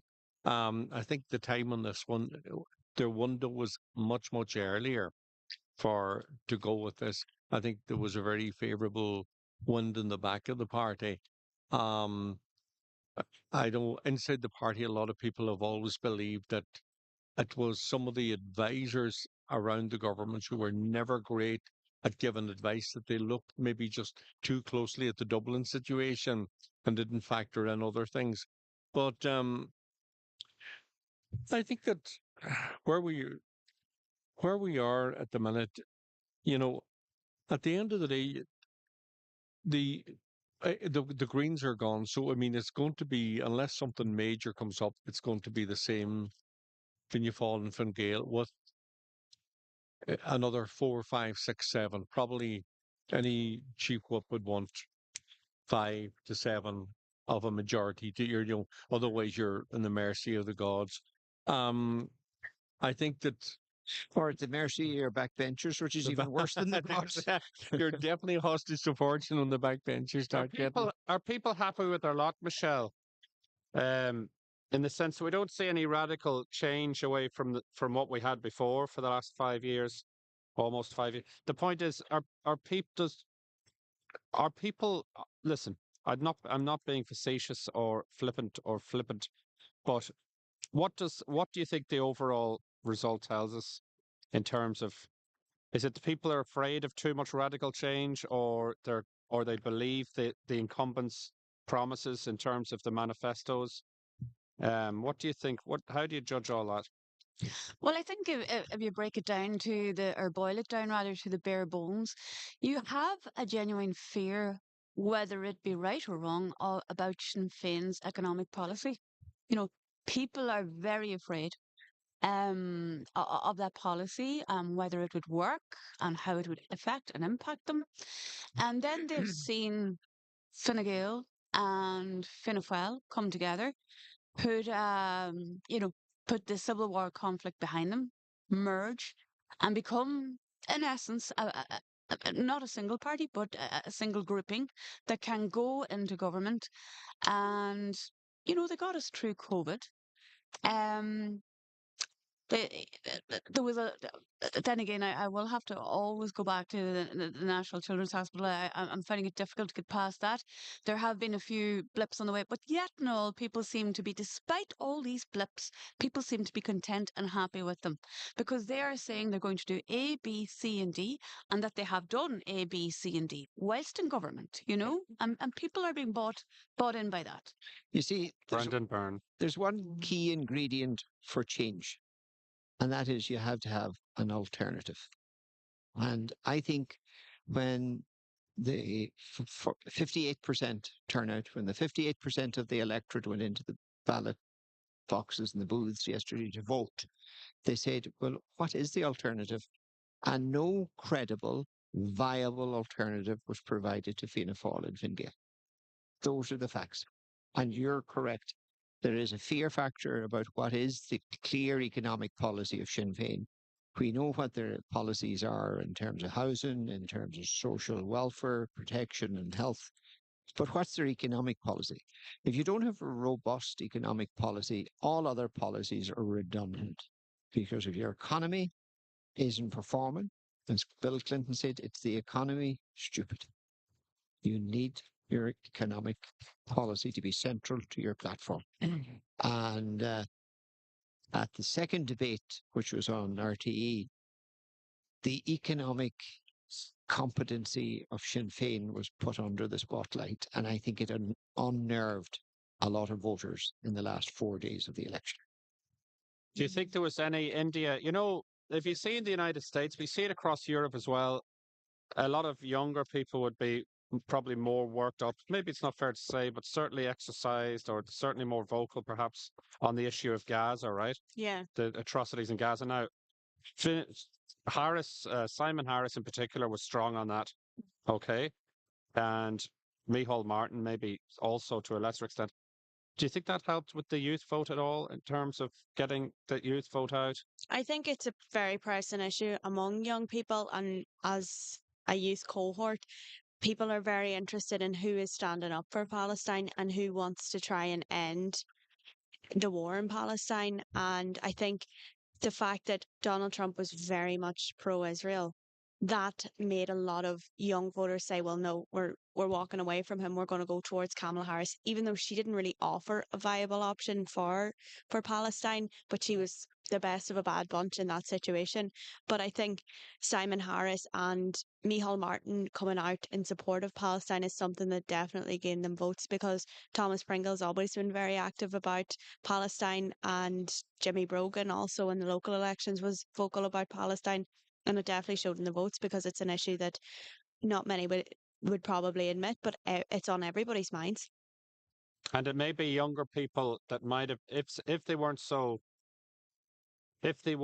vocal on the Gaza issue, Fine Gael and Fianna Fáil, maybe a certain cohort of young people would have gone with Sinn Féin because they would have been very vocal on it. And do you know what I mean? So I'm not being cynical, but from a strategy point of view, maybe Fine Gael and Fianna Fáil didn't do themselves any harm by coming out and being strong on it as well. Yeah, But there's so many issues. I mean, we're talking about the age group, the 18 to 25.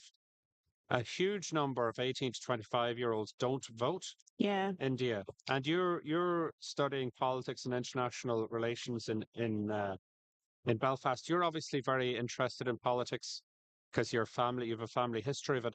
But isn't it incredible that such a large group of people that could have such a huge impact on the political landscape, the 18 to 25-year-olds, they just don't get involved. They're just not in. What's that about? Well, as we were talking about earlier, I do think it goes back to how politics and how elections are taught in schools through CSPE. There's not enough of a focus on, well, this is the election, this is why it's important to vote, this is how you vote, this is why you vote, and this is what the government's made up of. Like, it was my favourite class at school, and I went on to study politics. But for a lot of people, it was just a class where you could do your homework and watch movies. So it's unfortunate that that's the way it's taught. And the vote at 16, I'd say we will see that in our lifetimes. It's something that Would you TDs, support that? I would support that. I think it's important. If you can vote in a mayoral election at 16, you should be able to vote in a general election at 16. I think Maybe there you is, can't drive at 16. you can't drive at 16, no, but I still think you should be allowed to vote at 16 because there's definitely an appetite for 16-year-olds that want to vote and want to get out and vote. Maybe there won't be a big influx. There's not a big influx of 18 to 25-year-olds voting, but it's still going to add to the cohort. It's not easier to manipulate that age group. I don't know, especially we were talking earlier about social media, Yeah, and social media. it seems to be going off the scales even more now with the way AI is going. It's really getting amazing, Yeah. and fantastic potential, but also poses many threats. And I suppose that argument goes in terms of the young brain developing and whatever else. Maybe that in terms of making an informed decision, 16, but you'd support that anyway. Well, I think it's something that But if we can't get to 18 to 22, if we can't get 18 to 25-year-olds to vote, how are we going to get 16-year-olds to vote? Maybe they'd be more inclined to vote. I don't know. I would say they would be more inclined to vote because they can't vote. And I think it might open the door for people to say, well, if I can vote at 16, then it's important that I carry on this Keep vote now going. at 18 and Yeah. so on and so forth. But as I keep saying, it's definitely something that needs to be looked at in schools so that there's more of an appetite for people to vote and they can understand the vote better. Would you say, Michelle, that you've always had a big interest in politics from a very early age, or was it when you sort of moved more into journalism? I've always had a big interest in politics. I remember for my history, I would have done a special study on Padre O'Donnell, who's from the West, who was a huge, you know, player in politics in our area. And then I went on to Trinity to study politics in Trinity. Trainers for winners. Trainers for winners. And I really enjoyed politics there as well. And I've always had it. And I'm actually genuinely, as we're talking about this, I'm trying to consider whether we were taught politics at school. I remember distinctly Bismarck and Lenin and Stalin, and perhaps I had more of an interest in them because they were, foreign to me quite literally. And I enjoyed studying them. So we would have done a fair bit on Fine Gael and Fianna Fáil and what, yeah, so I suppose we did, but it was only in history. And if you hadn't done history, you wouldn't have learnt that. And what about this question of trying to get this younger age group to engage in politics? As I said earlier on, I know a huge number of young people, early 20s, no interest. They wouldn't. You'd wonder if they even know there's an election on. Yeah, and I know Like people that it's wouldn't even register. well, they're not registered, and like say you're gonna vote, no, no. Are you registered? No. It's like you know. Mhm. It's You know what I really. mean? No, like this is real. This is real life. This is real. Am I wrong, India? Oh, you're This is 100% right. true. This is But real life. a lot of it goes down to misinformation. Like a lot of people I was speaking to said, I'm not going to vote because I don't know who to vote for and I wouldn't want to waste my vote. But I think it's worse to vote for the people. It's worse to not vote at all. I think it takes it would take 10 minutes to research each candidate, less than 10 minutes. And you could make a very quick informed decision. Even if you walked in, wrote 1, 2, and 3 and walked out, at least you're using your vote. Hmm. Is there any way we can ascertain, who did vote, what age they were? Because that would be very interesting. I'd love to see the breakdown of that. Really would. Yeah. And and that's the thing. But Michelle, to that question, because you mentioned you studied politics in Trinity and so on. But to the question of mobilizing that vote. Now, India has talked about trying to mobilize people at a younger age in school and so on. But what do you think the answer is? Is there anything that we can do to try and grasp their attention? Well, I do think that India is completely correct in what she's saying, that it needs to be further focused on in school and education. Young people need to be made aware of the importance of their vote, how it impacts, how it lands, as well as that, it's very simple to say that, you know, that they simply aren't voting. Um, but there has to be a way to motivate them. Like I remember when I was in Public Galgador, we had a full day of Pat Cope standing down in the assembly and talking to us about, politics and why it's important. And actually on that day, he was very vocal as well about the Irish language. So that in a way, and as well as that, I'd say Public Galgador because Pierce Doherty would have been, I was going to say a patient because I'm getting tired, but a pupil. You're not allowed to get tired. It's only 1 o'clock in the morning, for God's sake. You've only been here for, I don't even have lost count of hours. Yeah, but Pierce Doherty would have gone to that school, so there'd be a great appetite for politics in that school now. So it's a good time to start, beating the drums and getting them out. And Yeah. I think that politicians have to go into school more. I don't know, are they? Yeah, yeah. Yeah. And like as well, student councils are a great way for young people to get involved in politics. That was one of the first times I got involved in politics. I was fifth year representative and chairperson of the student council, and I loved it. I really enjoyed it. And it was a great way for people that were elected. It was a great way to show how elections were run. Now it was very bog standard. You wrote in a piece of paper, threw it in the box, and then went and had your lunch. There was no big count or anything like that. But it was probably the first time many people voted, and by the looks of things, it's probably the only time they voted since. What about if you paid €50? Yeah, a person aged between 18. Now, don't laugh because I'm being serious here, right? A person aged between 18 and 25, if they show their ID if they register, but they don't get the €50, they register online, then they show their ID at the polling station. And as soon as they show their ID at the polling station, they get the €50.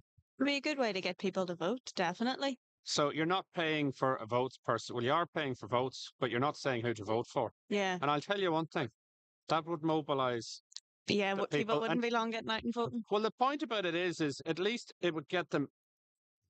Not even if they were, at least it would get them in the correct zone. Yeah. I'm not saying they would suddenly become, they want to be the next Taoiseach, but at least it would get them into the zone and they would even discuss it. Yeah. Like, oh, you're going down to get the little €50. Yourself. You know what I'm trying to say. Yeah, definitely. I'm definitely overtired now. But listen, I'm trying to think of ways here, trying to get because this is a huge number of people.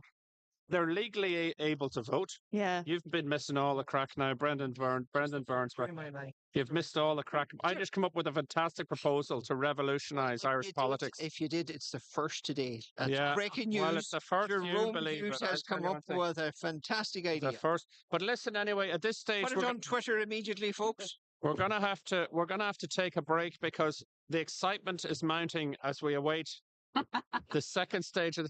No, listen, I'm serious about the excitement mounting. The excitement is mounting. Listen, things are only warming up at this stage. We're not just getting warmed up now.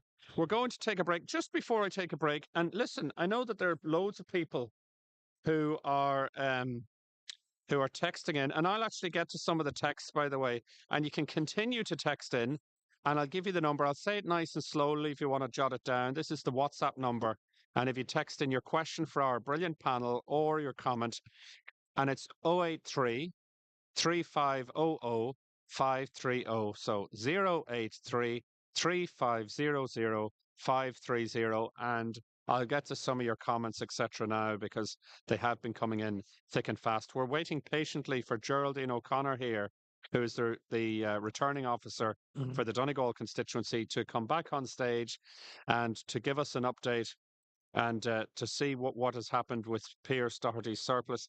And then at that stage, I think we'll be asked to leave the venue and to return again tomorrow morning.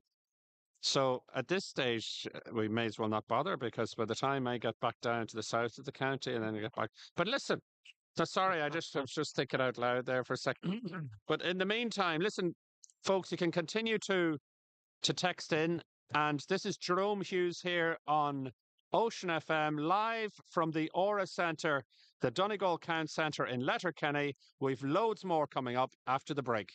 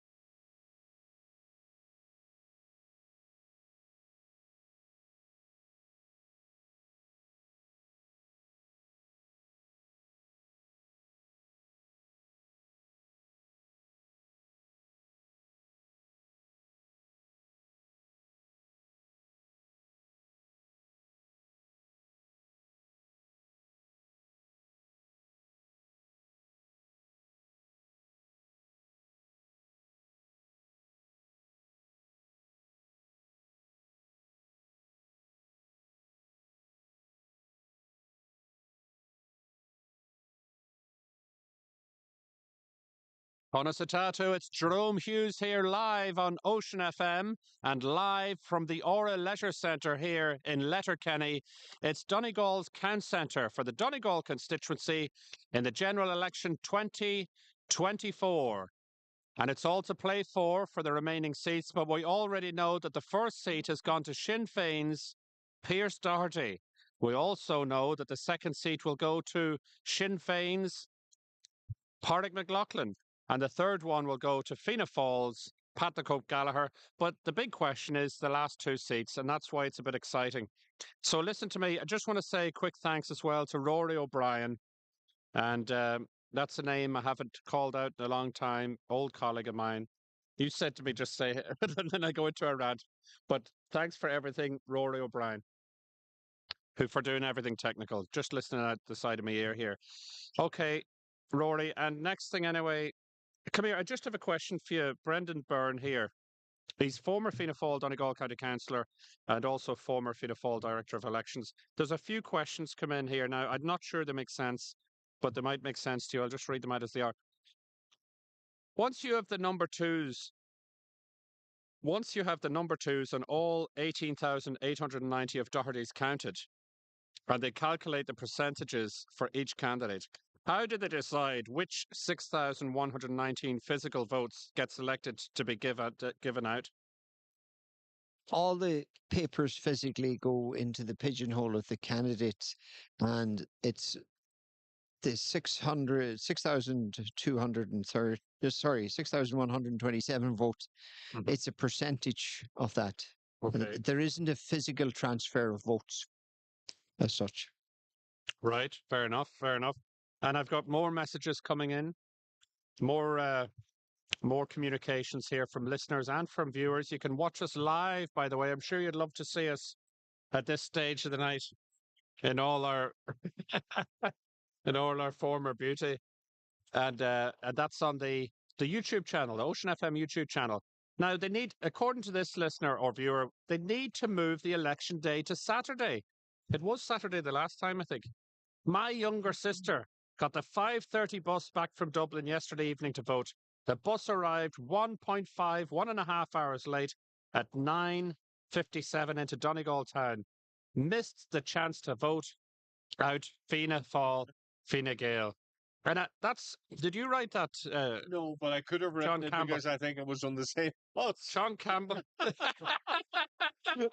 Tell the truth and shame the But devil. I had voted yesterday at 8 o'clock yesterday morning because No, it's a but I valid know point where though. I do know where the person's coming from. And I totally agree. And John Campbell made that point earlier on the day as well about the and I said if you had my high speed train that I wanted to develop, it wouldn't be a problem at all. And then another contributor says it should be made compulsory to vote like in some other countries, Jerome. Australia. Like Australia. And what's the system like there? Do you know anything about that? You get a fine if you don't vote, and then if you fail to vote twice in succession, you get twice the amount of fine, and it's accumulative. They have a very high turnout for obvious reasons.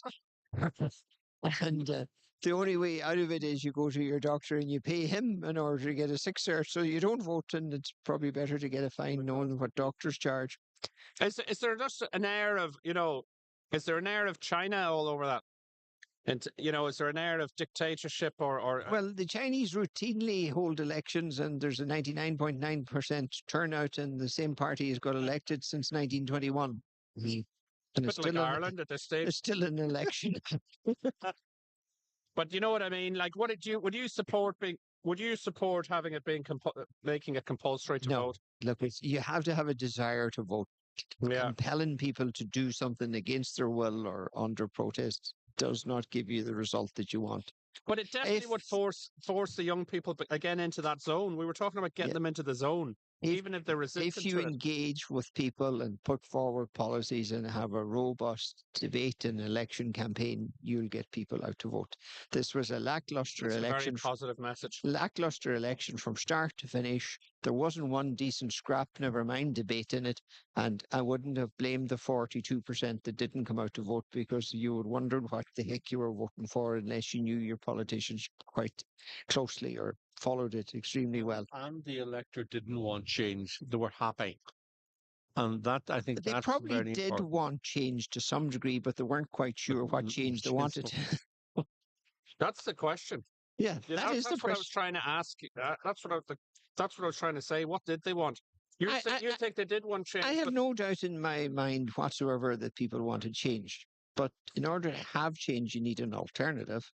And there was no credible alternative. I think we all need change to a certain degree in policy. But if there's no credible alternative, you can't change. like if it was some sort of a grand sweeping situation here for one particular party, it would make the whole thing much more exciting. But I think people want a certain amount of stability. Let's face it, the country has a lot of problems, but again, it has full employment. There are a lot of issues in terms of housing and stuff like that. But listen, there seems to be a cohort of people that will vote Fianna Fáil or Fine Gael come hell or high water. And we had this discussion earlier on. They're good voters. They're good voters because they come out, don't they? I mean, this is not this is not the different half of the Fine Gael Fine Fáil voters coming out this time than there was the last time. Well, These are the same voters. everything is relative. If we keep quoting Fianna Fáil and Fine Gael, and Fianna Fáil and Fine Gael as if they're responsible for everything and held accountable for everything, but the reality is Fianna Fáil and Fine Gael have 42% of the result of this election. That's the result they're getting, 42%. So the other 58% are so fragmented you couldn't put them in charge of anything. And you can see that today on Donegal's ballot paper. There's 20 candidates. Okay, there is between Fianna Fáil and Fine Gael 5, but the other 15 are from a plethora of independents, a plethora of small parties. The initials of half of them I can't remember from one minute to the day to the next minute. And I mean, can you imagine? we have a fragmentation of the electoral system through a proliferation of candidates. That's the thing. And say, like, even Pierce Doherty was here and he says, listen, I'm credibly looking at a pathway. Like, could you imagine what sort of a higgledy-piggledy patchwork of instability if Sinn Féin went into power with a load of, you know, Look at a massive patchwork of that would be very unstable. I have listened to that discussion and debate pre-election. I will be part of a left leaning this and a left leaning that and a left leaning the other. There'll not be one day in the Dáil after the first Dáil assembles, and they'll run a country mile away from the responsibility of forming government. That is a charade of pre-election relevance, making themselves relevant that they will be part of a government. I'm not specifically talking about Sinn Féin. Sinn Féin have a desire to go into government, but I'm talking about the plethora of independents that we have on the spectrum. And they're all forming left-leaning governments. I Do you think listened. that some of them don't have a desire to go into government? They would break out in a rash if they had an idea that they were going into government. Why do they not want to go Their very existence depends solely and completely and totally being on anarchists? being no, not at all. They wouldn't even go that far. They have to blame Fianna Fáil and Fine Gael for absolutely everything for the rest of their political existence depends on Fianna Fáil and Fine Gael. You're not going to name any names, no? Oh, sure, you couldn't start naming them. You have to name the whole lot. I'd be better off if you didn't. And John Campbell, it just seems to be, right? John Campbell's a former Fine Gael director of election. It just seems to be that they have a solid vote there. You remember Micheál Martin rebuilt. You had the 2009 financial crash, and you had the International Monetary Fund coming into Ireland, and you had the collapse of Fianna Fáil, and people were saying it's doomed, it's never going to come back. And then actually, one of the guys involved in the government running up, you know, from 1997, turns out to be Micheál Martin, turns out to lead the party, and not only lead it, build it right back up. Like, we're not saying it's this massive, you know, majority powerhouse of a party, but listen, it's right up there. It could even be the lead party, isn't it? Be the largest party. It'll be the after this. largest party, okay? And this is so people. This is a very loyal contingent, isn't it? This is a very loyal vote for Fianna Fáil. People vote for Fianna Fáil. People vote for Fine Gael. They can be sure of their vote. No. Yeah, I think people vote for Fianna Fáil and Fine Gael because first they're comfortable with the parties. They're confident. They know in the main what they're going to do in the same way that the other groupings nobody can tell you what exactly the policy would be. If you even tried to put 20 of the others in brackets together, it would be totally impossible, as Brenton said, because for a whole variety of reasons, there is no alternative.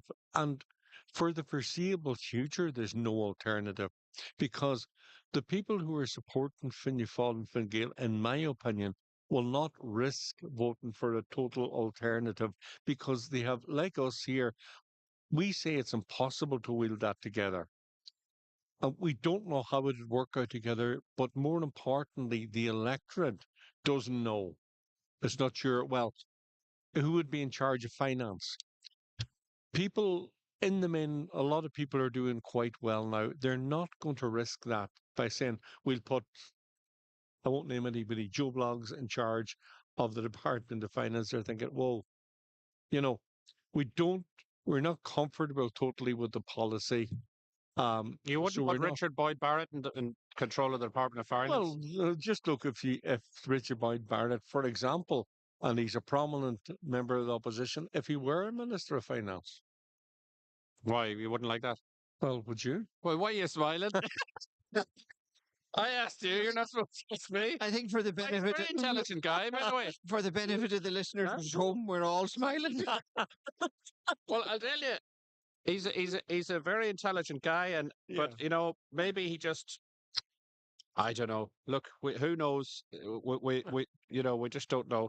But come here now, Michelle. I want to ask you, if you're going to reflect over the last, we were here from 9 o'clock yesterday morning. We're running into it now. If you're going to reflect over this, the two gentlemen here says, I think you both agreed it was probably the slowest election that you've had. And are you saying ever, like in Donegal? I can only go back as far as 1989. John can Well, go that's back far enough. Like, a lot further than me. can he? Oh, yes. Is that true? I can go back to 2 years, at least 2 years further back than that. Right. He's saying too. Well, come Look, here to me. can I make a He point was here? never good on The logic, tallies, John, actually. the logic of what we're saying here is from what's going to come in that batch. We're joking about Richard Boyd Barrett as a Minister of Finance, but Yeah. equally, why not have the Hutch as Minister of Justice? Yes. Yeah. Actually, somebody said that they should bring the monk in and Why not? make him the head of the cab. You know. Oh my God. But come here to me. Do you feel that this has been a long process today, Michelle? I mean, I do, and I wish. how many elections have you covered? A good few. A good few. Dublin in the late 90s would have been my first. Right. And then from when I came down here, I would always have been at some election or another. I don't think I've Does missed it many stand here. out as being particularly slow? It does. Does it? I think it does too. It's been, I was afraid to say it. Huh? yeah, for sure. For Why sure. is that? Why is that, Brendan? I think Like, is there a reason? there's no justifiable reason or sensible reason I can give, but I think when they saw the first count results and there is a cabinet minister's career That's on the true. line, that they're very conscious that there could be a full recount if it gets tight.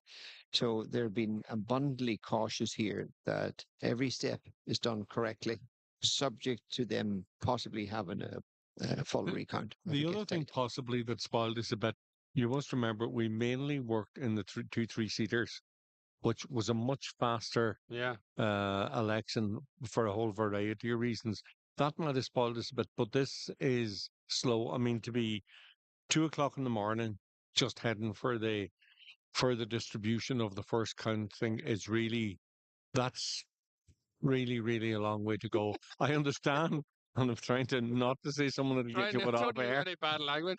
That's all right. But I think, on the other hand, I do understand it because I do understand the slowness because there's the potential of a sitting minister, a senior minister, losing on one hand.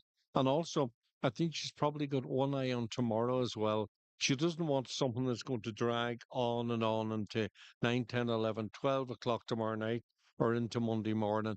But myself and Kevin were just saying, and Kevin's here keeping us on air. Kevin Fury, folks. But we were just saying that, wouldn't it, listen, everyone has an opinion. The point is, wouldn't it be better to let people go home earlier and have a decent night's sleep, come back early, and then and have a longer day tomorrow?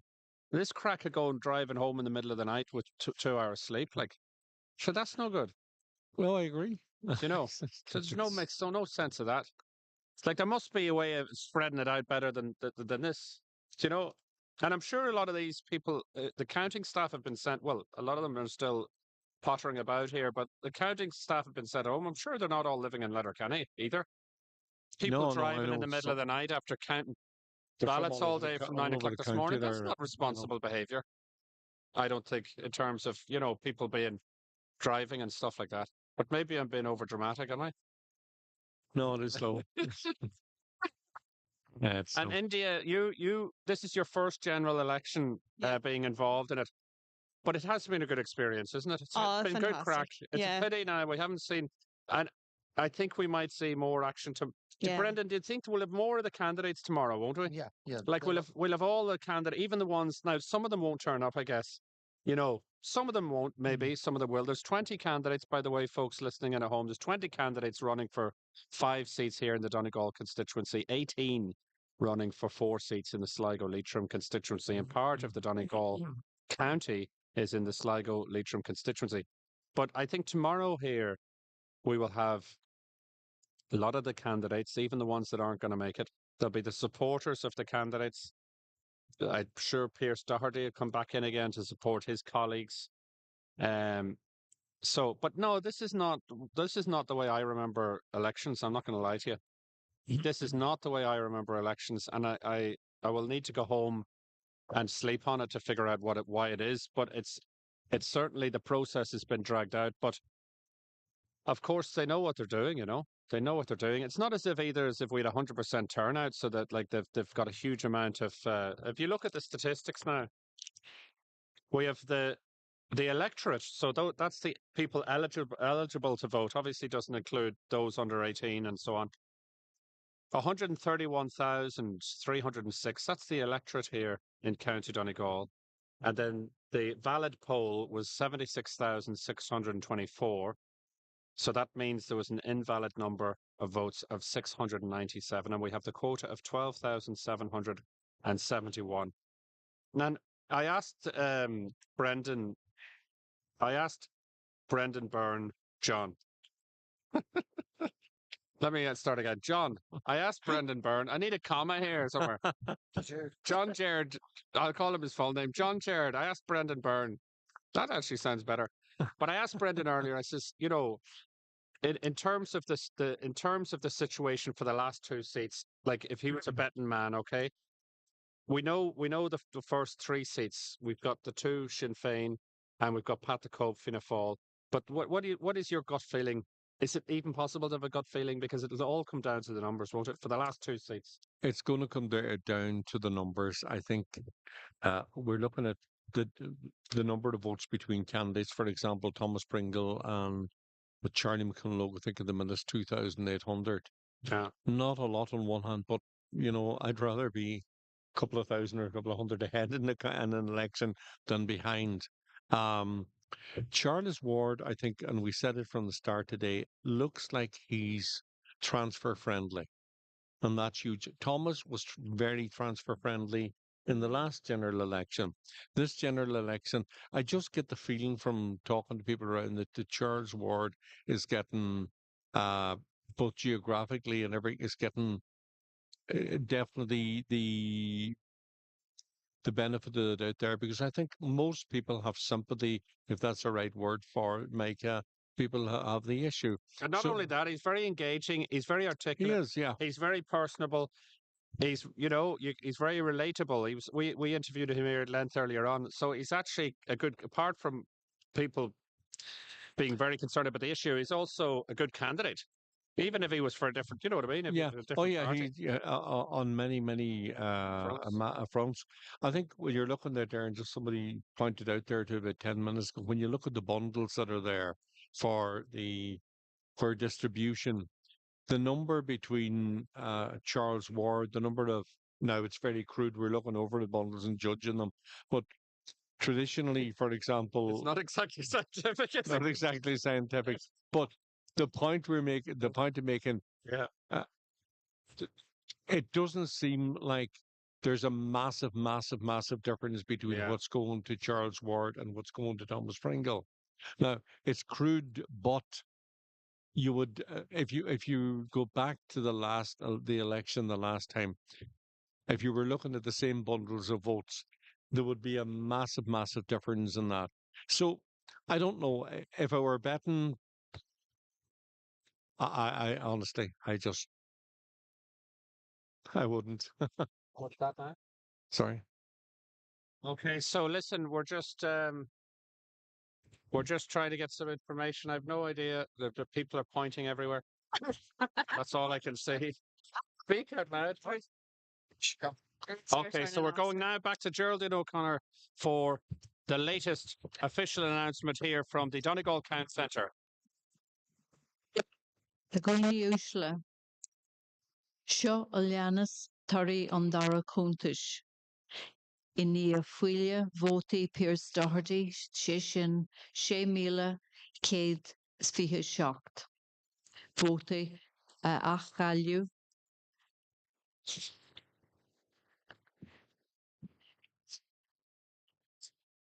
Voti Secuntish, Nikki Bradley, Finnegail Moja, Shaskahane, Umlon Voti, Trivila, Shockade, Sinijag, Bradley Vincent J.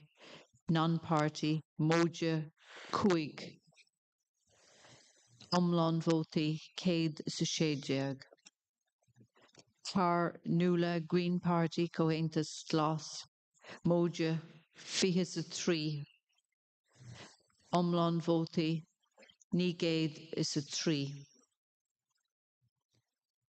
Gallagher, Carroll, People Before Profit Solidarity, Moja Shaska 3, Umlon Voti, Shakade Shaskani, Gallagher, Pat the Cope, Fianna Fáil, Moja Kerricade Octa, Umlon Voti, Jemila, Coicade Sakahar, Jordan, Noel, Sinn Féin, Mila is Octa Cahar, Umlon Voti, Keramila, Kerricade is a Cuig, Kennedy, Claudia, Fianna Fáil, Moja Shachteg, Umlon Voti, Gawcéad is Sanoka, McLaughlin, Padraig, Sinn Féin, Moja, Trímíle, Dachéad, Nóca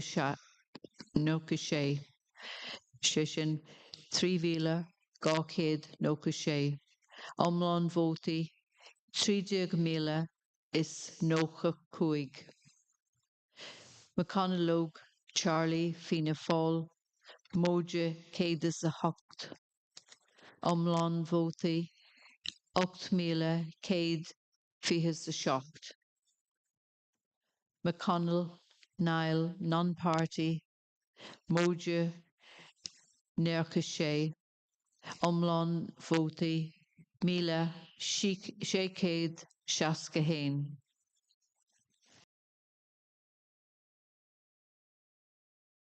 Moja, Shadeg, Umlán Voti, Thricade, Nocasani. McGuinness, Arthur, Desmond, non-party, Moja, Hain. Vote Umlán, Trecha Cuig. McGeever, Jerry, non-party, Moja, Doyeg. Umlán Voti, Thricade, Coigus Cahar. McMenamin, Kim, the Irish people, Moja, Hainjag.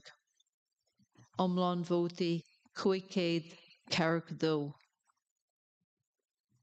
McNulty, John, Finnegail, Moja, Fihani.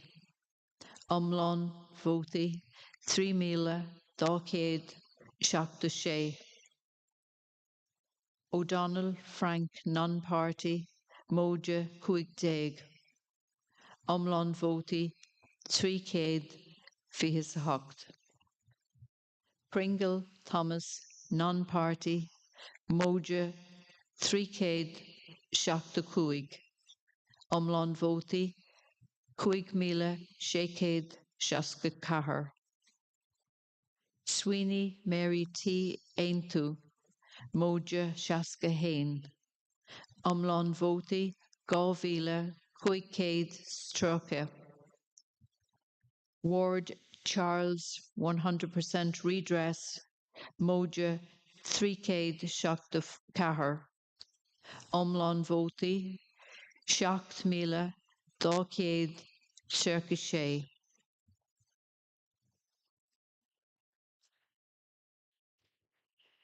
Hinnas go bhfuil an quóta banse amach ag Padraig McLaughlin, Program A Tuffa.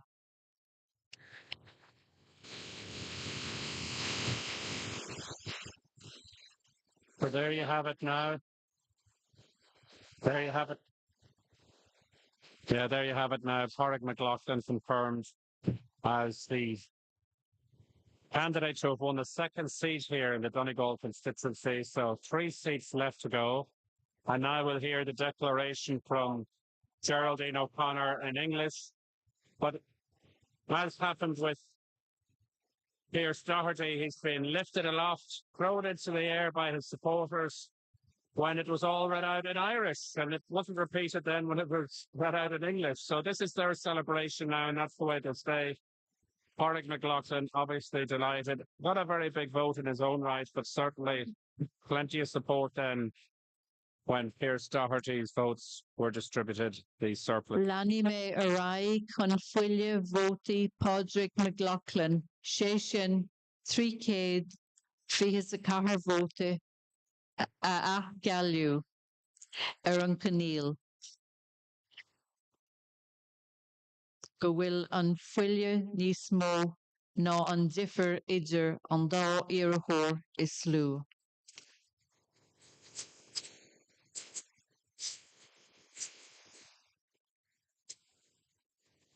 Cuirí mé an cúntas athló budí de uair a cloig maidin.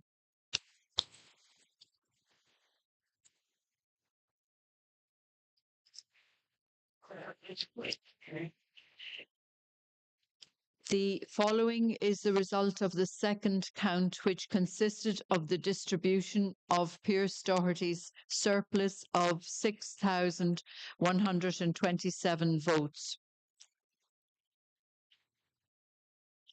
Nikki Bradley Fine Gael votes this count plus 61. Total votes 3,719. Bradley Vincent J. non-party plus 5. Total votes 116. Carr Nula Green Party Coentus Gloss plus 23.